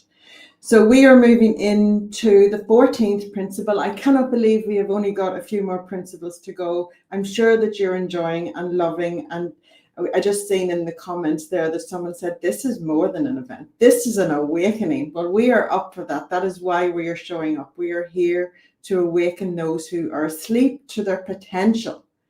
Are you asleep to your potential? Well, it's time to wake up, and we are here to help you. Okay. All right. It is my honor to bring Jenna Scanlan back on. She is going to share accurate thinking, which she delivers so beautifully. I cannot wait for you to watch this amazing teacher at work again. I just love how she delivers. So Accurate Thinking by Jenna Scanlan. Here we go. Imagine this. You're in a courtroom, but in this courtroom, you are both the detective and the judge. You're presented with information, some factual, some fiction, some wildly emotional, and your verdict determines the course of your life. That's what every day is like when you're faced with decisions. Welcome to the world of accurate thinking. As Napoleon Hill teaches, your mind is your most powerful tool, but only when you use it with precision. If your thinking is disorganized or led by assumptions, you're not tapping into the full potential of your mind. Accurate thinking is how high performers make clear decisions when the pressure is high. It's how billionaires spot trends early, how wise leaders avoid unnecessary conflict, and how ordinary people make extraordinary moves. There are two fundamental types of reasoning that make this possible: inductive and deductive reasoning. Inductive reasoning is when you use logic based on limited facts or make educated guesses to form a likely conclusion, like forecasting or guessing based on experience. Deductive reasoning is when you work with all the facts to reach a clear, logical conclusion, like solving a puzzle with all the pieces. Alan Joyce, former CEO of Qantas, and his team of pilots, air traffic control, and engineers exemplify accurate thinking under pressure. When deciding if a flight should proceed, his team first uses inductive reasoning to evaluate changing factors, weather, aircraft condition, and fuel levels. Then they apply deductive reasoning, facts and checklists, to decide if it's truly safe to fly. The outcome? A safety record that earned global respect. Joyce's leadership showed that relying on facts, not feelings, leads to clarity, consistency, and results. How do you usually make decisions? Do you trust your instincts, or do you look for all the facts before drawing a conclusion? Let's talk about opinions. They can be one of the biggest roadblocks to accurate thinking, and they can cloud your judgment if you're not careful. Napoleon Hill shared that during World War I, he asked President Woodrow Wilson what he thought the war's long-term effect would be. Wilson replied, "I cannot answer your question because I have no facts on which to base an opinion." That moment with President Wilson is a masterclass in accurate thinking. Instead of guessing, Wilson had held back, knowing that without facts, an opinion is just speculation. Sometimes the smartest thing you can say is, "I don't know yet." Another perfect example is Gina Rinehart, one of Australia's wealthiest individuals. She didn't follow market hype, she did her own research. While others ignored Australia's iron ore potential, Gina asked better questions. She used deductive logic to analyse global trends and inductive thinking to predict where demand would rise. Her billions weren't built on chance, they were built on clear thinking. She challenged conventional thinking and it paid off. What outdated beliefs or assumptions do you think you might need to challenge? Co and Ray pointed out this example that many families today cut off the end of their lamb roast before cooking it. But why? The truth is, ovens used to be much smaller in the 1950s, and cutting the leg of lamb down was necessary to fit it in. But ovens have been bigger for decades now, yet the tradition remains. It makes you wonder how many things we just keep doing because that's how it's always been, without really knowing the reason. And that's just tradition. What about the instant judgments we make every day, often without even realizing it? Take Vegemite, for example. I grew up loving it, but many people reject it before even giving it a try. Why? Because they've already made their minds up, based not on experience, but on assumption. It might seem like a small thing, but it highlights a big issue: how quickly we jump to conclusions without checking the facts. Accurate thinking asks us to slow down, to pause before we react, and to ask ourselves, am I making this decision based on facts or filters like bias, emotions, or past experiences? Napoleon Hill suggested a simple, powerful practice. At the end of each day, take a moment to reflect. Write down the facts that grabbed your attention, then split them into 2 columns. The first column, important facts, those that move you closer to your goals. The second, unimportant facts, gossip, distractions, and opinions. You might be surprised at what you find.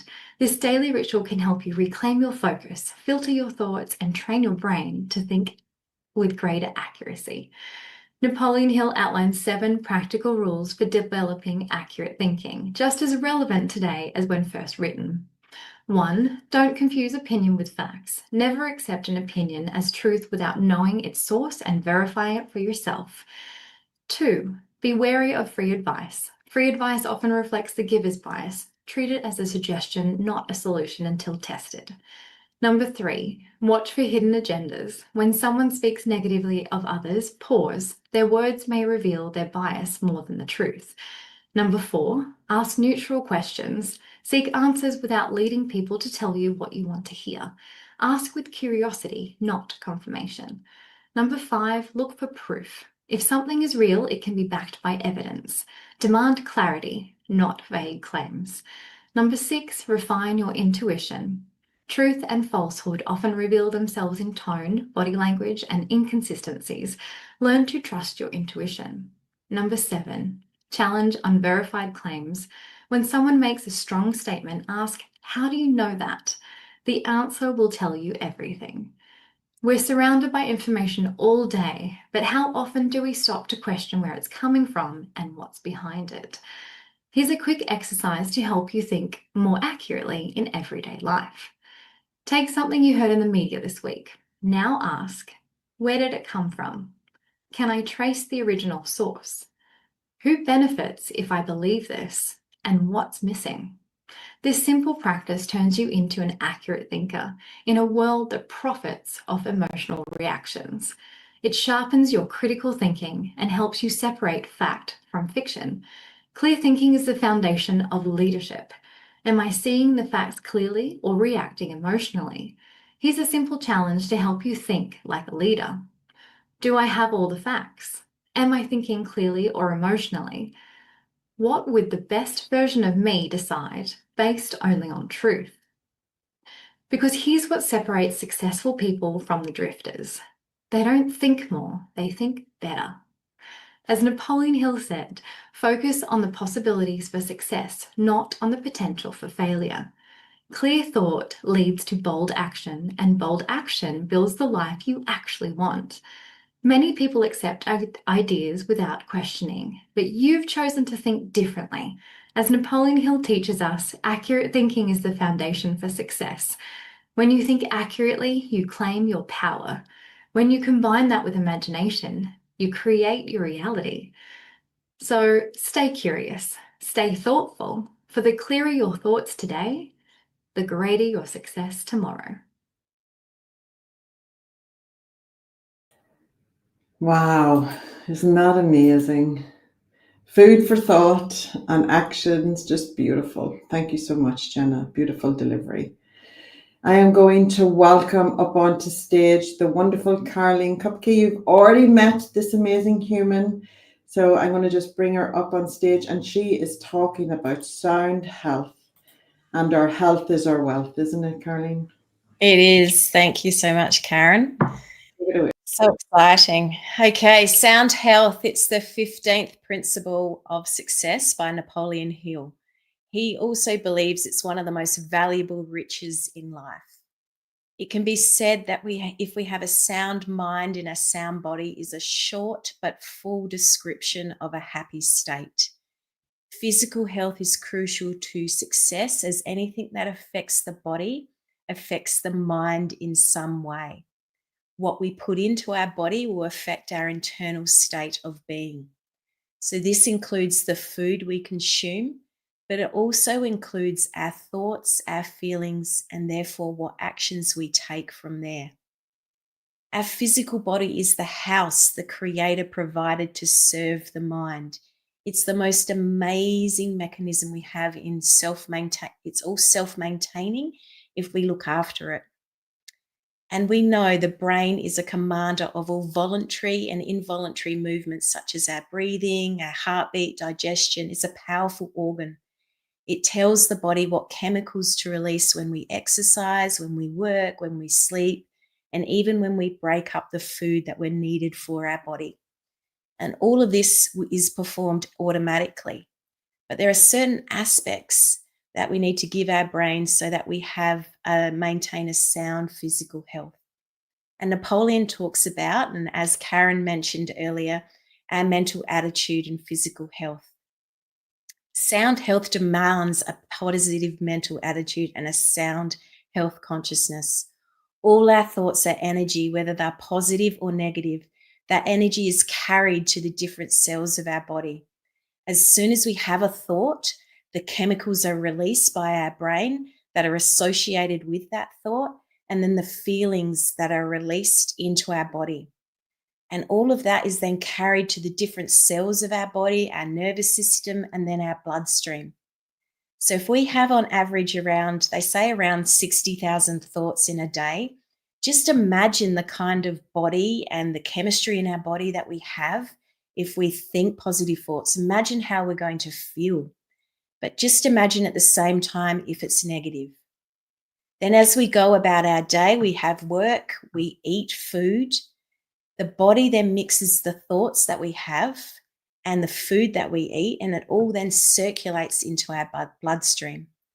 So as you can see, it's so important to take possession of our mind, take control of our thoughts at any time, as we've talked about many times on this webinar. But especially we've got to remember when we're eating as well. Taking control of our thoughts, we can either saturate our mind and body with positive thoughts, and that will eventuate into positive outcomes. Or it can be the opposite with negative thoughts and negative outcomes. So if we're eating and thinking negatively about any situation or person or event, our stomach won't be able to digest the food properly, and indigestion can be a result. So it's important for sound health. We must discipline our minds, as I talked about earlier, establish good habits to ensure the food that we've digested properly so it can get to all the different parts of our body, all the vitamins, all the minerals, and make us feel really good. Then if we can digest it properly, then it puts less pressure on our body as well. To maintain a health consciousness, we also must think in terms of sound health, not in terms of illness or disease. We take possession of our own mind, we control our thoughts, and we tell our bodies how happy and healthy they are. And we've talked about this many times on the call today. And affirmations like, I'm healthy, I feel healthy, I feel terrific, I am happy, I'm confident, I'm abundant, I'm relaxed, everything gets done easily. We've got to use those affirmations with emotion. We continue to focus on that so we have those sound health consciousness as what the mind dwells upon will bring into existence. So we focus on what we want and how we want to feel in each moment. So building those affirmations with that feeling. As Emile Coué, a French psychologist or a pharmacist and a hypnotherapist, he introduced the popular method, the psychotherapy method based on autosuggestion, as I mentioned earlier. He had many affirmations that he would say, autosuggestions that he would say. And one of them is that I really like, and it's mentioned in Napoleon Hill's books, is day by day, in every way, I'm getting better and better. Day by day, in every way, I'm getting better and better. You feel it, you say it, you believe it, like it's already done, and you're already getting better, and accept it with good faith and keep repeating it and focusing on it. This means that you're thinking about your health goals every single day. You're focusing on it. You can have reminders on your phone if you need to.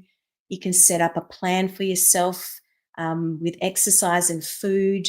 You develop a budget where you're eating good food and you're making time for it. You're making time for your exercise as well.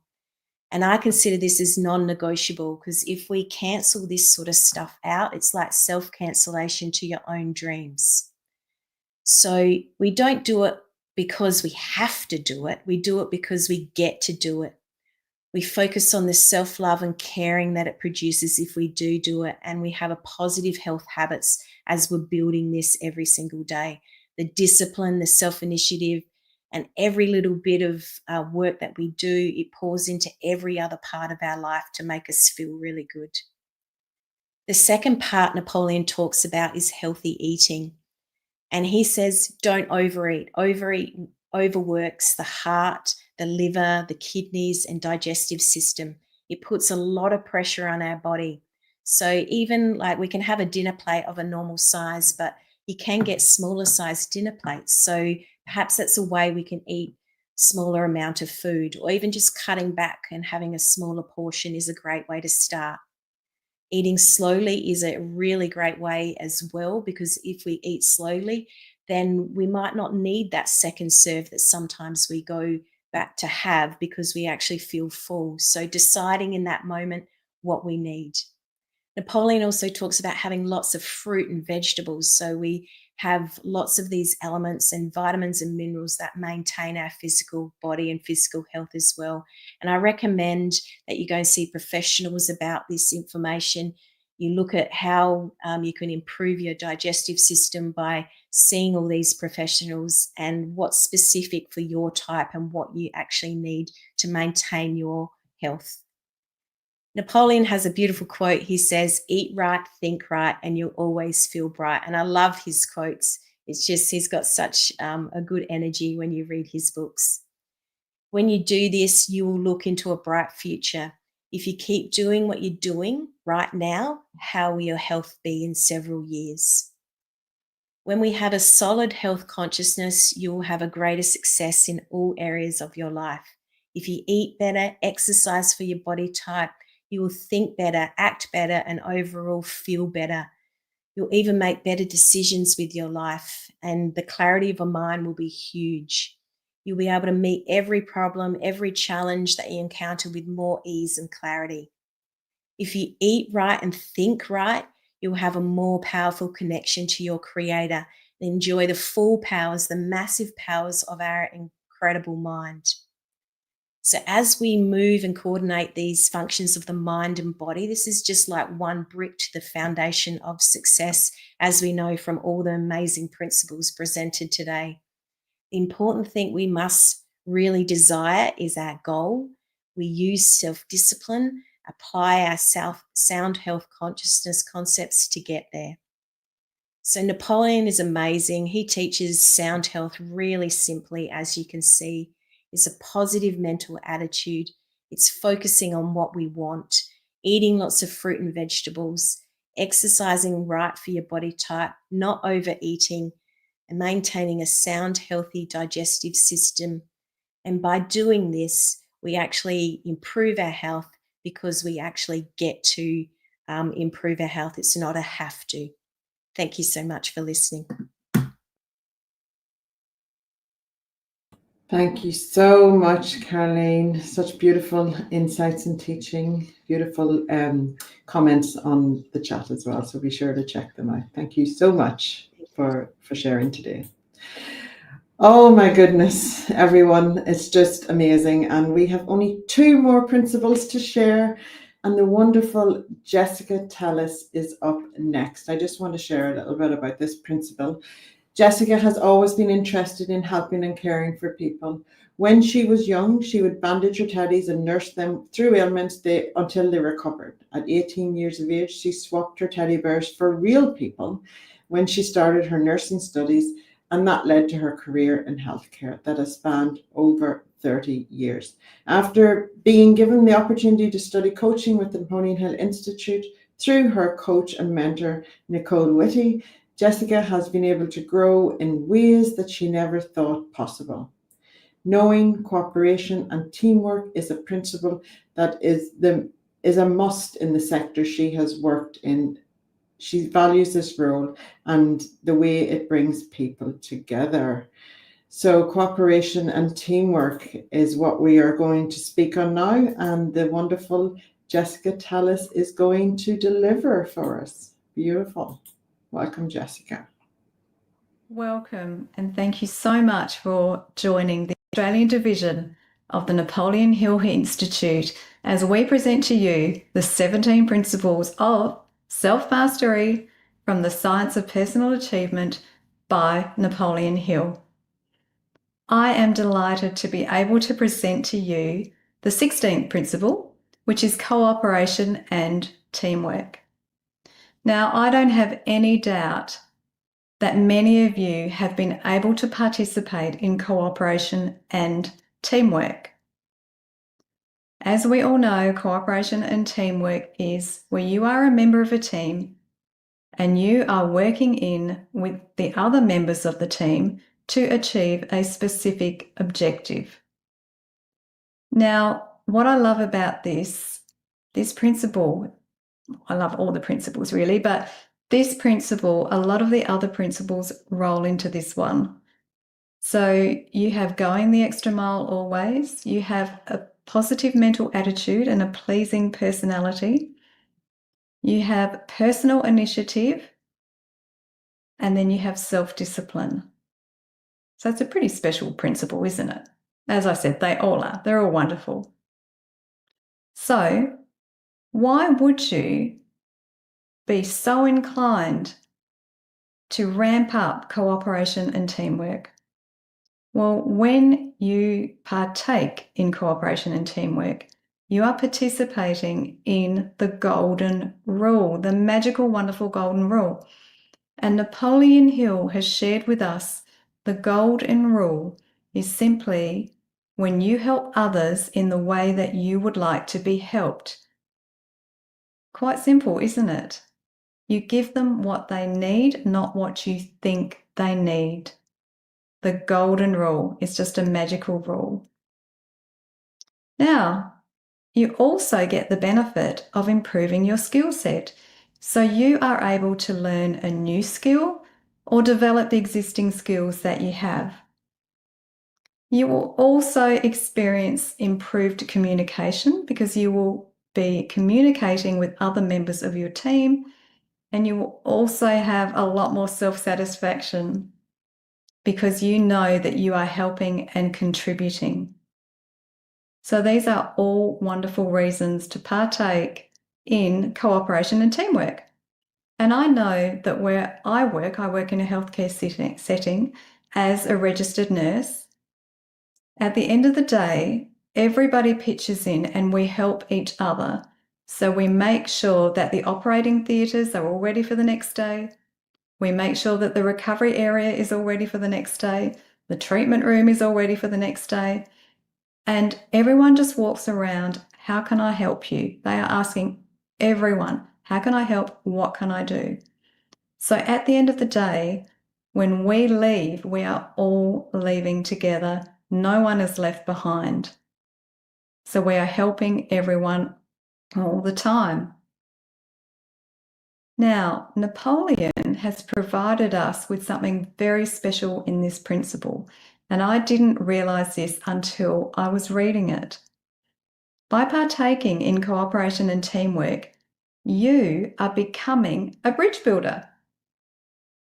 You are able to benefit generations to come. So the projects that you work on today, with blood, sweat and tears, with excitement, with joy, with passion, with purpose, they will help future generations to come.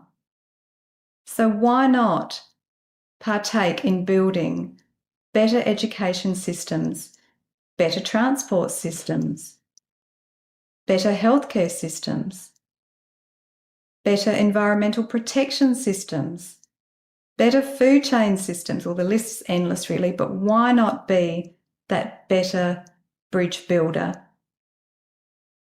Now, I am just going to read to you a very short poem by Will Allen Dromgoole, who has so eloquently expressed the point of being a bridge builder.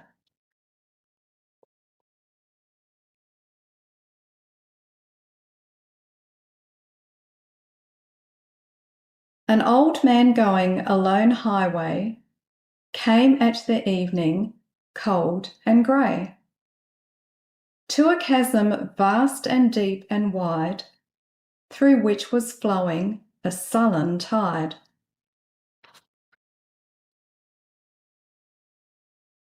The old man crossed in the twilight dim.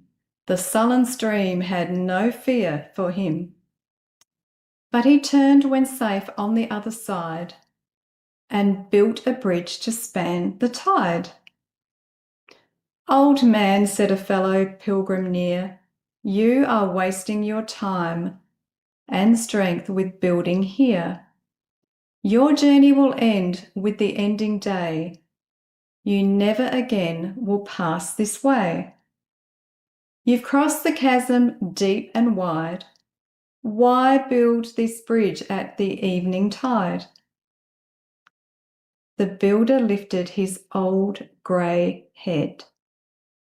Good friend, in the path I have come, he said. There followed me today a youth whose feet must pass this way. This chasm that has been naught to me, to that fair-haired youth may a pitfall be. He too must cross in the twilight dim. Good friend, I am building this bridge for him. Isn't that just lovely? I thought that was just such a beautiful poem and I wanted to share it with you. So now I have a question for you all. How can you become better bridge builders? What can you do today that will help future generations? Thank you so much. I have really enjoyed presenting this 16th principle, cooperation and teamwork. And now I will hand you over to Claudine, who will present Cosmic Habit Force. Beautiful. Thank you so much, Jessica. What insights. I love that poem. It's beautiful. So, so beautiful. Okay, we're going to bring up the wonderful Claudine, who is going to deliver the last principle. It's number 17. It is Cosmic Habit Force. I cannot wait for this. What a way to round out. So here we go. Come on ahead up, Claudine.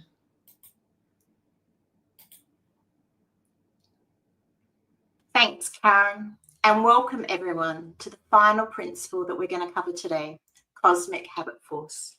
Cosmic Habit Force is the unseen invisible force that governs the universe, and it will aid you the most in achieving your definiteness of purpose. So let's get into it.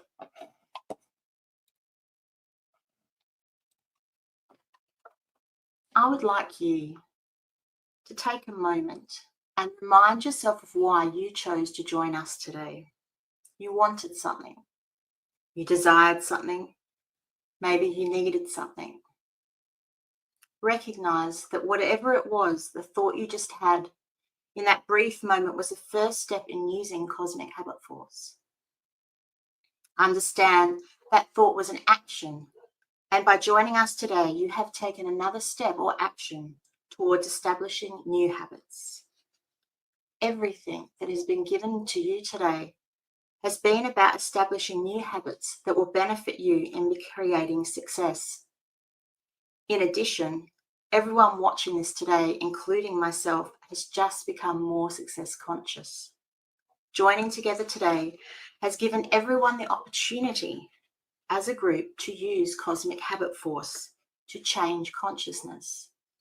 It doesn't matter what you wanted. Using the principle of Cosmic Habit Force, we have created a potential for change. Have you ever asked yourself a why am I question? I know I have lots of times. Why am I single? Why am I overweight? Why am I addicted to? Why am I feeling so good about myself today? The answer to these self-reflective questions is, at the moment you are where you are in your life because of your established thoughts and deeds. I hope through my presentation you will gain an understanding that no one else is responsible for how your life is now except for you. The reason behind this is simple. As Napoleon Hill states, any thought held in the mind through repetition begins to immediately translate itself into its physical equivalent by every practical means that may be available. The law of Cosmic Habit Force is nature's method of giving fixation to all habits so they may carry on automatically once they have been set in motion. The habits of men are the same as the habits of the universe. As stated in that quote, the habits of men are the same as the habits of the universe. Therefore, everyone and everything is subject to this law. If we look up to the heavens, we can observe that the stars and planets move with such precision that astronomers can predetermine their exact location and their relationship to one another scores of years hence. This is an example of a fixed habit in nature, and this wouldn't be possible unless there was a fixed pattern of operation. So you have the power. Man alone has been given the privilege of choice in connection with his living habits, and these may be fixed by the patterns of his thoughts, the one and only privilege over which any individual has been given the complete right of control. So you have a choice. Through the power of your thoughts, you can use this invisible and powerful law to fix new habits. Just like He-Man using the power of Grayskull, you can use the power of your grey matter combined with your heart's desire to change anything. All of nature's laws are governed by the law of cosmic habit force. That is why the law of cosmic habit force is the most important law to understand, as it controls everything. It creates a potential for you to harness if you desire to. The law of cosmic habit force is a self-perpetuating action that doesn't need any governance, and that is infinitely intelligent and freeing. You got to have faith, as George Michael said, to use this law, because faith is one of the most powerful human emotions. As Napoleon Hill states, faith, love, sex mixed with prayer gives one direct communication with infinite intelligence. Faith is the element which transforms the ordinary vibration of thought created by the finite mind of man into the spiritual equivalent. Faith is the only agency through which the cosmic force of infinite intelligence can be harnessed and used by man. Your subconscious mind is the direct connection with infinite intelligence, God, universe. If you mix your definiteness of purpose with emotions of faith and love, it changes the vibrations of your thoughts and goes directly into your subconscious. And then, as you are speaking the language of the universe, of God, of infinite intelligence, your prayer or thought vibrations are going to be picked up and acted upon by the law of cosmic habit force. And this is important when you are repeating your definiteness of purpose. This is the first step to self-mastery. Master yourself and your destructive habits. Turn the destructive habits into creation habits, and then become the master of your own universe.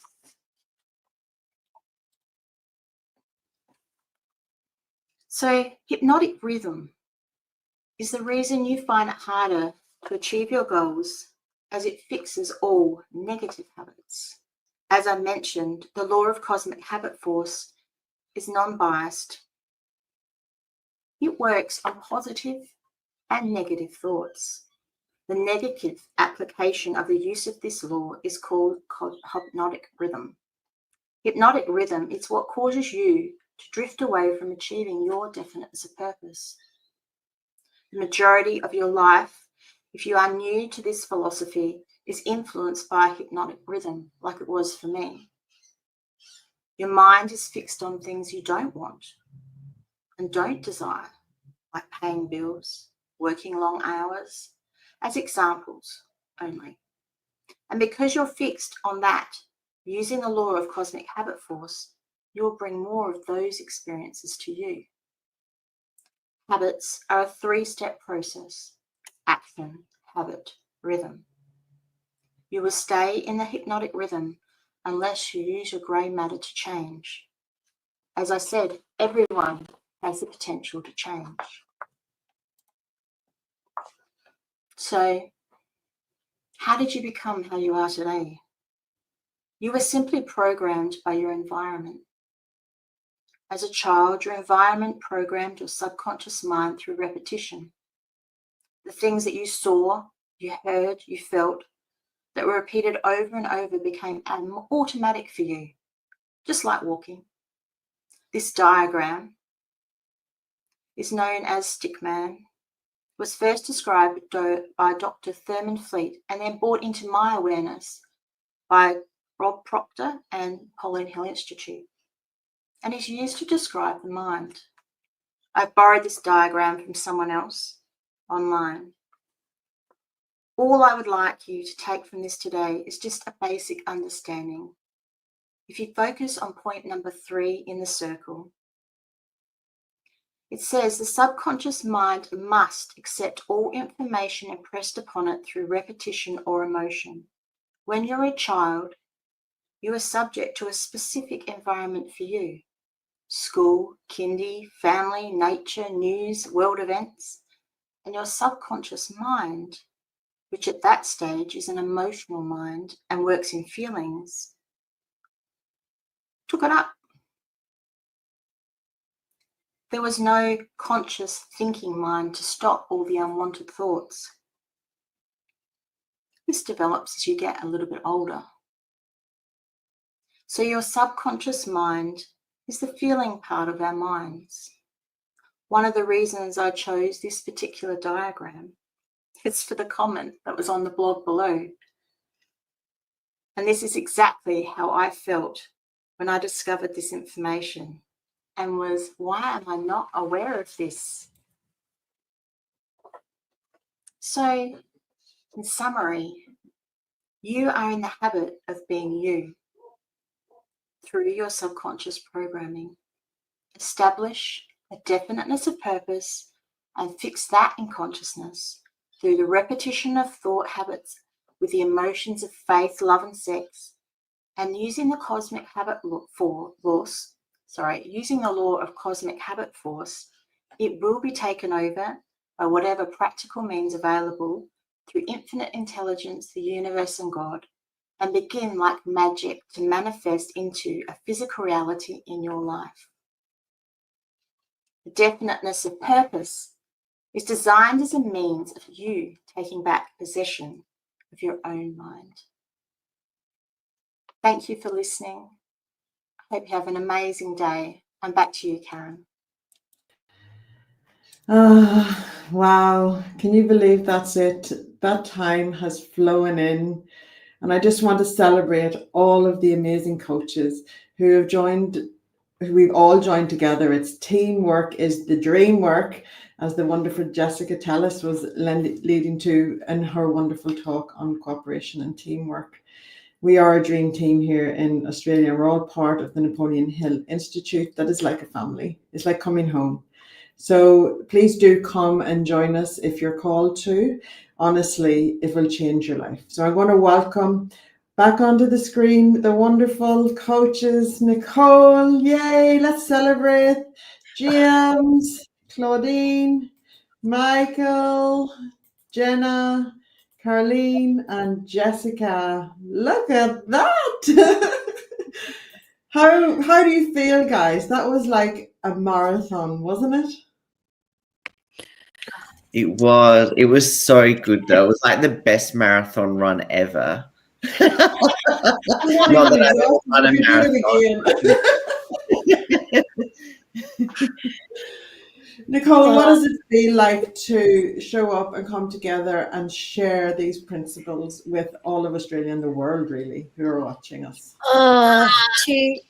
To share this and benefit everyone's lives, change everyone's lives is the greatest blessing.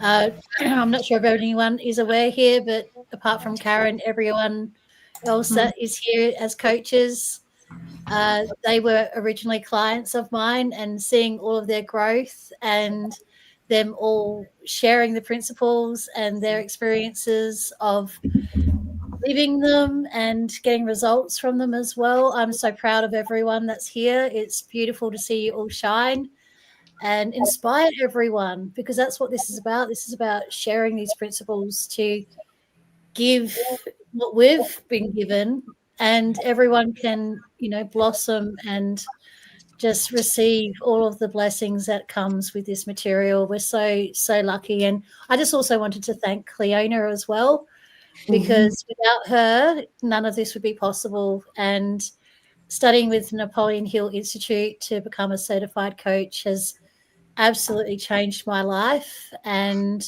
I highly recommend it to everyone that's watching to join the Napoleon Hill Institute in any of their programs. Oh, you're so right there, Nicole. And the work starts with us first. We do the work. As coaches, we learn and develop ourselves. We go inwards, we do the work, and then we go out into the world and share it with others so that they can then benefit. So thank you, Nicole, for leading. You're such a leader, such a beautiful, inspired, love-fueled person. I love it. Michael, do you want to lend some final thoughts? Thank you, Karen. Well, firstly, thanks to you and Nicole for bringing all this together. That's true leadership, and obviously taking the plunge to bring us all together. I think that the comments really, to me, it's all about investment, and that's why I changed the title to that section. It's budgeting to me is always about scarcity. I can't spend that much, and as we've all said, the investment we've all made in taking on our coaching with the Napoleon Hill Institute has returned enormously to all of us. So in accounting speak, the ROI, return on investment, is phenomenal. So put your hand in your pocket and sign up. Thanks, Karen. It's stratospheric, Michael. You're right. Just get to it. You were given that topic for a reason. I love it. Love it, love it. Claudine, do you want to share? Just how beautiful everyone is. Just thank you so much for having us all and welcoming us into your hearts, into your houses, into your lives. And just so much gratitude, Karen, Nicole, Cleona, for all the opportunities. So just thank you. And to all the other coaches on here, because I was blown away by you all. I know you guys and I was blown away. Thank you. Everyone is showing up and delivered, and together it's so powerful. Like individually we stand powerfully, but together it's like super power. So huge credit to every single person. I'm going to go next. Jessica, do you want to share? I do. Look, thank you so much, everyone. I don't know about anyone else, but I cannot believe how fast this time has gone. It's just gone in the blink of an eye. And now I just feel so buzzy. I won't be sleeping tonight. So I feel amazing. I just wanted to say well done, firstly, to the Australian team for presenting such a magnificent event. Thank you so much, Karen and Nicole, for organising this event, and Cleona for starting the whole institute. But especially thank you, Nicole, for introducing me to this material, because it has been so life-changing for me. It's really, I won't get emotional, I won't cry, but it's been a dream. So thank you so much. And to everyone that has joined the live stream, the audience, thank you so much for joining us. It is so appreciated. Thank you. Beautiful. Thank you, Jessica. I think we all know the power of story and the power of your journey that is, being part of this amazing organization. And each person here has a story to share about how transformational this is, and also of how you can show up and be part of other people's transformational journeys. It gives us the confidence to be able, because we know we get the results. It's there. It's beautiful. Carlene. Oh, thank you so much. Thank you, Karen. Thank you, Nicole, for an amazing opportunity. I feel so honoured to do this and present this to the Australian public. I just look back on 2 years ago, and I certainly wouldn't be able to do this without my coach, beautiful Nicole. So I thank you so much. And the opportunity that Cleona has given us in the Napoleon Hill Institute, it's life-changing. Their programs have so much gold, and with all the principles that have been presented today from all these amazing coaches, like go back and look at them, repeat on repetition, because you pick up so much each time you go back and rewatch everything. So it's just, incredible, and it's life-changing. So thank you. Yeah, it's timeless. What we've shared today is timeless. And what we've shared today, you can resonate with things and then watch it in another week or two. You will have growth. You will resonate with you. There's so much growing in this. And this is us. We are part of the Australian division. Can you imagine what it's like? Oh, I'm going to bring on Cleona, I think, is coming in backstage. I was going to bring on her comment, but I'll wait till I see her live active. Jenna, do you want to share? You have been the amazing person who brought all of our graphics and promotional materials to life, so we want to commend you on that, but also your presentations. Wow, flawless, beautiful. Do you want to share? Thank you. Thank you, Karen. I think Claudine's right. We've all stepped up. We've all stepped up, and we've shared these principles with you all. And now it's time for you guys to step up. Apply the principles we've shared with you and use it in your own lives to create your own realities. Thank you, Karen. A phenomenal host and hostess, and you've done absolutely gone the extra mile and then a few hundred more. So thank you. Thank you so much for all your support and organising this event. Nicole, thank you so much for this incredible opportunity. I certainly wouldn't be right here today without you. As everyone's mentioned, I am still a client of yours, and wow, my life has changed because of you. And this opportunity. So thank you. Thank you so much. And to all of you guys, the Australian team, I'm really kind of proud of all of us. We've all stepped up, as I said, and I'm super excited. I feel like this is just the beginning. And if you're still with us and still watching this incredible marathon, stay tuned. Watch this space, guys, because this is just the beginning for all of us. Thank you. Absolutely. Come join us on this beautiful, amazing journey. I'm going to, Cleona's, obviously there's something happened, but we're going to share a few of the comments. See, we knew we'd get you on the screen with us, Cleona. So much love to you for the beautiful creation, inspired thoughts, everything that you do in creating the Napoleon Hill Institute, which is an amazing home for so many to come and learn and grow and all of the wonderful things. So thank you. What blessing, each one of you. Thank you so much. I love each of you. Isn't that just beautiful? Karen, also about Cleona, she embodies the principles. She lives everything she teaches. She's just so inspiring. And, there's so many times on my journey that like she said, the rascal comes up, the paradigms come up. And, and she always just said, don't quit, that she never gives up. And like, she just always kept me going. So I just want to thank her again. Yeah. Yeah. Beautiful. Thank you, Nicole. Cleona. Thank you, Cleona. And if you are jumping in now or just halfway through, go back to the start, because there's a beautiful address by Cleona from the CEO of the Napoleon Hill Institute, so you can get to know the heart and the fuel behind each and every one of us that are sitting here today, which is beautiful. James, I feel I need to come to you to share as well what today was for you. I'm just so grateful to be amongst so many inspiring and empowering people. It's just been so much fun today doing this with all of you guys. And also, it's just such a beautiful opportunity to also be able to share the world that's viewed this today or is going to view it in the future. Because, just seeing the effects that it's had on my life, implementing everything, working with the beautiful Nicole. Thank you so much for being a legend. Thank you. And Karen for, being a phenomenal host today. Like, you're just so gracious with your hosting abilities, and everyone was amazing. Cleona, you're another legend as well for creating this.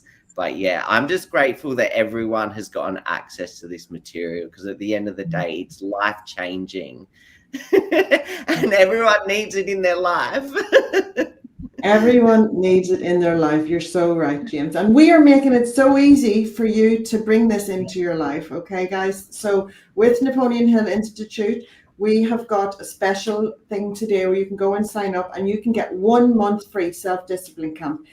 Doing that alone is going to change your life. So come and join wherever you are in the world, any time zone. There's no excuses. If we can do it, you can do it. We don't do excuses here at the Napoleon Hill Institute. You show up, you take action, and you reap the rewards. And so does everyone around you. So come and join the self-discipline camps wherever you are in the world, and go and grab these books and start studying them and connect with all of these amazing coaches. Come join us, become a coach, or come and join the Grow Rich Society, where there's the most exclusive, amazing mastermind. Nicole's holding up the book, The Science of Personal Achievement. That's the book we're studying today. Those success principles change your life. It looks beautiful. So good on you, Nicole. I was using your move, James.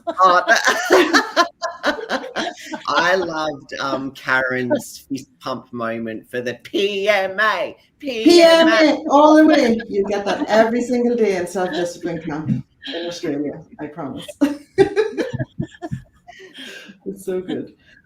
All right, we will leave you with these beautiful words from Cleona. My heart is overflowing, tears of gratitude. You will help so many people. I love you all so much. Yes, keep going. Thank you, Karen and Nicole, for taking personal initiative. There we go. That's one of the principles we talked about today. All right, everyone, go and grab the link and your code. Go to the NapoleonHillInstitute.com, go to Self-Discipline Camp, get up and put in the code. This is your exclusive code for 30 days, which is NHI Coach, COACH, VIP. So you are our Napoleon Hill Institute Coach VIPs today. So go and put in that code and you will get Self-Discipline Camp for 30 days free. And we want to hear how it impacts your life. So come and connect with us all, come follow us all, and come share your stories of the transformation. Open up your hearts and minds and just come and be part of it all. It's time for the world to embrace these teachings. Thank you so much, everyone. Bye. Thank you for joining us.